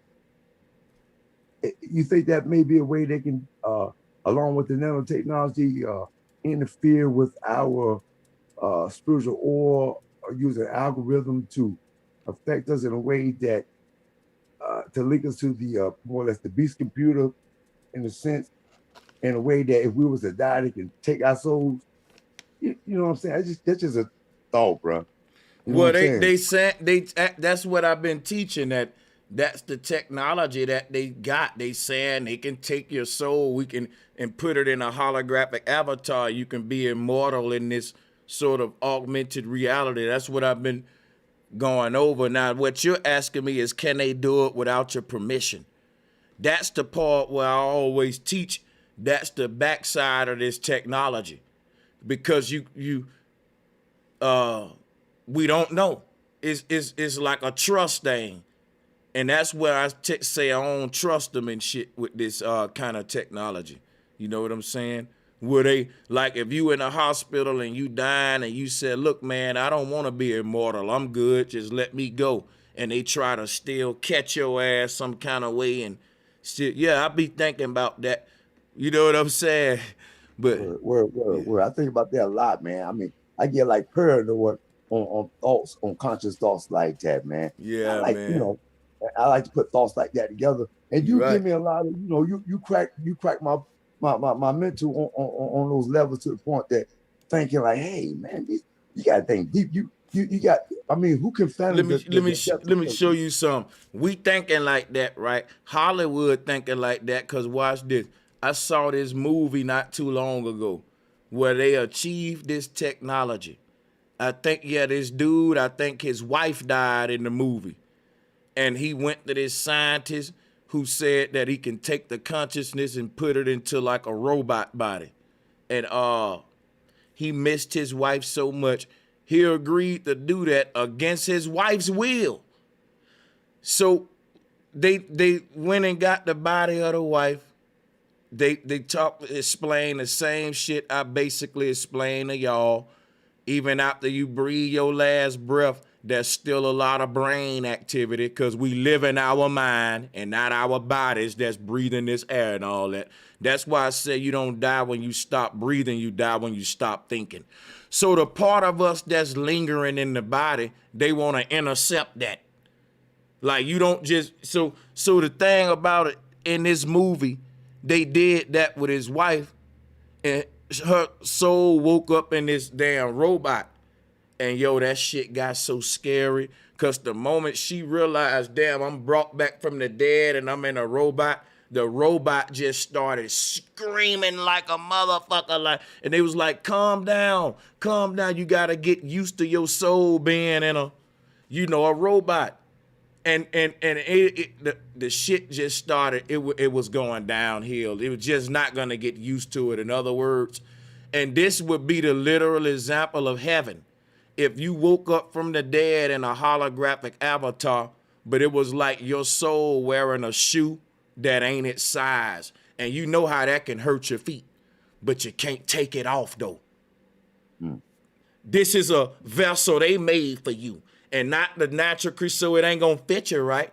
And the soul in these unnatural avatars gonna be uncomfortable. And if you stuck in uncomfort, that's literally the definition of hell that we opening up the possibilities for right now. Because in that movie, she realized, goddamn it, this shit don't feel right. Because you now, how does it feel to have senses through a metal body or through a holographic body? What would your sense of touch be like?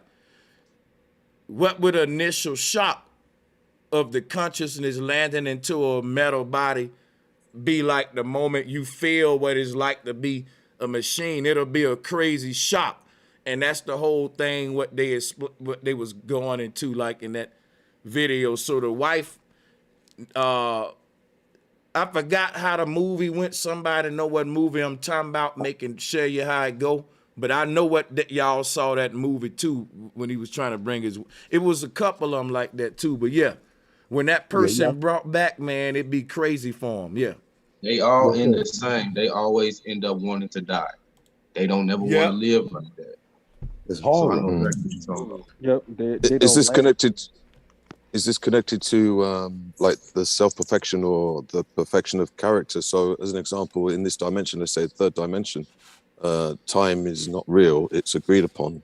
And to action anything in this particular dimension, it takes time to manifest. So, for instance, if you go into the fourth dimension, which potentially could be real time, whatever you think manifests straight away. So, if you haven't got the perfection of mind, anything you think would manifest. So you could actually manifest. If you had a bad thought, you would manifest.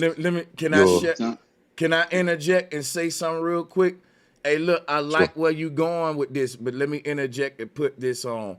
What if the highest point of existence is a place where manifestation don't even exist, therefore man don't even exist? What if the highest form of thought was when you actually are the thought you trying to manifest? That means you are what you thought. That's less, I can't even explain how instant that would be. That you, I know where you're going. Yeah, there you go. Yeah. Yeah. So that's what it is. Let me just carry on. Let me just carry on quickly before time escapes me. So as an example, we're in the third dimension. So time is just something that is agreed upon. Fourth dimension is where it's real time, where manifestation can be as quick as thought. And then the fifth dimension would be eternity or eternal thought. So whatever you was to manifest in the fourth dimension, in the fifth dimension would be for eternity. So in a way, it's a safety mechanism to prevent us from getting locked into a bad reality or negative thoughts or something that we didn't particularly want for eternity. If we were able to do it now without self-perfection. Hey, look, to me, time is like this, man. It's nothing but the now, right? Time is only measured by distance. How long will it take me to get this thought across? How long would it take me to chime in on the panel? How long would it take me to get to Mexico? But what you got to understand is all these seconds is the same. It's the same day in and day out. So when we talking about time, we talking about the now. Shout out to Drop. I was about to say, is that Drop? And then and then you said something about how long it take you to chime in on the panel. Then I knew it was you. Hey, yeah, salutes to everybody on the panel, and salutes to you, Drop. Welcome, my brother, man. Salutes as always. And who is this trying to get the mic on? Yeah, Mechishua.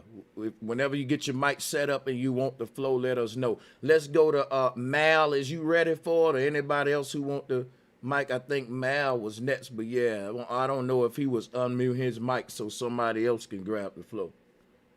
Hey, can y'all hear me? Oh yeah, there you go. Yeah, you got it. Yeah, I'm ready. I just wanted to bring something up about what that brother said about the that chemtrail shit. I don't know if y'all heard about the Weather Control Act back in the 1970s or 60s. It's basically they perfected the art of cloud seeding and they weaponized it against the Vietnamese during the monsoon season, and they basically extended the heavy rain season for about 4 or 5 months and flooded them out. Now, if they had that shit back in the 70s, imagine what it's like now in 2022. Yeah, you know what's crazy, man? When I was saying man only gained the power to distribute time when he invented the clock, that's crazy because man can give you an hour and take away an hour like daylight saving time. And they talk about how God give it and take away and shit like that. But they trying to play God. Remember, when they start creating calendars, clocks, and all that, they had a God called Chronos, which was the Lord of time.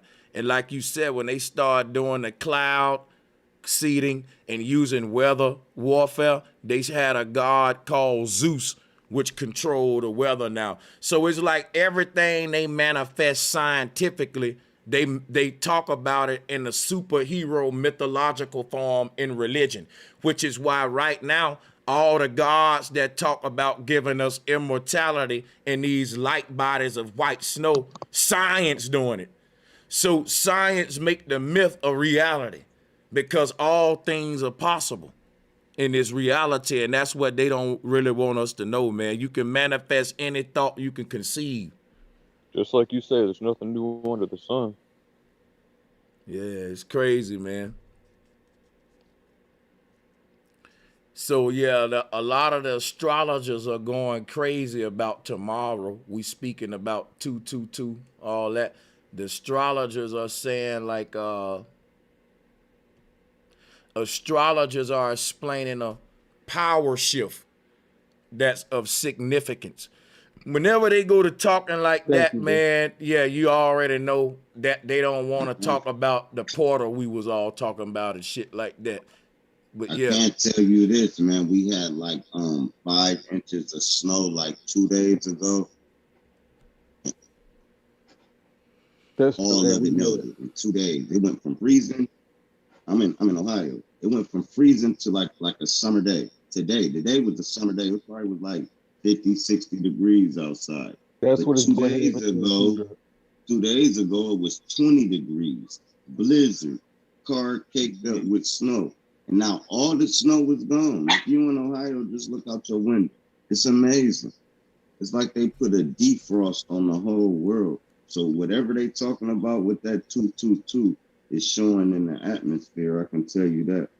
Look at the pattern, but look at the pattern though. the reason everybody's talking about how it's like 20 degrees one day, it's snowing, then the next day it feel like 60 degrees summer. When we was talking about the seasons and we was talking about the birds and bees and how the seasons are now predicted by football. Thank you, God. And now I remember what I was saying. When Bro Sanchez was bringing up football season, basketball season, the seasons used to be predicted by the crack of the fruit, the ripening of the fruit, the popping out of the bees, the birds and the bees, right? And now we think that's a joke when we see a bee out right now and it's supposed to be winter. It's not supposed to be winter. It's supposed to be bee time because that's why they out. And so it's a fight back and forth with the chemtrails. They're causing winter. It's not supposed to be. It's supposed to be a complete flip. Like it's an energy transfer when they flip poles. Hey, It's hey, supposed to be, yeah, but yeah, y'all go ahead. But it's not really flipping poles. Let me tell you, it's not really flipping poles though. It's just a tapping into what's our true Akashic records. But it has to be a gap in the frequency barrier though. And that's why for some reason, y'all remember when they were trying to create a hole when they were trying to create a hole in the ozone layer and then they stopped talking about that like 20 years ago, for whatever reason. And now they're talking about like what we were talking about earlier, creating a gap to block out the sun with the volcano ash, because that's how it happened in so-called Pompeii when all the people got ashed out, right?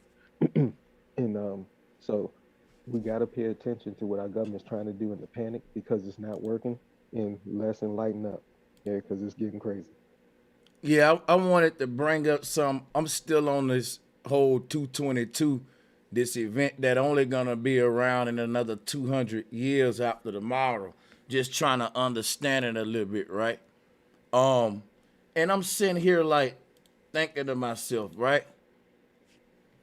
What the hell are these astrologers talking about? So I'm reading on the site, and it say tomorrow in numerology adds up to 12, and then you add 1 and 2 and you get 3. We know that. And the number 3 means consequential after the 1 and 2. So it reforms the sequence. It's like a new beginning and also self-expression. And that's a very powerful tool. Now, when I read self-expression, I started to think about myself.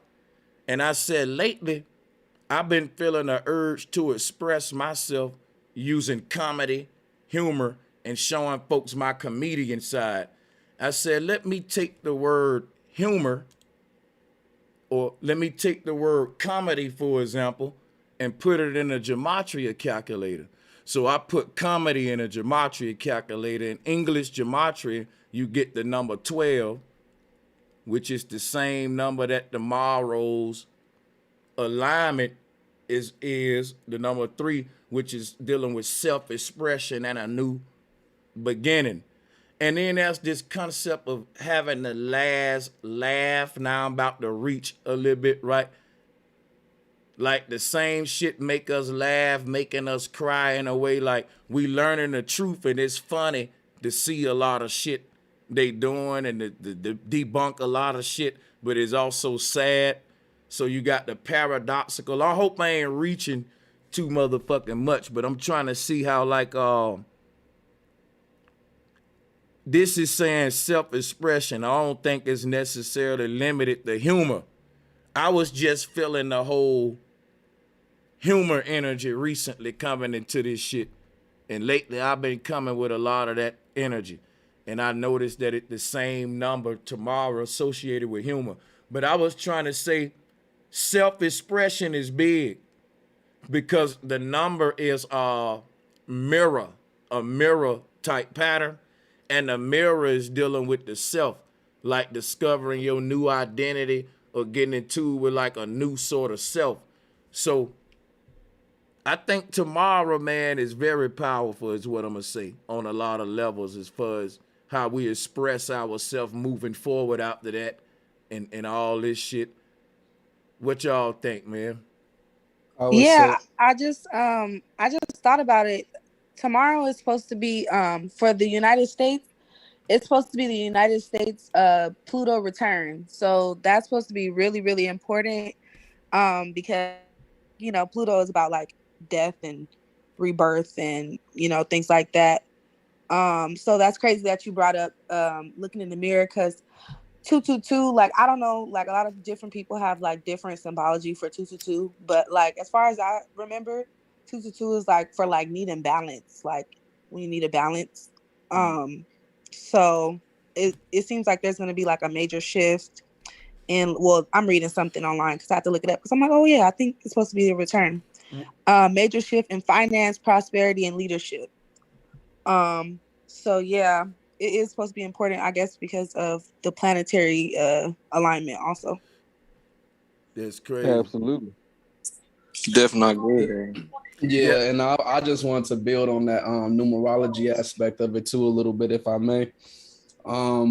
That number two, the number two is it has a lot of different definitions, but when you look at things in terms of numerology and gematria, what you really want to do is break down the vibration and frequency, and the definitions behind it is what really make that number a good pointer, right? So the number two, when you see people with that life path number or that birthday number or with the energy of that number, 9 times out of 10, they're going to be a type of person that wants some type of appreciation for their actions.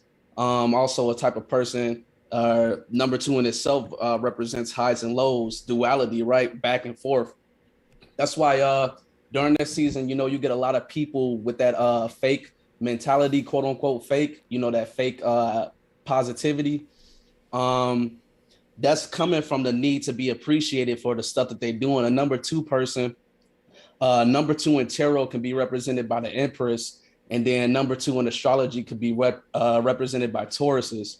And you know, these type of people, they really need their words of affirmation to know that they're doing well. They also like to assist other people in what they're doing. So you're going to see a lot of this socially as well. This year, 2022 is also my number two personal year. So just from experience alone, I've been getting in touch with that number two energy. And number twos, they experience emotions, not like on a high and low from the outside looking in, but like what it really is like a 1 and a 0 or off and on type of thing. That's how I'm starting to get in touch with it. And they say that the total number that's going to add up tomorrow is going to be a 3. And in numerology, 3 does represent communication. Also represents Gemini. So what you guys are going to have is you guys going to have somebody offering a lot of ideas that that they don't by themselves go anywhere, but they do need to be understood and accepted. Otherwise, the person giving them to you will start to feel a certain type of way. Usually how it goes with people who got the number 3 in their personal chart, you know, they like to entertain, but they want to be the one entertaining. So they get jealous a little bit easily. I just say, you know, That's right, I do, Fibonacci. Let me cut you off real quick. No, I'm lying, bro. Go ahead. I'm fucking with you. No, you can go ahead. I'm about to wrap it up. All I was finna say. So what you just did was like what a number 3 or a number 2 would do that, right? I don't know, Sanchez. I can barely hear you. So I mean, you can break it down. I was saying what my brother, myself just did. Was he a Gemini. He had number 3 for real. Yeah, he did. The number 3 would have did that, some shit like that. Yeah, go ahead. Yeah, now I be trying to understand which number do what. Yeah, go ahead. You got to be paying attention to that, because that's the key shit to astrology, I guess, in relation to numerology. But yeah, I'm listening. Go ahead, man. This is good stuff.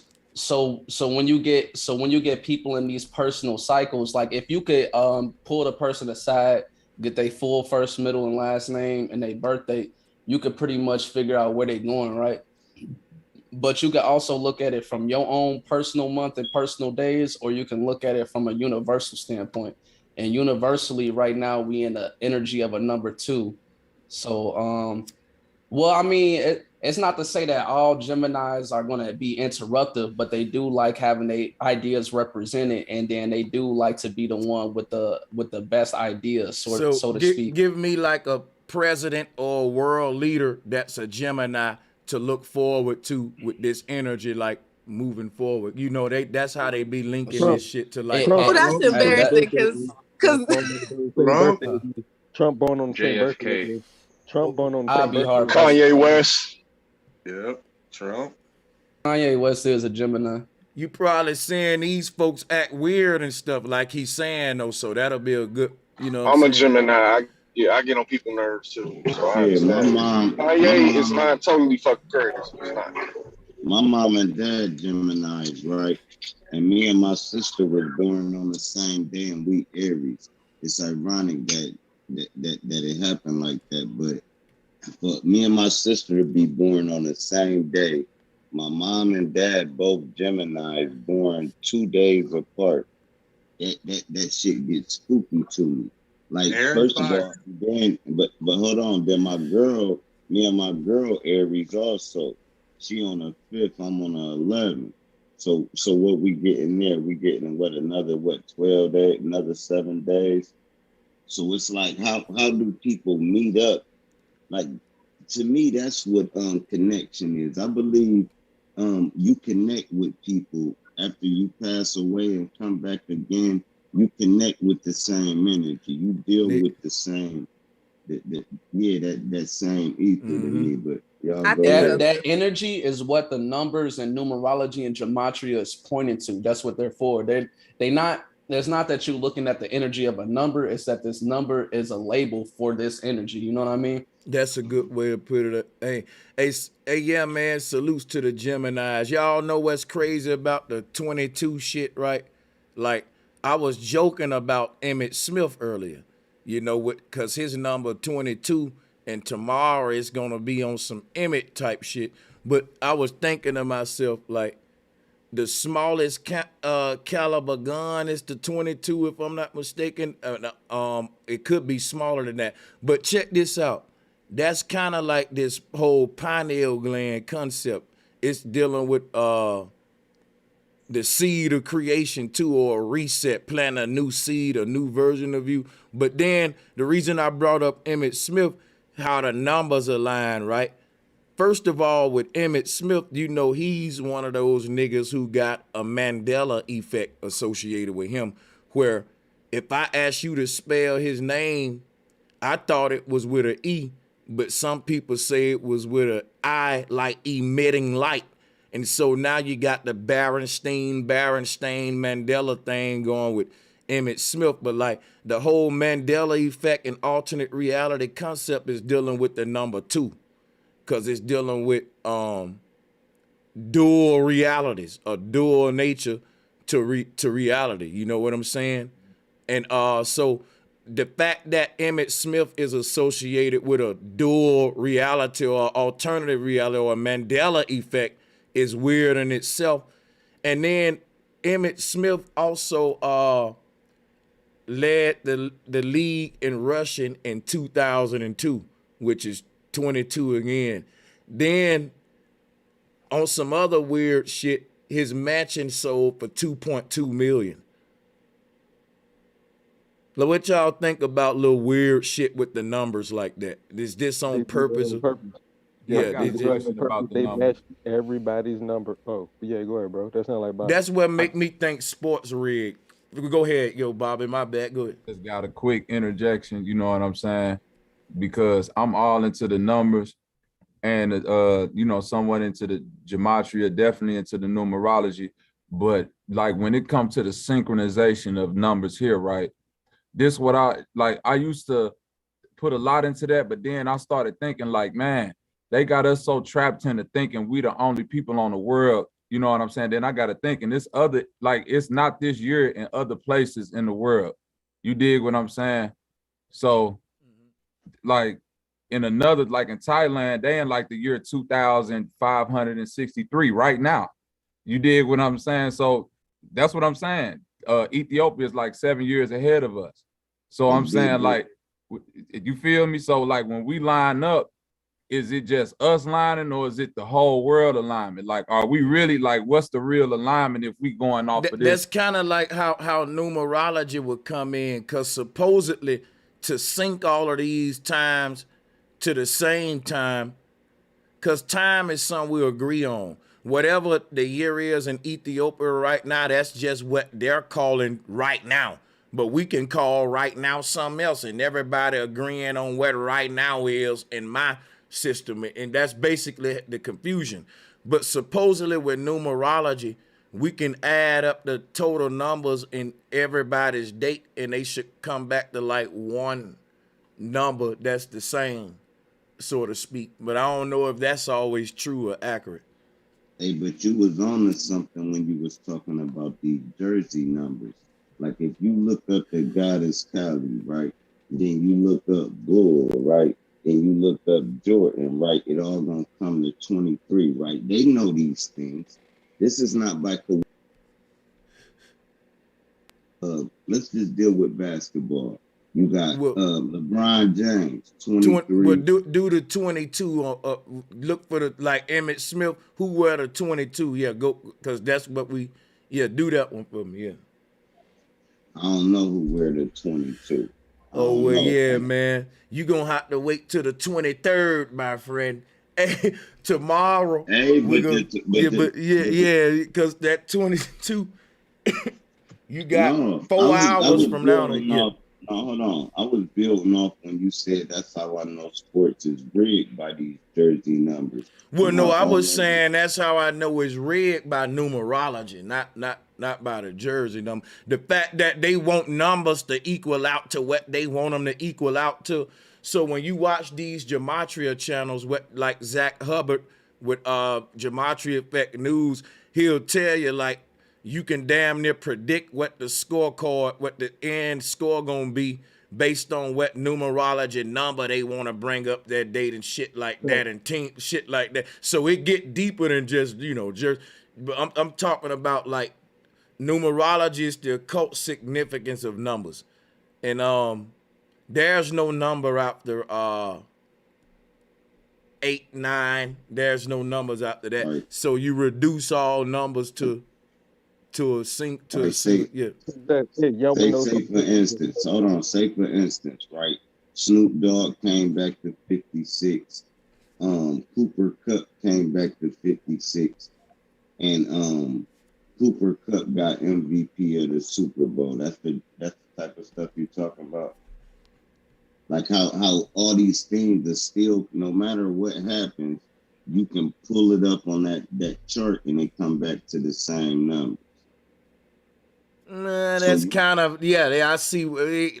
Kind of that's it. I see you getting it a little bit, but yeah, it can be more deeper. But yeah, you getting basically the hang of it. Like it's this dude who predicted a couple Super Bowls or like a couple championships too. His name Gary, the numbers guy. If y'all want to see like how a numerologist be predicting sports. Mm-hmm. Absolutely, bro. And listen, and I don't mean. Let me be brief. I don't doubt this shit no more because a lot of these numerologists are telling they people, hey, look, man, go bet your money on this team if you want to win. And motherfuckers is like, bro, you done made me so much money. How do you do this? Is this stuff real, y'all? No. It's real. I think they doing both. Go bet your money. No, that's real. But look, I'm gonna let y'all go. Dude bet his money right here in Vegas and won it back. Gary the numbers guy. No, listen what I'm saying. Listen. All right, go ahead, drop. Listen, I picked the Rams the beginning of the season, all because I knew the Super Bowl was there. I didn't need to know nothing else. It's so scripted, but y'all go ahead. But I picked the Rams the first game of the season. You go. You got it. I'm done. I just had to say that. I just want to know, do anybody know anybody personally who this is work for? Because me personally, I don't. Me. I won 2 Super Bowls in a row, bro. Using the gematria? Gematria and numerology together. And scripts. And the script that they write in. And that's how you figure out the gematria add up to the script. Once you figure the script out, then you do the gematria. Thank you, Drop. Now, hey, can I explain what you were saying, Drop? That's all. I'm gonna piggyback off what you're saying. I agree with you all the way, almost 100. Well, it's kind of proof. It's like 99.99. Pause. But look, what I'm saying is you can reverse engineer the symbolism that Bro Sanchez has been teaching us to get to where he at if you know how to really view the patterns. Because SoFi is the new stadium. But if you say it like Sophie, who was Sophie? Ain't she a god? Ain't she portrayed on all the European flags and pubs?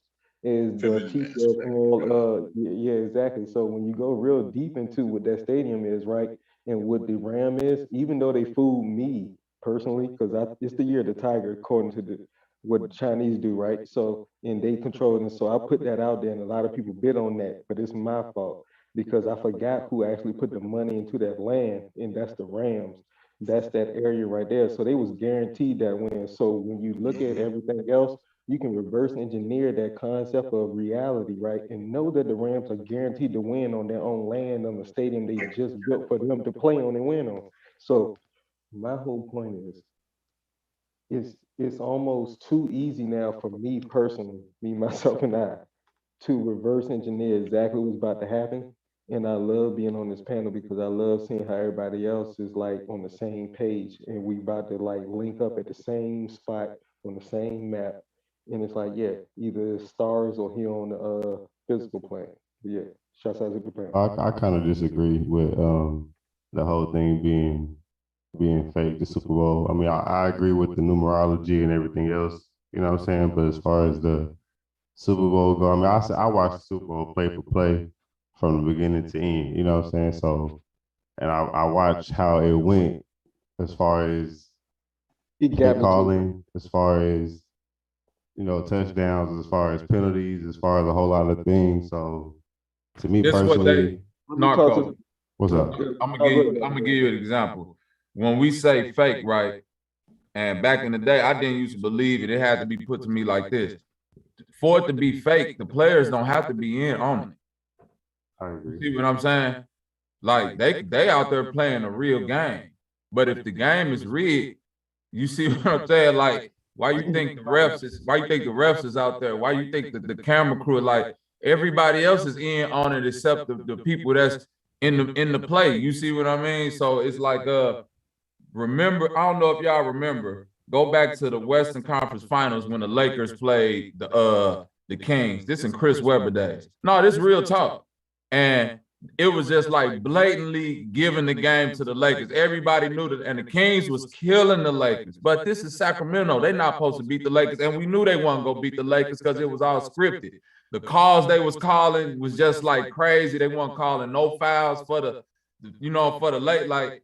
No, I see. They got their outcome, but this the Hey, thing. Bob. Don't Hey, play. Bobby. No, hold on. Hey, refs Bobby and was Narco. Is Beckham gonna be ready at the beginning of the next season? Let's go ahead and be a prophet right now. I predict that he is because that's a fake injury. Because you see how mad the Rams was when they had to sit back and watch the Bengals catch up in the game they know they were supposed to win. You see the whole silent, man, I promise you, yo, when you look into the eyeballs of some of these players, because I played football for 3 years straight. I done ran stupid ass Steelers. Man, we died out there pretty much, but none of us really died. I know 3 lives. I know 3 lives ago on Bro Sanchez shit. We started doing numerology and stuff, and Mars kept coming up. And I said, all right, y'all keep hearing Mars, go put your money on the Rams. Because if you rearrange Mars with the Rams, that's how it was. That shit worked. But y'all go ahead. I didn't mean to butt in. Y'all go ahead. Oh, my thing is, I was gonna say my thing is, if it's fixed and then the way the football game went, if it's fixed, then it should have been fixed in favor of the Bengals, if that was the case. Why you say that? Because, like I said, if it was to go the way y'all talking about, they would have gave pretty much penalties to the Bengals, and then it pretty much called a lot of stuff. Like for example, it was a play that the Bengals had that the wide receiver on the left side pretty much ran all the way out, and they threw the ball to him, and he pretty much grabbed old boy face mask and threw him down, right? And even the commentators was like, that's gonna be a controversial play on the Bengals side, right? But it wasn't even called. So, and they got a touchdown on that play. So right. You know because listen, the numbers gotta match. The numbers got to match. If we That's what I was finna say. If we see that you're not gonna be able to score against these niggas, like the score got to get off. The numbers got to match. It was finna like me myself said that Odell injury was fake. That game is gonna be a blowout. If it was like they really played, it would have been a blowout. Like if they 2 teams would have matched up and played the game, the Rams probably would have won. It'd have been a lopsided game. Too much like this is money. So when the money come in, that's how the number, like they say, the numerology, like the numbers don't just come for like no mysticism. The numbers are proving that it's fixed because it shouldn't be a pattern to this. It should be random. You dig what I'm saying? That's what we saying. So it's kind of like, yeah, they gave him that penalty, but at the same time, Cooper Kupp came back and they gave him like 5 times to get a touchdown. You feel what I'm saying? Hella tries to get a touchdown. They kept giving dude. I'd like to say something on this stuff too. Right, because the score got to be the way that they want it. The numbers got to match up. That 3-point spread got to be there. See, excuse me, I'm a musician. It's not just and y'all, numbers too. It's people that are picked as well. You got to think about that. You just can't go off the numbers, and even then, you have certain people who are picked that could be skilled enough, like a Tom Brady with all the stuff going on, and it's just not coincidence. How could the narrative be talked about? No home team has never played in their Super Bowl field ever. Out of nowhere, oh, Buccaneers get to do it with Tom Brady, his first year there. And then look at now, the next year, Rams are doing it. Back-to-back years, you have home people have their home field advantage at a Super Bowl when it's never been done ever. You're right. And You're right. that's why it's like kind of weird too. It's like you want to go and the stuff with Spygate and stuff with Tom Brady. The stuff was you would have had to take away a Super Bowl and let it know they were cheating. But instead of something like that, it was like, we're going to make the rule change to this. You just got to move your cameras a certain distance back. Almost like, yeah, you can't zoom in and all these people are using that certain stuff to help cheat to try to figure out what's going on. So when you have certain stuff going on like that, and even like Tom Brady, I'll give him his props. He's got to be skilled enough to do whatever he's doing. But you have all these players to where it's like plug and play. If you don't go along and know the playbook, you're going to get like Odell Beckham. Somehow he's going to get hurt because he could easily be skilled to get around all these people, but no, hurt. Antonio Brown, so skilled, easily, oh, something's going on with him. Le'Veon Bell, certain amount of people, even Roethlisberger got 2 championships, and in between that or after, he somehow has something on his name to where it was bad on him. But that's why there's so many things that go on if you don't realize certain players are picked. And I just found out Aaron Donald's going to retire. So instead of him being good, it's like, and going on, it's just like, oh, he got a championship, and all these freaking players on the Rams who somehow look like a freaking fantasy football team over here have all this stuff. And it's just weird. One last thing I want to say, though, is just remind me of Todd Gurley when they went to the Super Bowl. That already, the Saints got lucky because even then they could have changed the call to make something more fair rather than the refs like, oh, this is a blatant pass interference, but we're not going to call it, to where somehow Todd Gurley, the #1 player on the team, was hurt during the Super Bowl. LaDainian Tomlinson, they didn't get to the Super Bowl, but it's their first time making it to the playoffs, but somehow he was hurt. And it's just like, come on, a halfback to where almost the QB is set up to be the #1 person. They already did all this other stuff to make it obvious. You can't really touch them or do anything.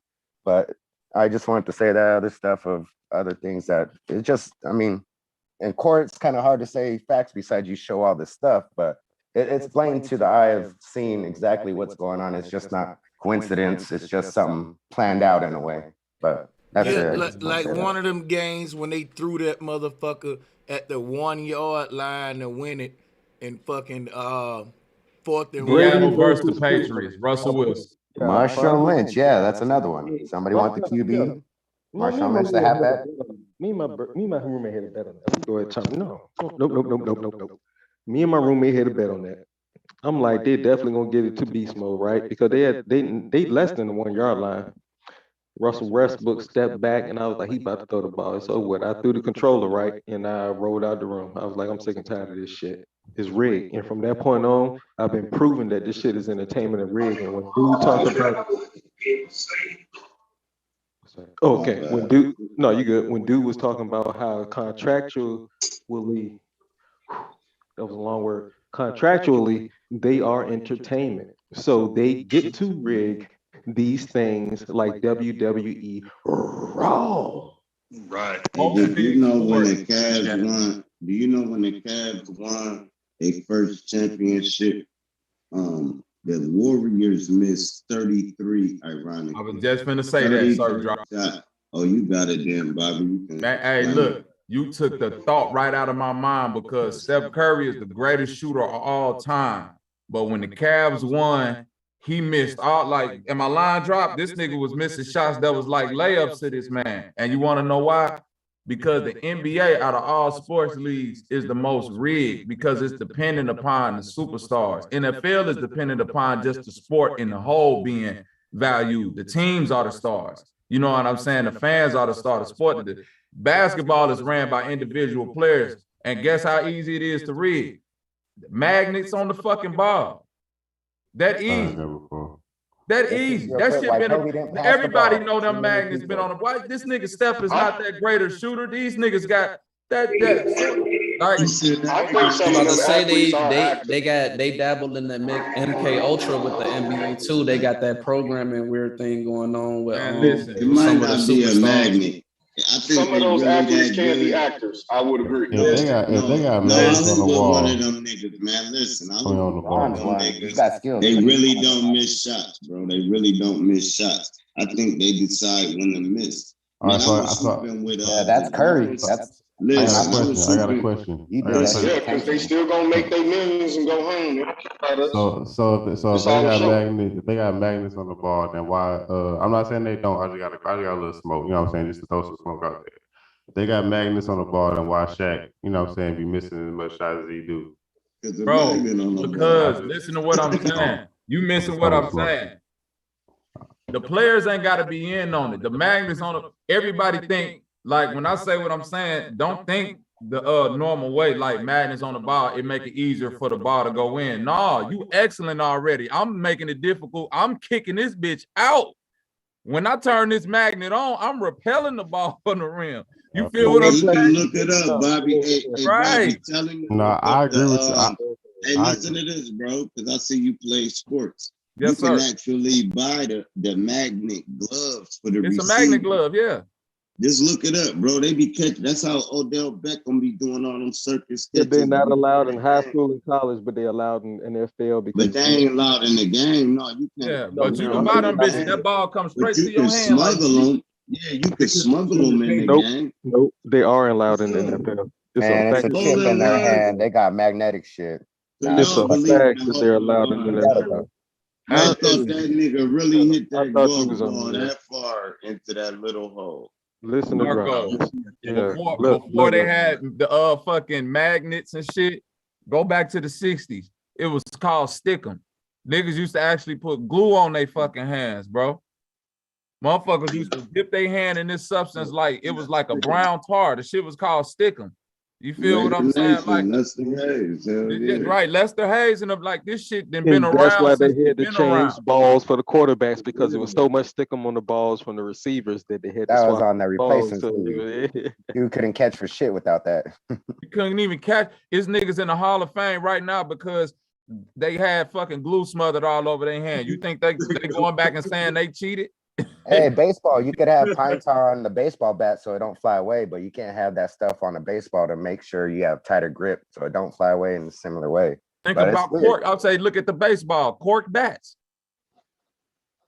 Cork bats. You know what I'm saying? They got a sound the bite. knuckleball conspiracy. The knuckleball. They got a sound bite with Mike Tomlin telling the team at halftime, if y'all want to win this game, we got to beat the refs. So you can still win the game even though it was rigged for you to lose. You got people that overcome that. They actually have to pay prices for that. But drop, go deep into that because you like in boxing, boxing is the perfect example because like you got the commission, right? Then you got the judges, then you got the boxers that take out the judges that actually pay the commissioners to actually sanction. Then you got the sanctions. Actually, it's more than a trifecta, bro. It goes high. There's so many levels to this pyramid. It's stupid, so you can't be sued by certain things. But I'm not gonna get too deep into Harlem that. Nights, dude had to throw the fight, that boxer, the one that was stuttering. He had to throw the fight, remember? Harlem Nights. Exactly. And he still beat dude up. They was mad as hell. Right. Yo, that's my whole point. Like, yo, when you think about it, everything's put out here for a reason to keep us distracted from the real season. So we gotta pay attention every time. Like bro said, it seemed like every time there's a controversy, like every comedian's talked about this. Bro Sanchez talked about this. Everybody should should know by now. Every time they throw some doofy shit out in our face, don't look at it. Look away. and then you'll find some real truth. And that's what you come back to the panel and talk about.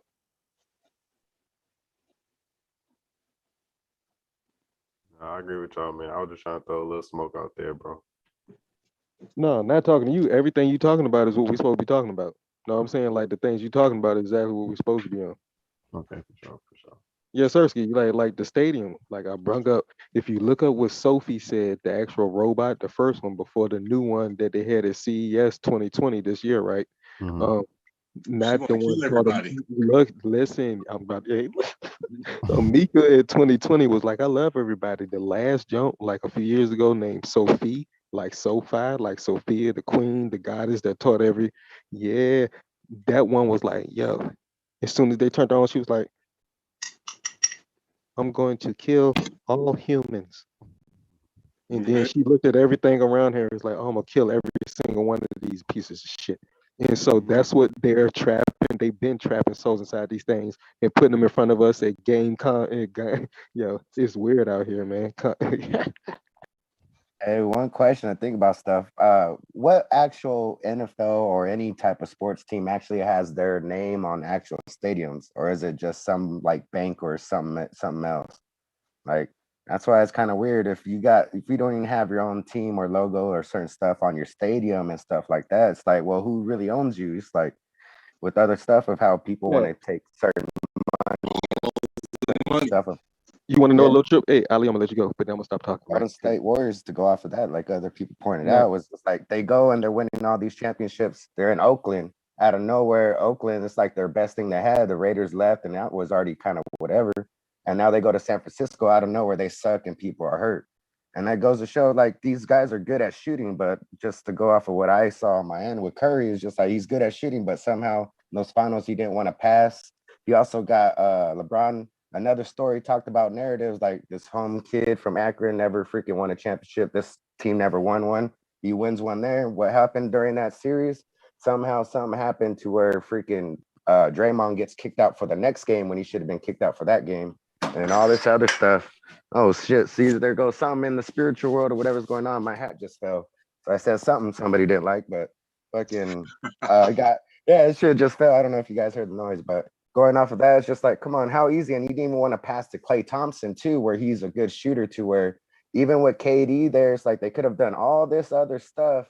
And I'll give props to KD because he actually was a superstar to where you just got lucky with the Warriors being good at shooting from two main people, Curry and Steph, to where if they wanted to shoot or somehow start missing out of nowhere, you wouldn't really blame them. But it's just like you had KD too, to where you could have the superstar do whatever, or you could play as a team. But that's where like they're good. They need a superstar, but other stuff, they had the power. Everything with Curry on being on TV as well goes to show he had the power to either decide for himself in a way, am I going to be God or whatever? I could actually make this shot, do something good, or I could actually miss it, get something more depending on what's told to him in the background or in private. And other stuff like that goes on. You can see a whole guy get his team taken away from the Clippers, but that's a whole different thing. But I mean, things out there are crazy with certain shit, but these players are really good and skilled. They got the power to decide on what they want to do because they're the actual skilled ones in those positions. You can't just get anyone off the street. But I mean, anyways, you probably can't. They did it, man. LeBron the GOAT, man. Go ahead. I'm done. All right, now look, yo, drop. Is The Bron only the reason GOAT or not? drop. The only reason I even brought that up, I put that in the chat like an hour ago in the private chat, not our chat, not the regular chat, but our chat, right? I was like, yo, did anybody watch how they made sure that it was only one shot away? The game ended up being like 120 something to 160. It was one shot away, right? In the hundreds. And then I was like, they're gonna give it to this nigga LeBron.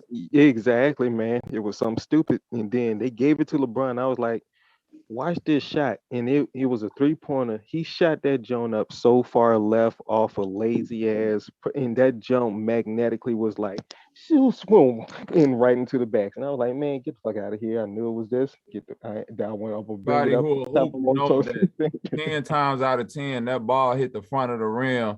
It won't no way he's supposed to make that shot. At the very least, that ball supposed to bounce up in the air. It wasn't supposed to just go into the rim like that. What if that was a I bet hologram y'all too to think bread, about bro. that? Like you I seen a bet y'all- hologram.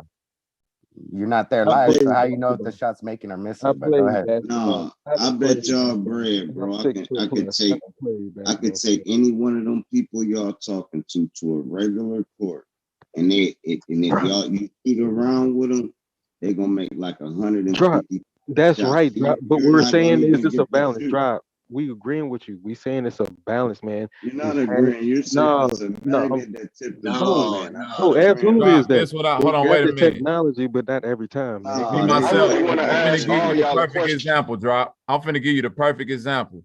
Do anybody in here play 2K?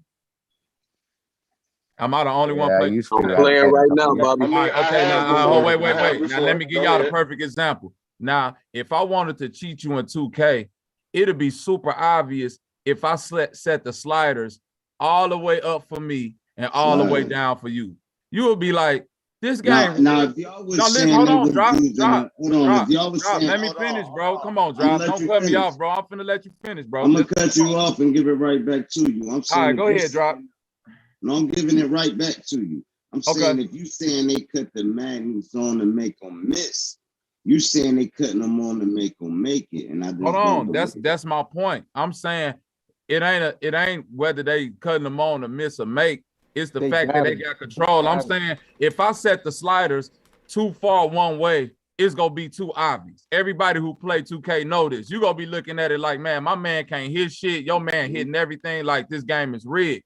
But if I just move my shit up 10, 15% and just move your shit down slightly 5%, every time you would think you have a chance, but really the percentage is like it's 85, 90% my way. It's like I have to fuck up to lose. You see what I'm Hey, saying? bro. Like It's in the settings. What Bobby trying to say is in the digital it's in the settings, like the settings. You hollow. Like, dig? listen, it's the Yeah, almost like you holographic try to image. dribble, but you ain't got handles, so your ball just fucking flies as soon as you hit that fucking sticks. But that's my I know. I think it's human control. I think they tell them motherfuckers, you better not make another shot. I just want to Yeah, ask a I question. think it's hypnosis and programming like that because we seen them videos so they No, could I'm just be talking acting about too. extortion and everything. I'm talking about the script. When you look at that Man, quarterback, how do you control the mob, man? You got listen, hold on, man. Mob to control this. When you look at that quarterback with that wristband on, you actually thought it was reading plays. That's the script. Right there, you're looking right at it. Hey, that sounds similar to Buzz Lightyear. Hey, can I share something with y'all real quick though? Like, there's two kinds of wrestling, right? The pro wrestling, like in high school and shit, Olympians and all that shit, right? And then you got the entertainment one, like WWE, shit like that, right? Watch this, right? How Right. they get away with that shit being fake is like, but pass it off like it's real. The wrestling aspect of it is very real. They wrestling, so it's real. The fake aspect is entertainment is rehearsed wrestling. So the wrestlers know what the outcome of the fight gonna be. The audience don't. They wrestling, so you can't say it's fake, but the outcome they already rehearsed it. It is like a play. So now with the perfect word, Sanchez. Play. so now with the NFL and NBA saying that their entertainment companies basically now, at least that's what I hear, they can do the same thing at WWE, WWF. They can walk that fine line.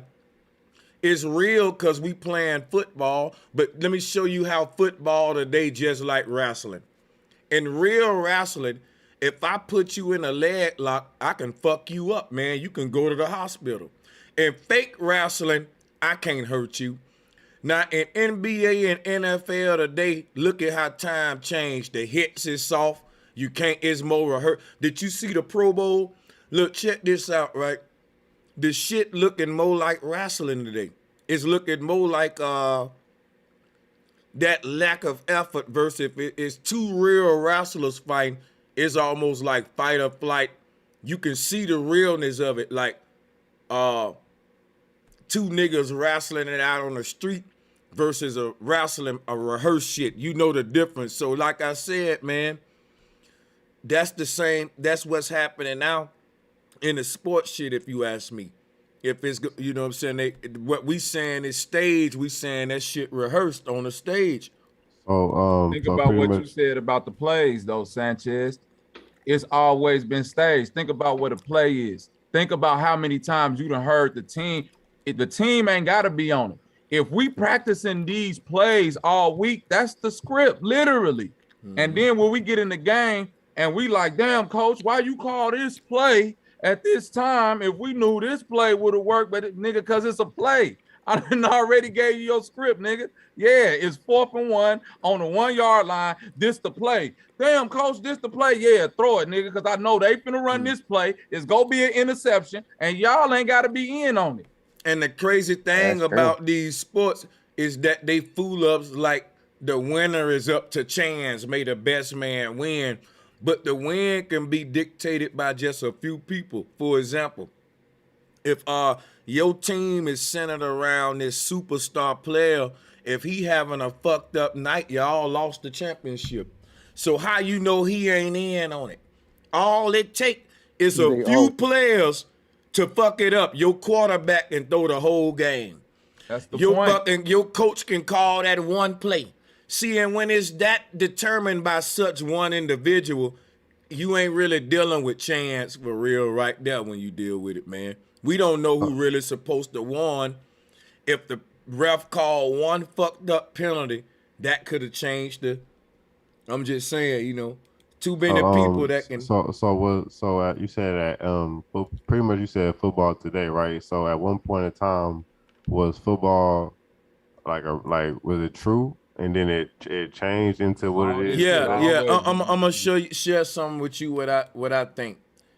I think when they start shit off, they give you the real thing, and then they make it fake over time because they can't bring it right in with the bullshit. So, for example, all of those old football players and shit, the league was earlier when making a lot of money. So and people was getting their face broke, fractures, all that shit, because the equipment wasn't as good. The leatherheads. Yeah, so now look, that part of it was real, but they have a preset outcome at that time, or was it random? Is what I think we asking. Other thing is, shout out to Larry Potter. He said that Disney owned ESPN, and I don't know many things that Disney owned that don't got a storyboard, imaginary characters, a script, and set pieces. You feel me? Like that's all Disney really work with. Fake shit, yeah. And most of it is ripped off too. So hey, like, Narco, they've been using the same script. Think about how many times you done seen the player or a quarterback or somebody in the post game press conference talking about, yeah, coach called the play and we just went with this, knowing that this shit wasn't gonna work. You see what I'm saying? Or NBA players saying, yeah, coach drew up this play, and you know what I'm saying? Some shit where you like, damn, you done gave it to a nigga to run into a triple team and try to like, none of this makes sense. Why he just didn't pass to this person, like you say about Steph? Why? Because it's a play already. Like Bro Sanchez said, everybody ain't got to be in on it. Back in the day, all it takes is for the coach to be in on it because I'm controlling all the pieces that's on the field. So once I call the play, and we've been practicing these plays all week, it's tuned in your brain that the plays. Once it get to a certain time and I call the play, and I know that coach on the other side called in this play, I done already gave you the script. The other thing to factor in is the energy harvesting from the deception, because it's almost like there's a certain entity that gets a kick out of deceiving people for energy. And you know motherfuckers never think about this point too, right? For all you know, when you get in the NBA and NFL, you can literally be joining a secret society to where we all are told if you want to make whatever your contract say, you under a gag order, shut the fuck up. Now listen, we about to tell you how this, we about to tell you how this shit go. And start telling you, and they wouldn't be able to talk about it. Now check how crazy this shit is, right? That's literally what the wrestlers did. To this day, no wrestler come out and tell you Look, yes, son, that shit rehearsed. You breaking that child's dream. It's like telling them Santa Claus. To this day, it's admitted WWE came out 30 years ago and said wrestling ain't fake, it's just scripted. Now check how And deep bro, this. Now Never knew hold on, that, let but me say this. Yeah, I got an article I'm looking at now that was admitted 30 years ago by the I remember. WWE. Yeah, they said that and said it's entertainment. Now check how deep this is, right? Just like the scriptures in the Bible, the scriptures is the word of God which must be fulfilled. So it don't matter what no character in the book doing, the will of God and the script gonna be carried out what's written. Not how hard you played and I know you want the ring and you think that you can get the church. No, what's written by the richest people on earth gonna be manifested as history. It's gonna be sealed as and stamped in time. All of them niggas in the Hall of Fame, I'm starting to doubt if they was the best of the best that we had. It's probably the ones that can act out the strip the most. Let me show you how they do this. In every Bible or scripture story, there's a superhero. You know what they call that today? The superstar player. Because the whole script is based around his actions.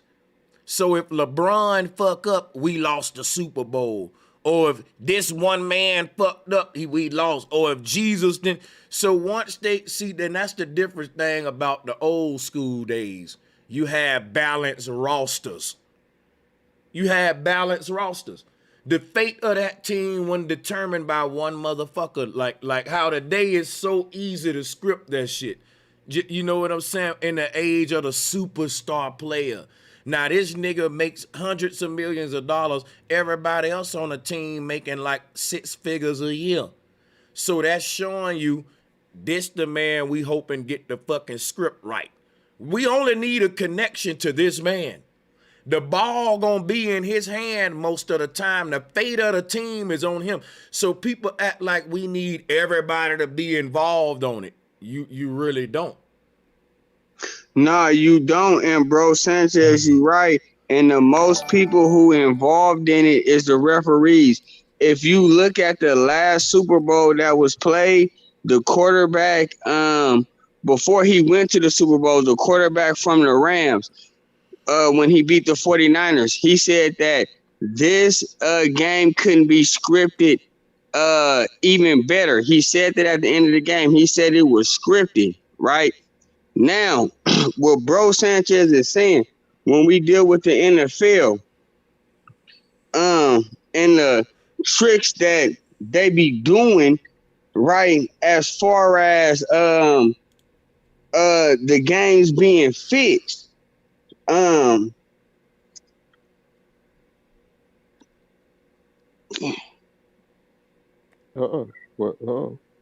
Hit the blunt, my nigga. Pull it back. Hey man, that's some real Voice ain't shit. fitting through that mic right now. He said, In through the nose, out through the mouth. Hey Sanchez, check this out, There you man. go. What's going down, family? Hey, what's Everybody on good, Wiggly? How you doing, Yeah, man? I just got a question. Wiggly, So wiggly, Louis my Vito nigga. What's up, man? AKA Wiggly, the Wiggly, Ninja what's up, Builder. man? They call me Wiggly in these game spaces. What's happening, family? Y'all call me What Mike going like on, you Wiggly? do. All is well, man. Hey Sanchez, y'all talking on some shit, man, that I had did a video on the other night, man. Shameless plug on SOB State of Being, man. I did a video, hashtag, the title of it is hashtag the fix is in. And I'm saddened, my nigga.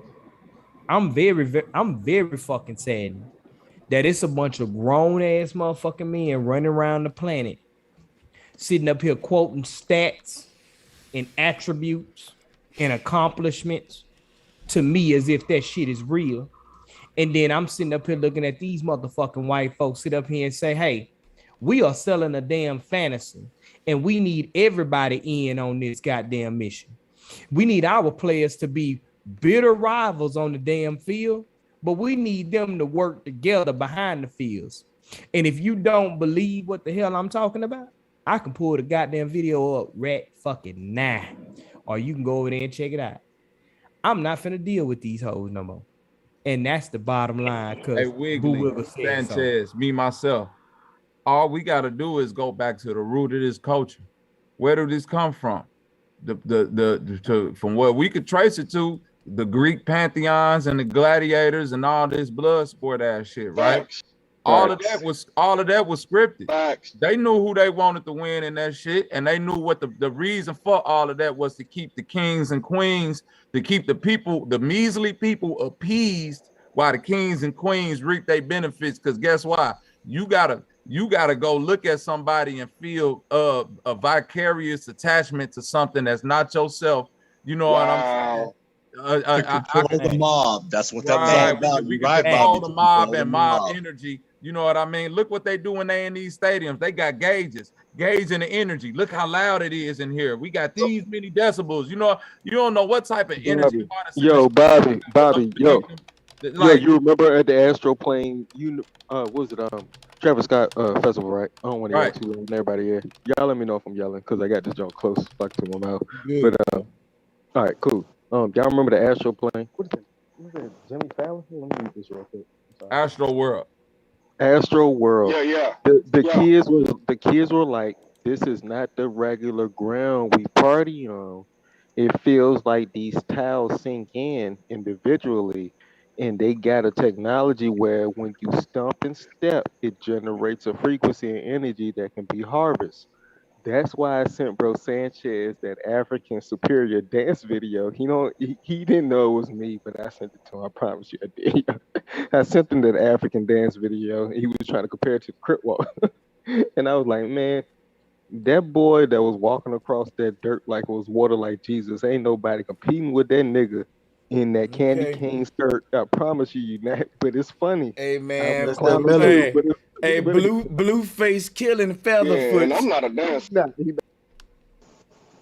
Are you talking about goddamn twerk man again? Featherfoot, yeah. I sent him a new one. I sent him a new one today, though. I sent him a new one today, Bobby. No, you got to look at the one I sent him today, Bobby. It's the most impossible dance, African dance, man. Hey, I promise you, this boy feet, it look like Jesus. Hey, listen to me, myself. I'm from the west side of Chicago. We do this thing called footwork. I know some niggas. I tried to say it, yeah. I know Chicago. some niggas right now that'll do some shit with their feet that you can't. Like it'll look like they feet disappeared, or look like 2 feet merged into 1 foot. Now here's what make the African dance like the better shuffling. than the Crip Walk. Bro Listen, said it's called. y'all got a Listen right question. quick, man. Hold on, man. Fuck the hold All right, on. go ahead. My bad. All right, bro. cool. My bad too. Listen, it's called heel dancing, right? When they do that dancing, right, that you was playing earlier, Bro Sanchez, they do it barefooted and they do it on the ground and it should be like dun dun dun dun dun dun dun dun dun dun dun dun dun dun. That's the sound it make. It's not what they doing with their feet. It's called heel dance. You ruined, hey man, you ruined my smoke. I'm playing chess with Bro Sanchez right now. I'm gonna let everybody go, and I was gonna let Bro Sanchez go. Now I'm gonna tell him why they barefoot and why the earth connection to the flesh connection is different. But he brung that up a little bit though. The sole of the foot, they're grounded. Bro Sanchez brung it up a little while, like when he was talking That's about that it for a second. Quetzalcoatl Yeah, dance. he did. Yeah, I I pulled know, up but the other South American dude from the Hopi tribe.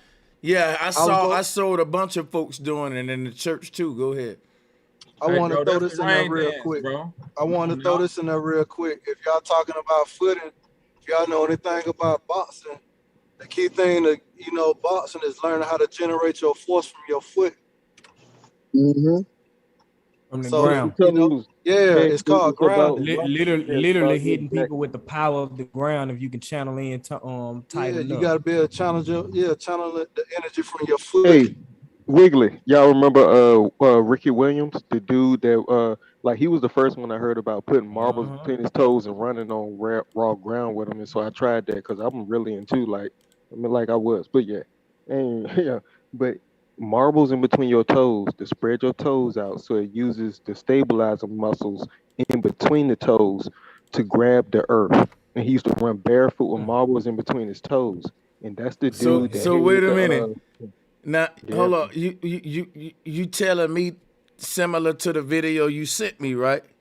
And that you telling me that this was a whole dance to, like we call it grounding today when you putting your feet, but this like will be like a more advanced form of grounding. You saying? Exactly. Go Now ahead. that's Yeah. from the now look, the video I sent you was from the Benin culture, and there was a lot of drought.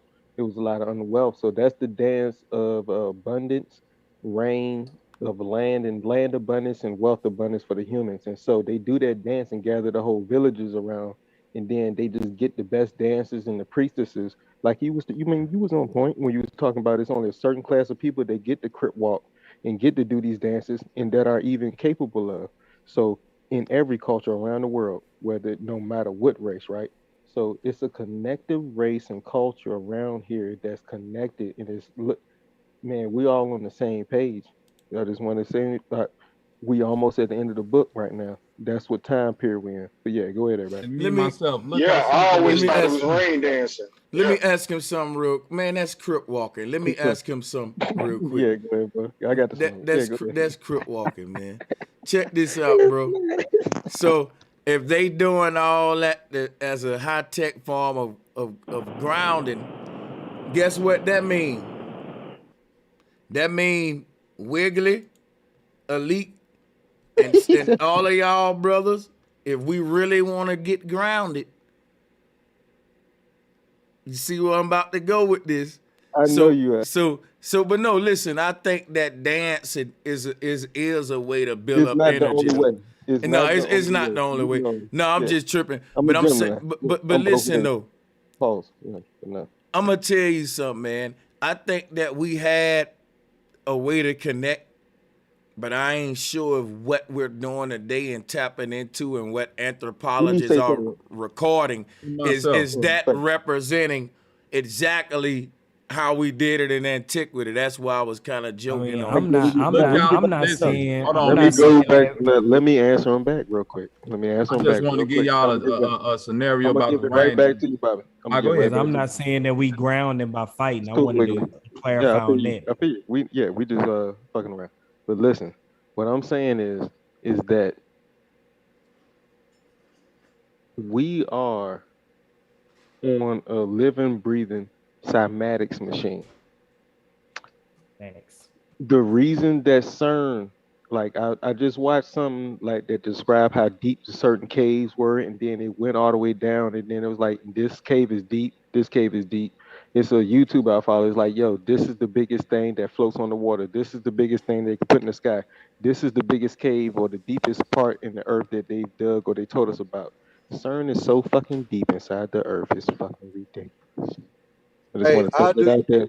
And it's a living, breathing cymatics machine. Yeah, but go ahead, bro. Yep. I'll do you even one better. This gonna blow y'all minds. Might be a little off subject, but as far as we talking about connectivity and technology, now everybody on this panel that's within their 30s, do y'all remember when we was kids? How easy we used to always get static shock and be shocking each other, and you touch a doorknob, it's like That's where I was going. That's what the rain dance. Yes. Hey, now look, hold on. Now check this. What has changed since then? Because it's not like that now. You don't wake up just shocking everybody all the time now. What has changed since then? Go ahead, Bob. If you can't think of what has changed since then, analog I can tell you what television. changed since then. Remember, I can tell you everybody what had changed those since big then. back TVs, and when they cut on, you could put your face on and feel the static electricity or touch it. Mm-hmm. Now that no one has. Oh yeah, I forgot about that. You could actually feel the static from the TV with the black and white screen. Yes, I do remember. Yeah. It's not like that now. And ever since we switched from digital to analog. Yeah, because when we had coaxial connection with the copper fibers and all that, it put out that signal. And a lot of people don't know television in itself, when it was designed in Germany, it was designed as a weapon. It was never designed propaganda machine. Yeah. It was designed for entertainment, but a lot of people don't know what entertainment and programs mean. Propaganda. Anna is mad. Exactly. Yeah, nigga, I would be more of that. Hey, look. Hey, y'all touching on Virginia the here in ground. the U.S. is a big A part. lot of these construction people are putting plastic and insulator up under the ground between the actual dirt and the fake artificial dirt that they put in that make you think is real grass there. But we literally watch these Facts. Mexicans down here building these goddamn grounds down here, and for some fucking reason, they are putting plastic and insulation between the actual ground, and then they go to Home Depot and shit, and then buy you some fake grass and put on top of that. Why are these people trying to stop the telluric energy I'm finna connection tell you why, between Wiggly. I'm finna tell you why, Wiggly. I'm finna give y'all. I got two quick points. The one about the TV and one about what Wiggly just said. Why they doing that? I used to be a landscaper. It's because of weeds, or what we call weeds that are not weed. That's natural medicines. Dandelion. Yeah, that's not weed. That's clovers, natural all medicine. of that's natural medicine. It's Facts, because I be right now doing where you can learn dandelion tea. how You to right, tincture bro. and touch all of that. So remember back in the reason why you don't see bees, the reason why you don't see the lightning bugs and things like that no more, because the pesticides kill. We used to see fields of dandelions, fields of goddamn clovers, all type of different weeds. You get what I'm saying? And that's one thing. That's why they doing that. They don't want you to have a natural medicine anymore. Exactly, bro. Dandelion, hold on, wait a minute. Dandelion greens is in fucking Whole Foods right now for fucking $5 a bunch. But dandelions used to grow in the 80s outside the projects. It wild all the time. You dig what I'm saying? All right, that's one thing. Now, two, about the big back TVs. That's true about the electricity, but the real reason they stopped making them is because of the tubes inside. Those tubes inside those big back TVs back then was an ancient technology. You dig what I'm saying? Cathode ray tube glasses. You know what I'm saying? Those vacuum tubes and them ancient TVs. From the farmer created television, and then the Arab created email, and then now we have Elon Musk that created PayPal and blah blah. Hey, but Bobby on point. Everybody on point. But go ahead, Joe. Hey, Bobby, finish. Right now, hold on, listen. Right now, hold on, wait a minute. I'm gonna look it up and get the actual. You know what I'm saying? Because my homie did this. You could get a car. You can get a car alternator, a regular little motor, and one of those tubes out of one of them old school fucking TVs, right? Some type of way you rig that shit up.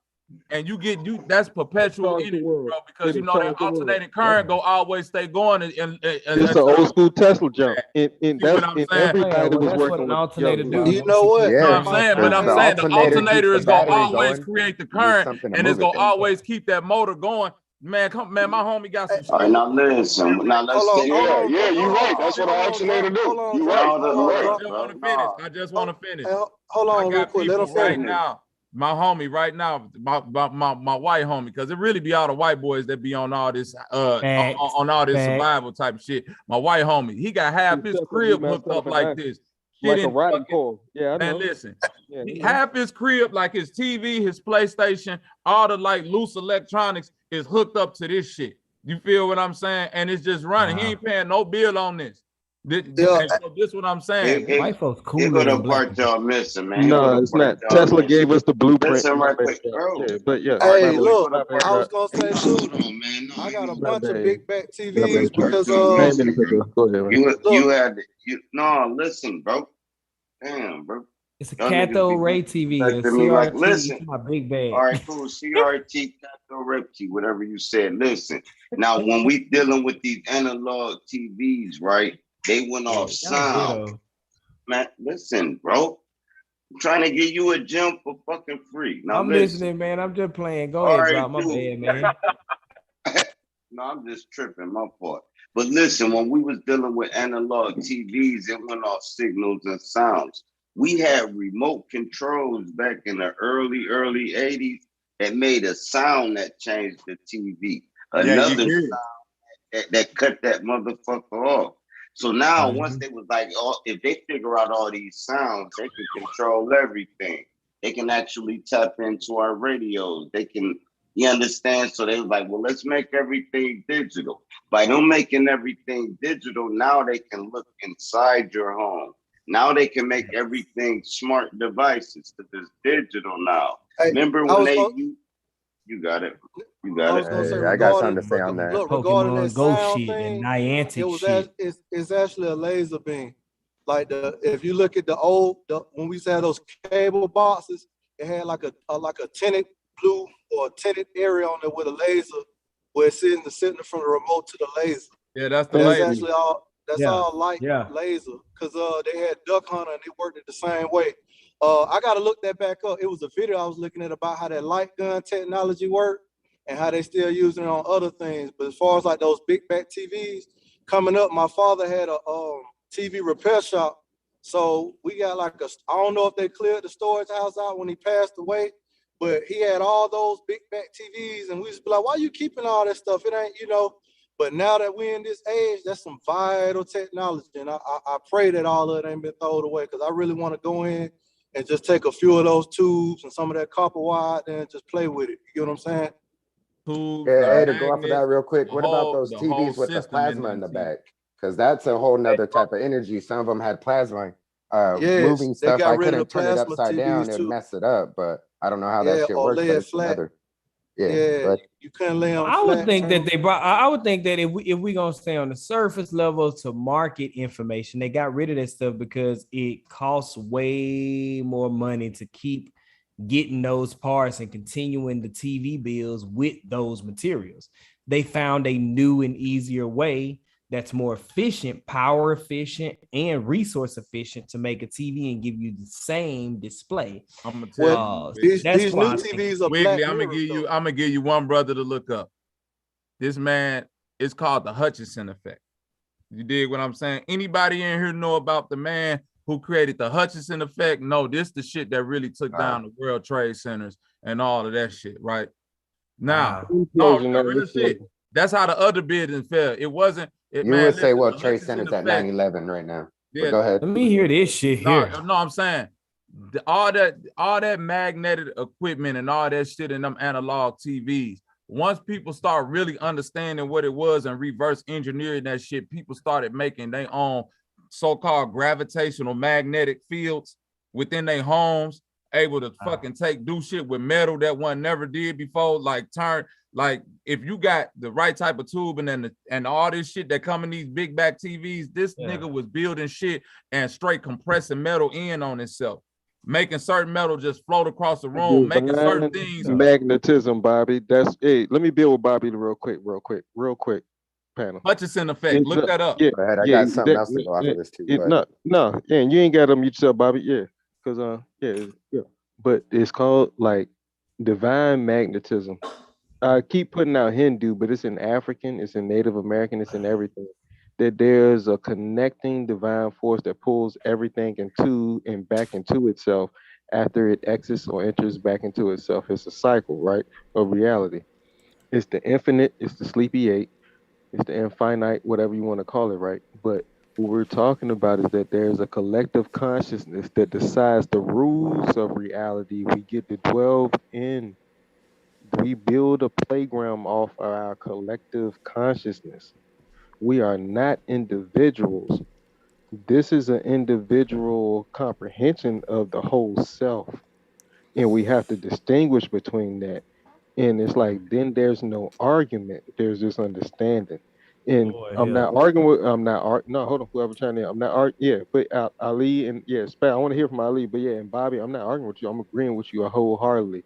We are in a collective understanding now. Tomorrow, I was about to show my phone, but it's a big booty chick on there on my wallpaper. Well, then show it. I can't. Nope. You can look them up. But they got booties online. Whatever, yo. Hey, get it together, bro. Hey, it's 2022, right? It's 2222 right now. It's already 12 over here in Richmond, Virginia, right now, right? So the whole day is a day of recognizing and tapping into. And it's supposed to be that every day. That's why I don't chime into none of this. I honestly consider it nonsense because I don't celebrate Thanksgiving on Thanksgiving. I thank and I give every day.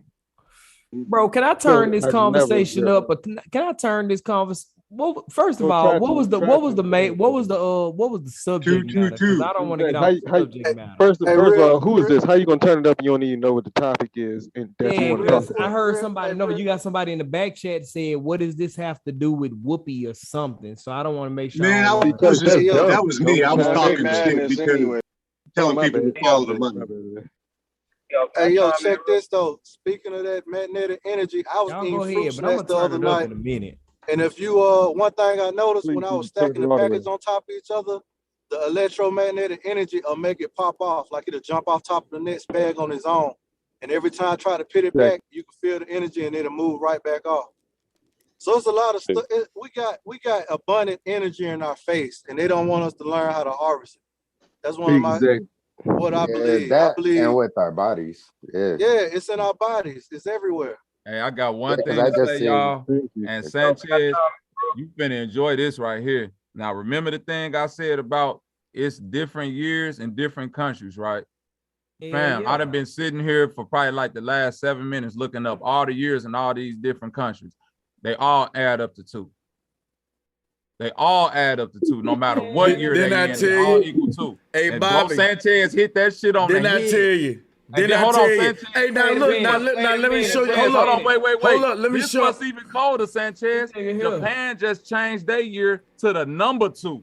Japan is literally in year 2. Hey, you know what's crazy though? Check this What out. that mean though? When I said that, I wanna was restart kind of that. I was speculating and guessing based on what it should be if this stuff is real.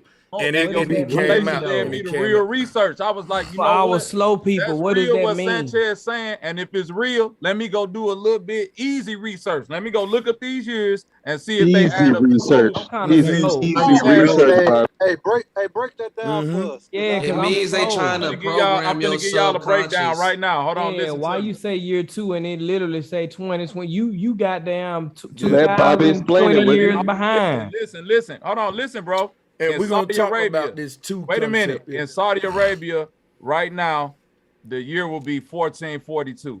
Add that up and tell me what you get. In motherfucking How do I add That's that? 12. What do I That's do? 12. What do I do? That equals up each to number 12. one by one. It equals Okay, up to add 12, each which number. would be 3, which would be what tomorrow dates is equaling out to 3. Yeah, right. yeah. He said 1442. Nah, that ain't 12. That's 11, ain't it? One. So you Hold saying on, one? So you saying 1 plus 4? Hold on, there's too many people talking. Hold on a second. 1442. 1440. Hold on. Oh. Damn, it's too many people talking. I'm trying to walk with Bobby so we can get on through this little thing and keep the bike moving. Hold on. 1442. You got a 1 and a 2, that's 3. And then you got 4 and 4, that's 8, 9, 10, 11. So that ain't gonna be applicable, Bobby, in your case. Yeah, that's then. a 2. You gotta add the ones and the ones, That's bro. You a gotta 2. keep going. 1 plus 1 equals 2. You gotta keep going, bro. You still gotta add those 2, the 11. That's a 2. So how do, Okay. So It's how 2. do I'm tripping. Hold on, wait a minute. Let me keep going. In Israel, it's the year 5,780. Tell me what that Okay. equals. Cause look, if I'm wrong, I'll admit it that the experiment didn't go. So we still on point, right? Yeah. Right, because you Okay, got your cool. 11, right? Cool, So you okay. You gotta add 1 All plus right, 1. yeah, go which is ahead. 2. Yeah, go ahead. Bro. All right. So in Bobby. yeah. I'm willing. Hold on, in Ethiopia, it's 2013. At this But point, that I'm equal, willing. hold on, but that equals 6. And it's 2022 here, so that's 2226. Yeah. So hold on. Let me pull up. You got a chart of all the years in them. Hold Man, on. all you gotta do, Sanchez, all you gotta do is Google what years are it in other countries. It's a website they give you like 7 countries with all the other years if you want to screen share it. Okay. You know what I'm saying? But it's an easy Google. And then we just add them all out. And is it coming out to the end result 3? Because after you add up everything in numerology, I'm getting 2. So like how it's gonna be 2, 2, 2, 2, 2 tomorrow, right? 1442, that equal 2. And goddamn, what year is it in? Maybe here go the 23 aspect coming into play. Because 23 is a sacred number in the occult as well. I've been teaching y'all that as far as the Michael Jordan and my college shit for years. The double trident, 33-degree Mason, 2 3s. So what I'm saying is this right here. Tomorrow's date in numerology equal out to 3, but it's 2s bringing forth this 3, if you will. You know what I'm saying? All of these 2s is gonna equal out to 12, and then 1 plus 2 is 3. So that's how this shit is equaling out with 2 and 3. Okay. Hey, and I done it. No, there you go. I'm just gonna drop yeah, this. you got it. Oh no, my See, bad. You I'm go. gonna be Yeah, I'm like gonna mute math myself up. Go, class bro. in 10th grade. The teacher keep kicking me out of class because she be like, you asked too many damn questions, man. I'm just gonna give you No, an 80. questions is good, man. Cause I'm lost. I don't know what we talk. Like, what does this mean now that we got the two? Wiggly don't know that tomorrow is 2/22/22, 2/22/22, So Wiggly, And what tomorrow. significance does that have on my day? So let me share some with him why that's significant. Tomorrow will be all twos on your calendar, Wiggly, but it won't happen again for 200 years, and after that it won't happen again for 20,000 years. So there's something about tomorrow, Wiggly, that like the number two is happening on a Tuesday, where we're gonna see all of these twos, That's what we all talking of about. these twos. You know what I'm saying? Yeah, I heard it's a holy number for whatever that yeah, means to whatever God's out there. tomorrow is crazy, man. So we saying maybe there's a certain energy that's coming yeah. in tomorrow that Oh, will yeah. not come. It's trippy that you said that. That's the first thing you said, bro. Astrologically, yep. Hey, But look, bro, let me Sanchez, show show Wiggly why us country niggas ain't slow like they think. Cause look, he just guessing this shit. You see, he just showed up and was like, goddamn, is it some kind of power? Is it some kind of power coming in? Now watch this. I'm finna show him some real shit real quick though, based on what he just said, right? In real time. Everybody get the likes of him. Wiggly, we finna show you some shit why what you just said. Hold on, let me make sure I got this right. Hold on, y'all. Hey, check out the Vedic astrology on 222. Check this out. Let's go back to this. Hey y'all, what did Wiggly just say? He said, is there some kind of power coming in? And look what astrologers saying. So I just want to show him with the article here that he said the same shit right off back that these guys said, and they get paid a lot of money just to say that. And it's simple. Anybody can. Okay, well that's got to. He said it organically without even thinking about it. He just knew if it's a because I'm tapped into the place. Yeah, right, you know, be in the state of being. That's what I'm in the That's state what of it being. is. But hey, let me build Wiggly for a little bit. Let me build The Wiggly shit for a little that bit. wasn't you got it, but the shit that was dope is when he said when he said it fall on Tuesday, and I believe that was the gem. Once he said the Tuesday, I could give a fuck what everybody else. Hey, break that shit down, Sanchez. No, Yeah, go ahead, drop. That's why I let you fire. go. Yeah, because I'm gonna learn something off everybody. Yeah, go ahead. Yeah, I just learned it all. I just repeated Sanchez. He said it fall on Tuesday. 2 fall on Tuesday. The I'll tell sound you what. is the sound drop. All right, let me go ahead. I like the brain that caught that. I like that. You're right. Y'all go ahead. Right. Now watch this. He said he wanted me to expound on it, right? So let me expound on it a bit. We just said there are two numbers that we need to think about here. The Michael Jordan numbers. Tomorrow's they equal out to what's called a triangle number, an angel number. And so check this out. The concept of all of these twos bringing forth a 3.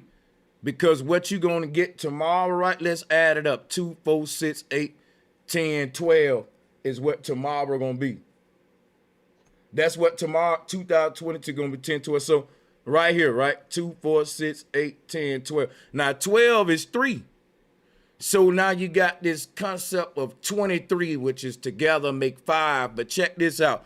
5 in the number system represent this interdimensional, intertwined point where the numbers recreate themselves and express themselves on a larger scale. So so hold on, I don't want no interruptions with this because I'm been smoking too much and I ain't really intricate with the numbers be fucking up the smokers. So hold on a second with the hold on. So check it out, right? With the 23 thing, right? You got to look at both of these because the 2s are giving you the triangle, which is your 3.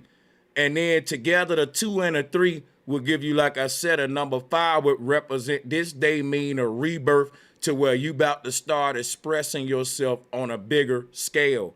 And that's what happens in the numbers with this numerology right here. After the low numbers, 5 ain't low or high. It's a mediary point where the numbers start to re-express themselves in what we call high numbers. But check this out. That's what's going on tomorrow. Tomorrow, basically, according to astrology, represents this midway celestial point where all of your energy, as it culminated from this point right now, it will magnify itself, like zooming in on whatever you doing and manifesting at this point, and you will express it on a grander, larger scale. So after this point, warfare gonna get more deadlier. Communication gonna get more sense. Things are now finna be magnified. It even say in the Bible, in the end of days, the Lord thy God will be magnified, dealing with this concept. But now check this out, right? So we dealing with the number 23, 2 and 3 now. Tuesday is the 3rd day of the week. Yep. Hey, I want to say this. You know, do you think Ukraine gonna?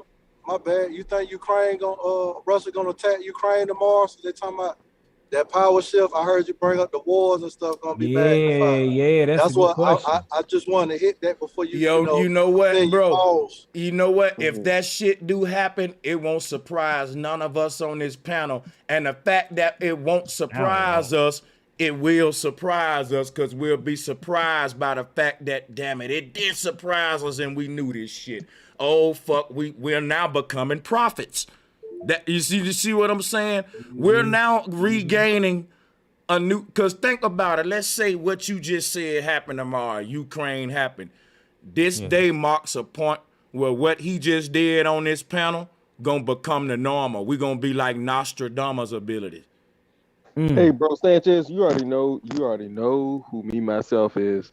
And I said that like 2 hours ago. Like, look, how you figure out where we gonna get our next big boom with Nancy Pelosi. There's no insider trading for Nancy Pelosi. And I'm just gonna say that and go to what I was talking about. Whatever country we go to war with and who we in cahoots with, we gotta pay attention to their natural resource. Ukraine's mother goddess is Baba, that created, and y'all look up Baba Naga, right? And then, but here's what I'm saying, right? Let me cut it real short. Name. No, let me cut it real short, right? Well, we about to go to war with, and they are, like I said, they already attacked. It was just like a few hours ago. They already invaded. Russia already invaded. So that's why I put that in the private chat. Like, they're here already. They're already at the Ukraine, and there's certain sacred sites in Ukraine, stargates there, just like in Iraq, and they're all lined up with the ley lines, and they're all on the 3.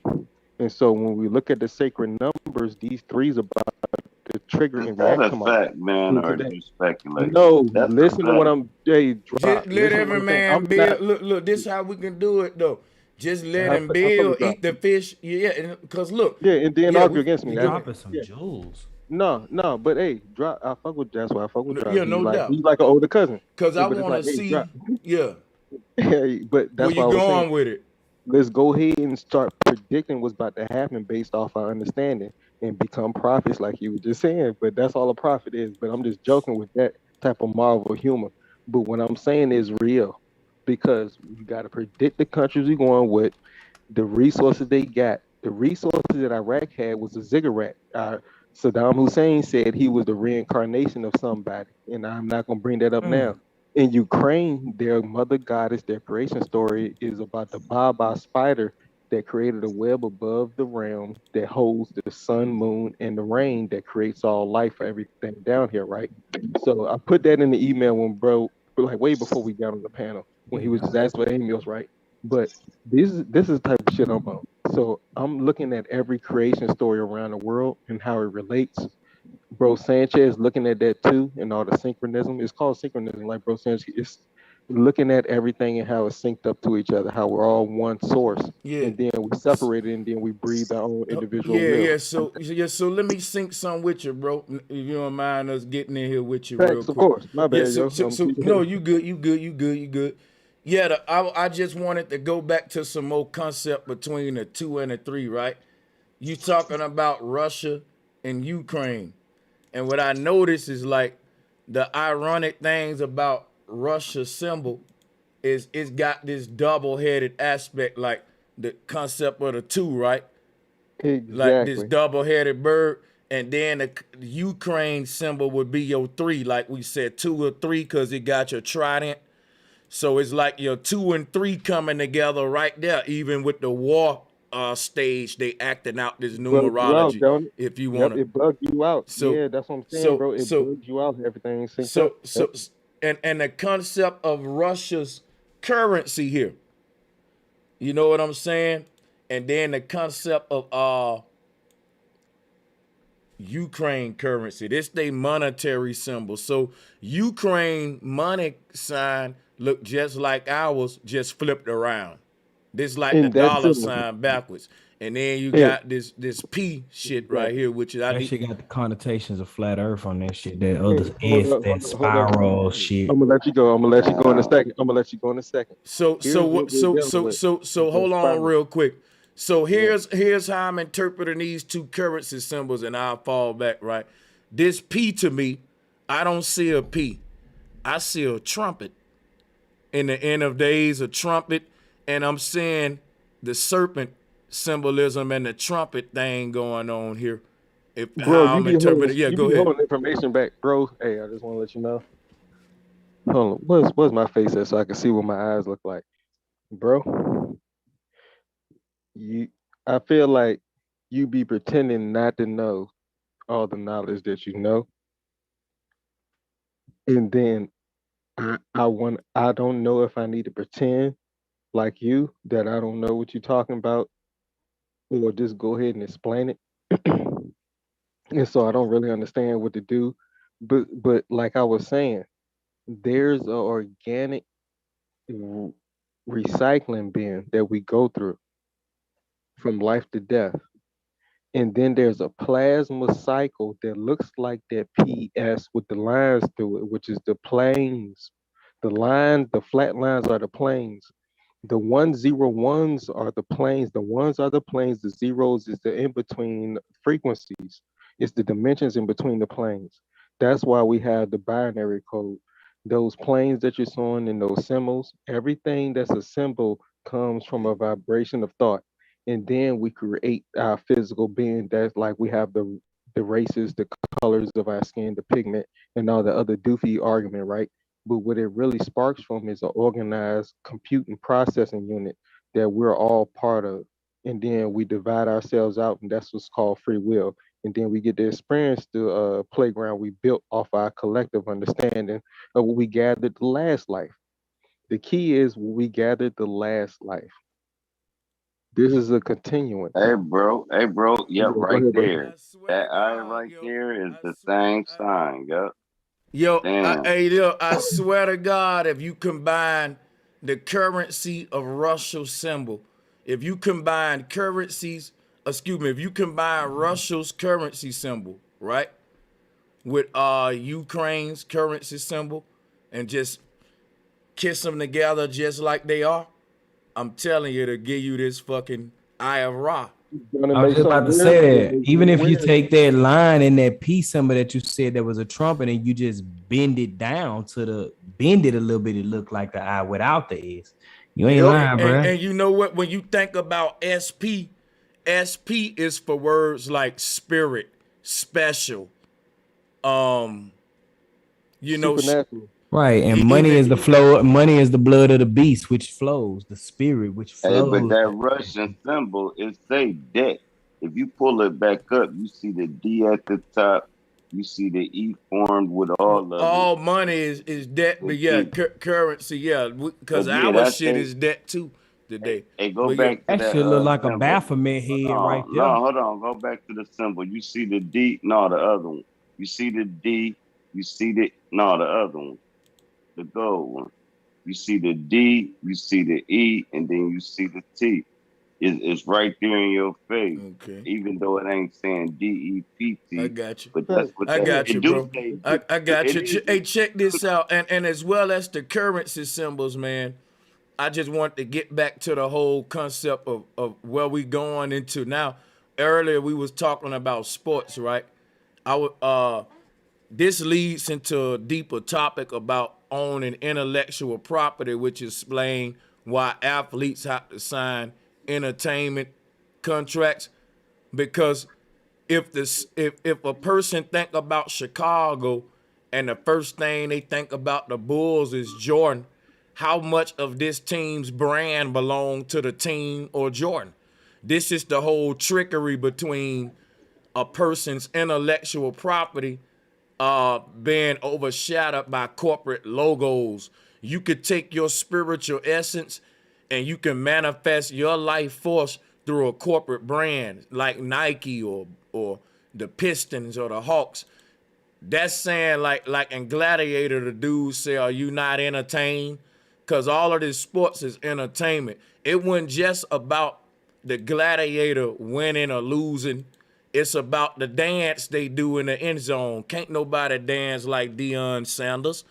And even Merton Hanks do the little neck thing. Everybody got their own spirit that they represent this brand too. Like when you think of certain personalities and spiritual energy, you think of the team too.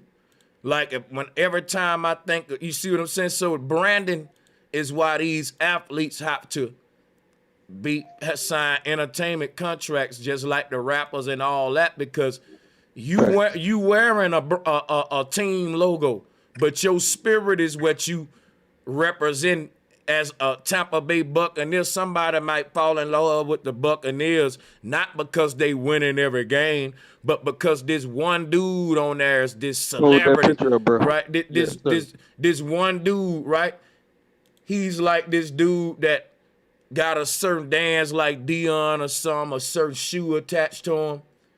And so if that become associated with the team, just like we think of Bulls, Jordan, shit like that. So that's what I'm saying, how much of your soul is tied up with the corporate brand. And so that's this whole concept of people selling their soul to corporations become contract now, like we say, selling by the seven souls of the devil. So I don't know if y'all caught that LeBron versus Durant, Team Durant versus Team LeBron, and they had all the Hall of Famers come out. When Shaq came out, he threw up the Q Dog sign and went to wiggling his tongue.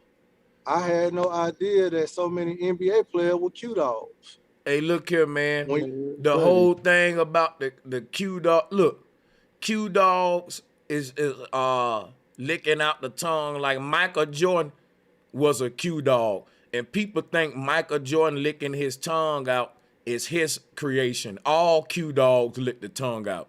He just made it hot. It'll be like if Snoop Dogg blow up and people think Snoop invented the Crip Walk in other fucking countries. They don't know all Crips Crip Walk. He just made it popular. You know what I'm saying? So wasn't Michael Jordan doing the Kali Yuga thing with him sticking out the tongue and stuff? That's what I'm talking about, because Callie's number is 23 and she stick the tongue out. Yeah, that's what that's what I'm saying. So none of that shit is original. What he doing? They all tap into the goddess energy. So you all ever see somebody want to fight and you're sticking out your tongue? That what he said? He muted himself. That brother. No, he said so. Don't. It's like you just get egg sticking out your tongue. Say what? Think about this. Off the tongue, speaking in tongue. Well, yeah, speaking in tongue. But think about this. In certain cultures like ours, it's an insult to stick your tongue out at somebody, right? Why is that? Like if you look at the goddess that they cursing, if you look at the Mayan calendar, let's talk about the number 23. Because it's a double trident concept, meaning it's two triangles to make a 6-pointed star. It's a double trinity, if you will. So if you look at this symbol, what's making it is 2 3s. You got a trident at the top, a trident at the bottom. That's kind of like they form of a macabre. When they said Santa Claus got a triangle hat on, they get that from the Great Mother here. You can see the triangle hat on top of her head. Some people wear mohawks today for this, birthday hats, all of that right there on top of the head. So, but the 2 3 concept with the sticking the tongue out, remember, if you take Michael Jordan's symbol and superimpose it over this logo, you will literally get this same triangle in right here. The same with in his tongue, the whole tongue out thing. Hey, look, I don't think these dudes are original. You factually correct, and I was gonna give you credit for it, bro. Hey, look. Nail on the head. Drop a bomb. Yeah, he not gonna drop a bomb. You better not drop a bomb for yourself, bro, Sanchez. You've been Nah. teaching about this for years, bro. For sure. But look, exactly. That's best, right? And that's a mixture of some other things between some other things, but that's the deity of childbirth, resurrection, and a whole bunch of other things. And what we've learned, and what I've learned through everything, is that these deities, these gods and goddesses, are a collective of the same entity, the whole, that they separate themselves from and call themselves separate entities, right? And then we classify them. That's the same thing as language. Language and words are a classification of the collective vibrational frequency we tap into. That's all letters are. Each letter represents a shape. Each shape represents a frequency. Excuse me, I said a frequency or a vibration of thought that we collectively coagulated. And that's why I said silver oxide is what the Texas homie that flew his little individual plane said. The government or the local weather people are paying him to spray every time they see a cloud. They're supposed to spray silver oxide. Now, in the medical community, because I've been Before you go to silver oxide, can I go with the 2 3s? Oh, absolutely. Yeah, I ain't want to really move it from that for a minute. I was still want to show something. I got some on that too. Because we was on numerology. Hold on a second. I had to open up a screen share. I ain't know you was going to change it. What I was going to say about Jordan real quick, it's a lot of symbolism with this Boule dude, man. And I just got to expose it while we on it real quick, yo. So check it out, right? Jordan is the name of a holy river that Jesus got baptized in. Keep that shit in mind, right? Now watch this. Now watch this, right? If you look at the symbol of Jordan, you got that. There you go again with the triangle with the ball at the top, the Christmas hat. Yo, the same religion. Watch this. The bull is Moloch. That's the Santa Claus hat. Like Jordan is literally the personifying the shaman hat. You know what I'm saying? With the ball at the top and shit. And the ball is the bull. The all-seeing eye God, which was a bull god. And Santa Claus, red, black, and white. Jordan Bulls, red, black, light. I don't think none of this shit that I'm showing that shit crazy. G, that shit is crazy. It's on point. No, it's not. Yo, if you turn it upside down, the papal bulls is what they had to sign off on to go slaughter people. It's not crazy. Everybody just got to do, like, bro, anybody that's on here, you supposed to do your own research. The papal bulls is the papers that the Catholic Church had to sign off on to go slaughter the other people who didn't believe in the faith. And so when you backtrack against the Crusades, and then you got the Knights Templar, the Crusaders are different than the Knights Templar. And I'm not going to go into the difference between every little aspect of everything. But when we start discussing the details of why we believe what we believe, that's what I love talking about. And the key is that that Jordan symbol is still a pyramid. It's 3 points in the center, origin. And so when we talk about the sacred number that's happening tomorrow, it's a 1 and 1. In sacred geometry, 1 + 1 = 3. Like I said long time, it's like, when a male and female get together, what they create a third, right? So that's the sacred one. 3. Now listen, that's the sacred. Now, 1 exactly. + 1 = 3. Yeah, man. Now that's the pyramid with the light on top. That's why with certain stuff, what that actually means, that would be kind of better. Because there's a movie like that with Matthew McConaughey where they put kids inside of a pyramid, and it was like their soul or something with their brains hooked up, and it went up to the stars in a beam. That's why with certain stuff, that's what I was thinking. Maybe like the pineal gland, the light with the ball. Matthew McConaughey was the other white boy I forgot to mention. It was Harrison Ford. It was it was 3 of them I mentioned, but Matthew McConaughey. Jim Carrey. Thank you. I mentioned Jim Carrey, Harrison Ford, and there was a third person, but Matthew McConaughey is another. It was Johnny Depp and Matthew McConaughey. Those four, and it's a pre-more. All they do is transcendental movies that try to manipulate the populace to keep us stranded away from the true progression. So yeah, y'all, shouts out to the panel. I'm gonna go. Well, a good one to get us towards the truth. I shouted out to Bro Sanchez over there. Go ahead. All right. Anthony, mute you real quick. I'm gonna mute myself, but yeah, that's the name. Hey, Go ahead. yeah, salutes, man. Salutes to everybody on the panel. So look, check this out, y'all. Yeah, tomorrow is gonna be one of those powerful astrological days. And then I was looking at also the etymology of two, right? And two. Let me hold up. Somebody get static going on back there. Let me hook them up real quick with the silent treatment so we can build. Yeah, two, man, is in etymology. Got a lot of different words associated with it and shit, like toi. Another one right here is twee. I'm looking at that shit like, damn. Pick me. Thank you, bro. Thank you for going twee. this deep. Twee. And then for sure, that you're right, the pick me, you know what I'm saying? The twee, damn. And then they substitute the doggone Twa because they are like twins. They always favor. So they call them twa, mean two. Okay. Yeah, because like twin. Yeah.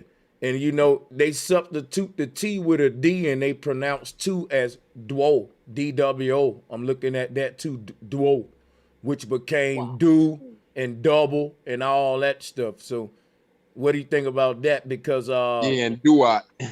Duality. Damn, because when you say duat, you literally putting a W there, do what, and that go to duo type. Damn. So there we go. Yeah, there we go, man. Hey, shit, yeah, man. Hey, this is why I put the etymology up. So yeah, this here. Yeah, we're like, oh, go ahead. No, you. Does anybody have like any predictions about tomorrow? Since it's all going to be twos. I do. I was thinking like Spanish 2 or Tuesday. It's like you. So maybe go ahead and hit us with about you or something. Like two in Spanish, you maybe has something to do with it. Hold on. Let bro tell us what he think gonna happen tomorrow. Yeah, I want y'all to run that over. All right, now listen. This is what I've been telling our whole panel to stop playing and just do. If we think we on that level, be prophet and just speak what you think about to happen. I messed up on the Super Bowl because I forgot where they built the Super Bowl. It's a guarantee the Rams are supposed to win that, and I'm stupid for thinking the Bengals is going to win it. Even though it's the year of the Tiger and Chinese, it don't matter what they produce for us, where they put that money into the infrastructure. So what I see now, based off of my theories of understanding and my reality, is that 2022 is about to be a reversal. It's a mirror image of self. Whatever our imagination imagines us.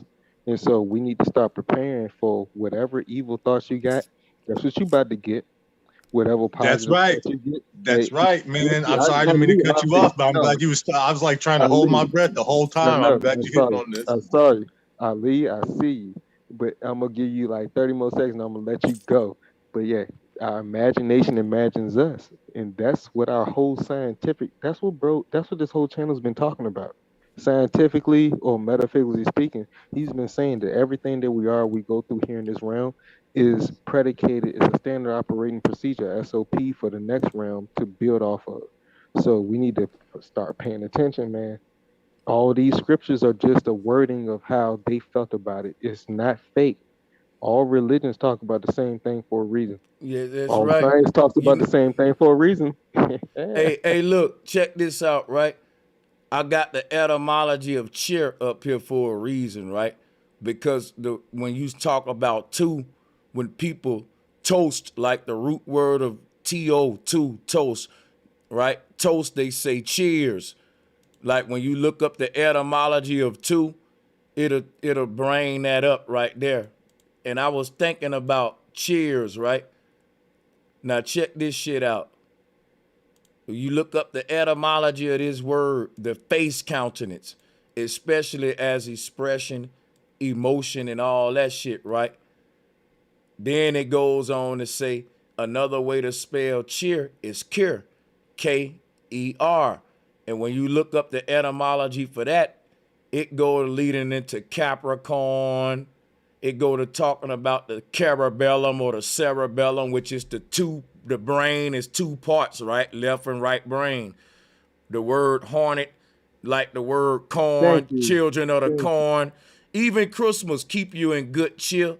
Right here it say another word for cheer means horn head. Talking about the devil, right? It's two. Yeah, it's I'm just saying, like, it's crazy that this shit came up. But yeah. Next, bro. It's always a parallel of itself. Everything that we are is a recreation of what we were. And so when we comprehend that cycle, that there's not a death or a birth, there's just a constant cycle. Like, imagine if you ran track, what a race end, where you started. And so it's like, yo, we gotta, hey, it's real simple. And that's why I love being on this channel, because you've been putting it real simple for a minute. And That's what I love the try fact to. that you Hey, I always say that the word symbol means simple, man. That's how you simplify the shit. It do, We bro, got but some people don't get it. yeah, we got a bunch of new people that had just joined real quick. I'm gonna let them go and slide in real quick, and we're gonna keep this thing rocking and rolling. Salutes to the panel, man. Cool, bro. If you don't mind, I'm just going to build on just 30 seconds of what me myself was saying. And basically, tomorrow is a manifestation day. It's a loop. It's a window. It is about time travel, but it's not time travel not like what we think. Like, oh, we're going to appear somewhere. It's more about like manifestation of shit, like your dark shit or your good shit. Whatever you think subconsciously all the time. Like people have, you have conversations in your mind. It's gonna be manifested. You got to be careful tomorrow because you're going to manifest some shit. Well, yeah, man, but we can't blame everything on manifestation. No, yeah, you can. The way you I look create at your it, own heaven and hell. I'm gonna tell you how I look at this thing, man. This ain't nothing you can mess up, or this is a shot like they do in a video when they just throw the ball over their shoulder and they know it's gonna go in. You can't miss this one if you tried to. This something gonna happen whether you ready for it or not. It ain't like hold your breath at 12 o'clock. At 12 o'clock you better get ready, man. Like that right there, that kind of energy gonna fuck your whole experience up with this whole day. Just be you. Just go into it aware that this is a sacred alignment, and basically like we say, everything happened for a reason. Everything that makes you, like you said, yo, you're a real, like, be the best version of you. Yeah, hell yeah. Like when the queen was asking, "What do we do on?" I was like, "Yo, just say, thanks to me, myself, and I." She thought I was talking about me, myself, and I. And it's like, no, not me, myself, and I. I'm talking about you, yourself, and you. And it's like that's why I love naming myself that, because I'm talking about everybody when I name myself me, myself, and I. Because that's what everybody has to realize. That's the key to God body. And so when we realize, when all these so-called openings and the gaps, all these so-called portals opening, we are everything, including the portal. We are everything, including the portal. We're the birds, trees, and bees. We're everything, including the portal. And when you start to comprehend that, then it's over with. And That's right, man. My name right here, Alichi Teokla. That actually, Alichi Teokla is people of healing. And hold on real quick, same bro. reason. Yo.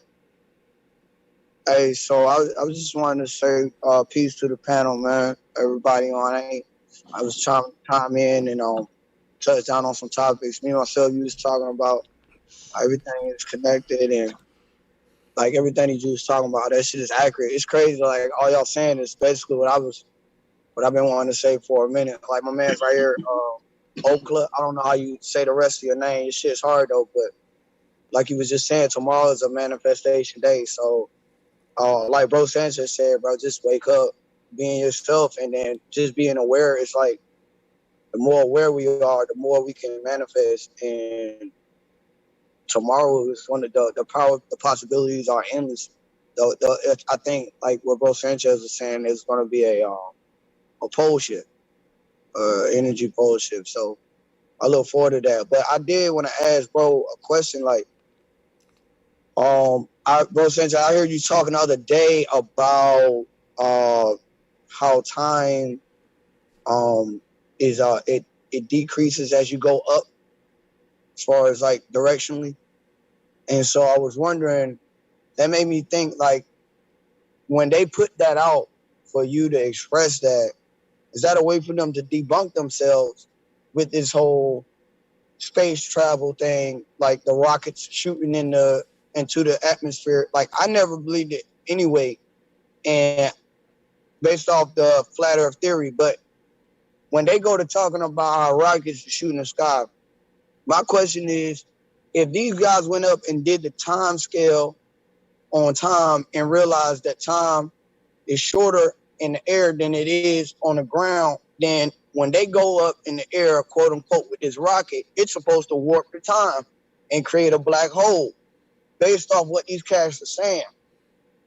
Am I wrong or right about that? Or could you elaborate? Yeah. So what they teach us is that when astronauts leave away from the Earth, they suspend it from Earth's time system, and that basically what they teach us is that time moves slower in space than it would on the Earth, because the astronauts, the longer they stayed in space, the Earth will keep spinning at 1,000 miles per hour while they gone. So they wouldn't be aging, while people on Earth will be aging quicker than them since they left Earth. But now they saying time move faster the further up we go, which would be shooting themselves in the foot on that. You're right.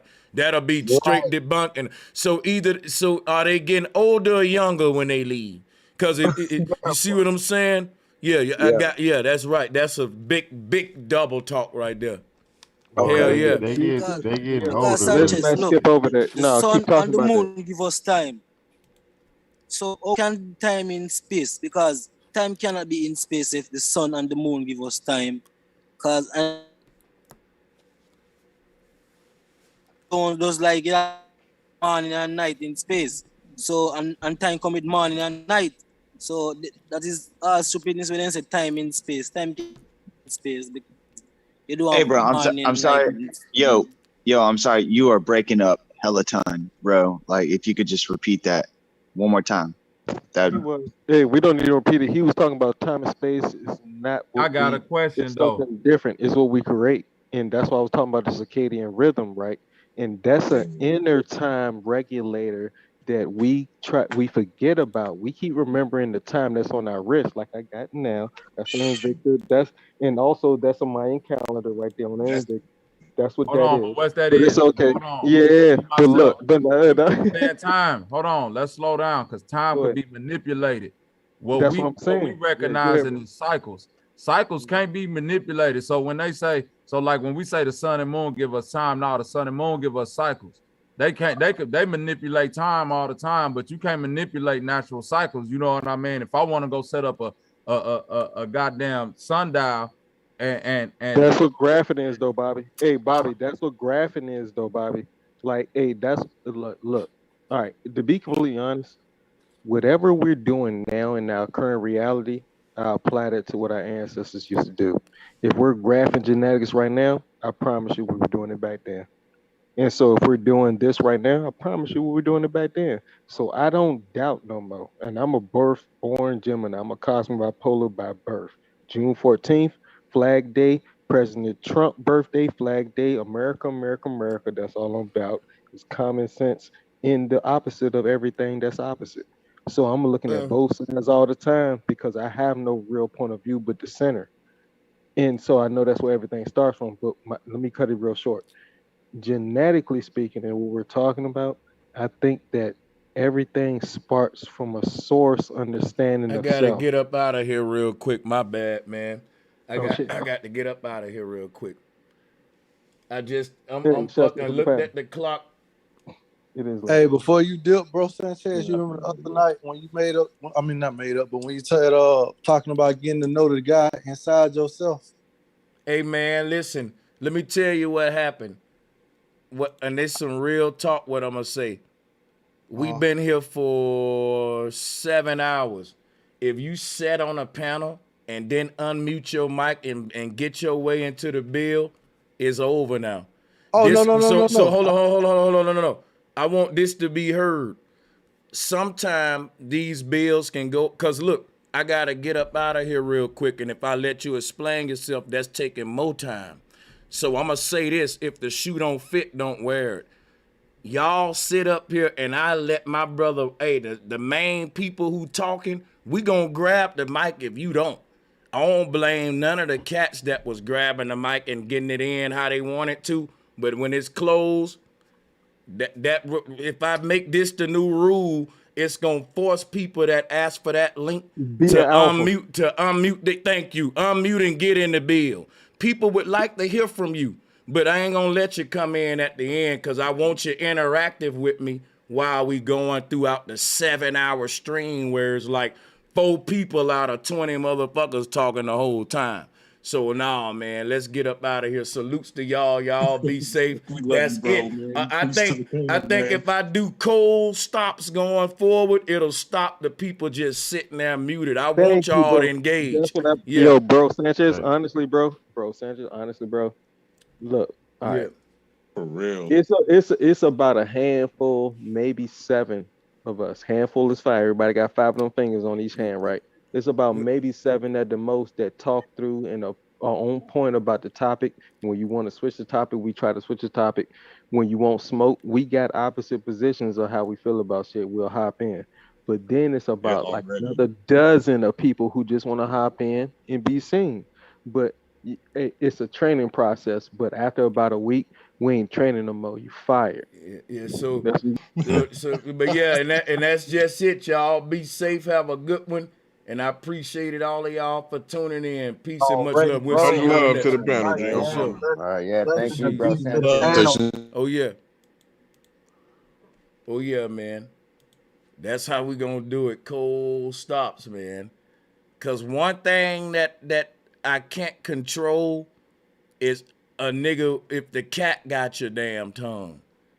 And I would like a lot of people, if it's 30 motherfuckers on a panel, to not hear from the same people all the time. But if you ain't gonna unmute your mic and hop in the bill, hey man, that's it, man. Closed mouth don't get fed moving forward. I would appreciate it if you don't click my link again, if you gonna just get on my panel and say nothing. I ain't gonna even cap. I'd rather look at a small amount of people to deal with. Now I hate to be this way, but damn, you know. Yeah, so salutes y'all. I'm thinking about going live tomorrow and breaking down the numerology of what's going on. So peace and much love. Hold on, let me go to the Cash App. I'm gonna actually go ahead and start preparing my presentation because I want to come with it tomorrow, man. So, salutes to the sister Gloria. Thank you for the love, sister. Thank you. Hey, salutes to Dwight Foray. And to the sister Sarada Infinity. Thank you so much. She said for 2222 abundance. That's what's up. Shout out to Natalie Trigenza. Thank you so much, Natalie. She said for a good show. Shout out to Paul Baldwin. Thank you, my brother Paul. And shout out to Soraya Pooh. Thank you all for these donations today. And to Sharon, Lewis, Erica, Mosley. Salutes to all of you. Thank you for the love. And you know, if you always hit me up on the donations, salutes to you too. We know who you are, and salutes to all of my patrons. I appreciate y'all. We're going to try to see if I can prepare something for y'all tomorrow and all that. So, yeah, we're going to all prepare at 12 o'clock. We'll have our energy right. And, you know, tomorrow I'll see where my heart take me as far as a presentation and definitely try to cover what's going on tomorrow because I think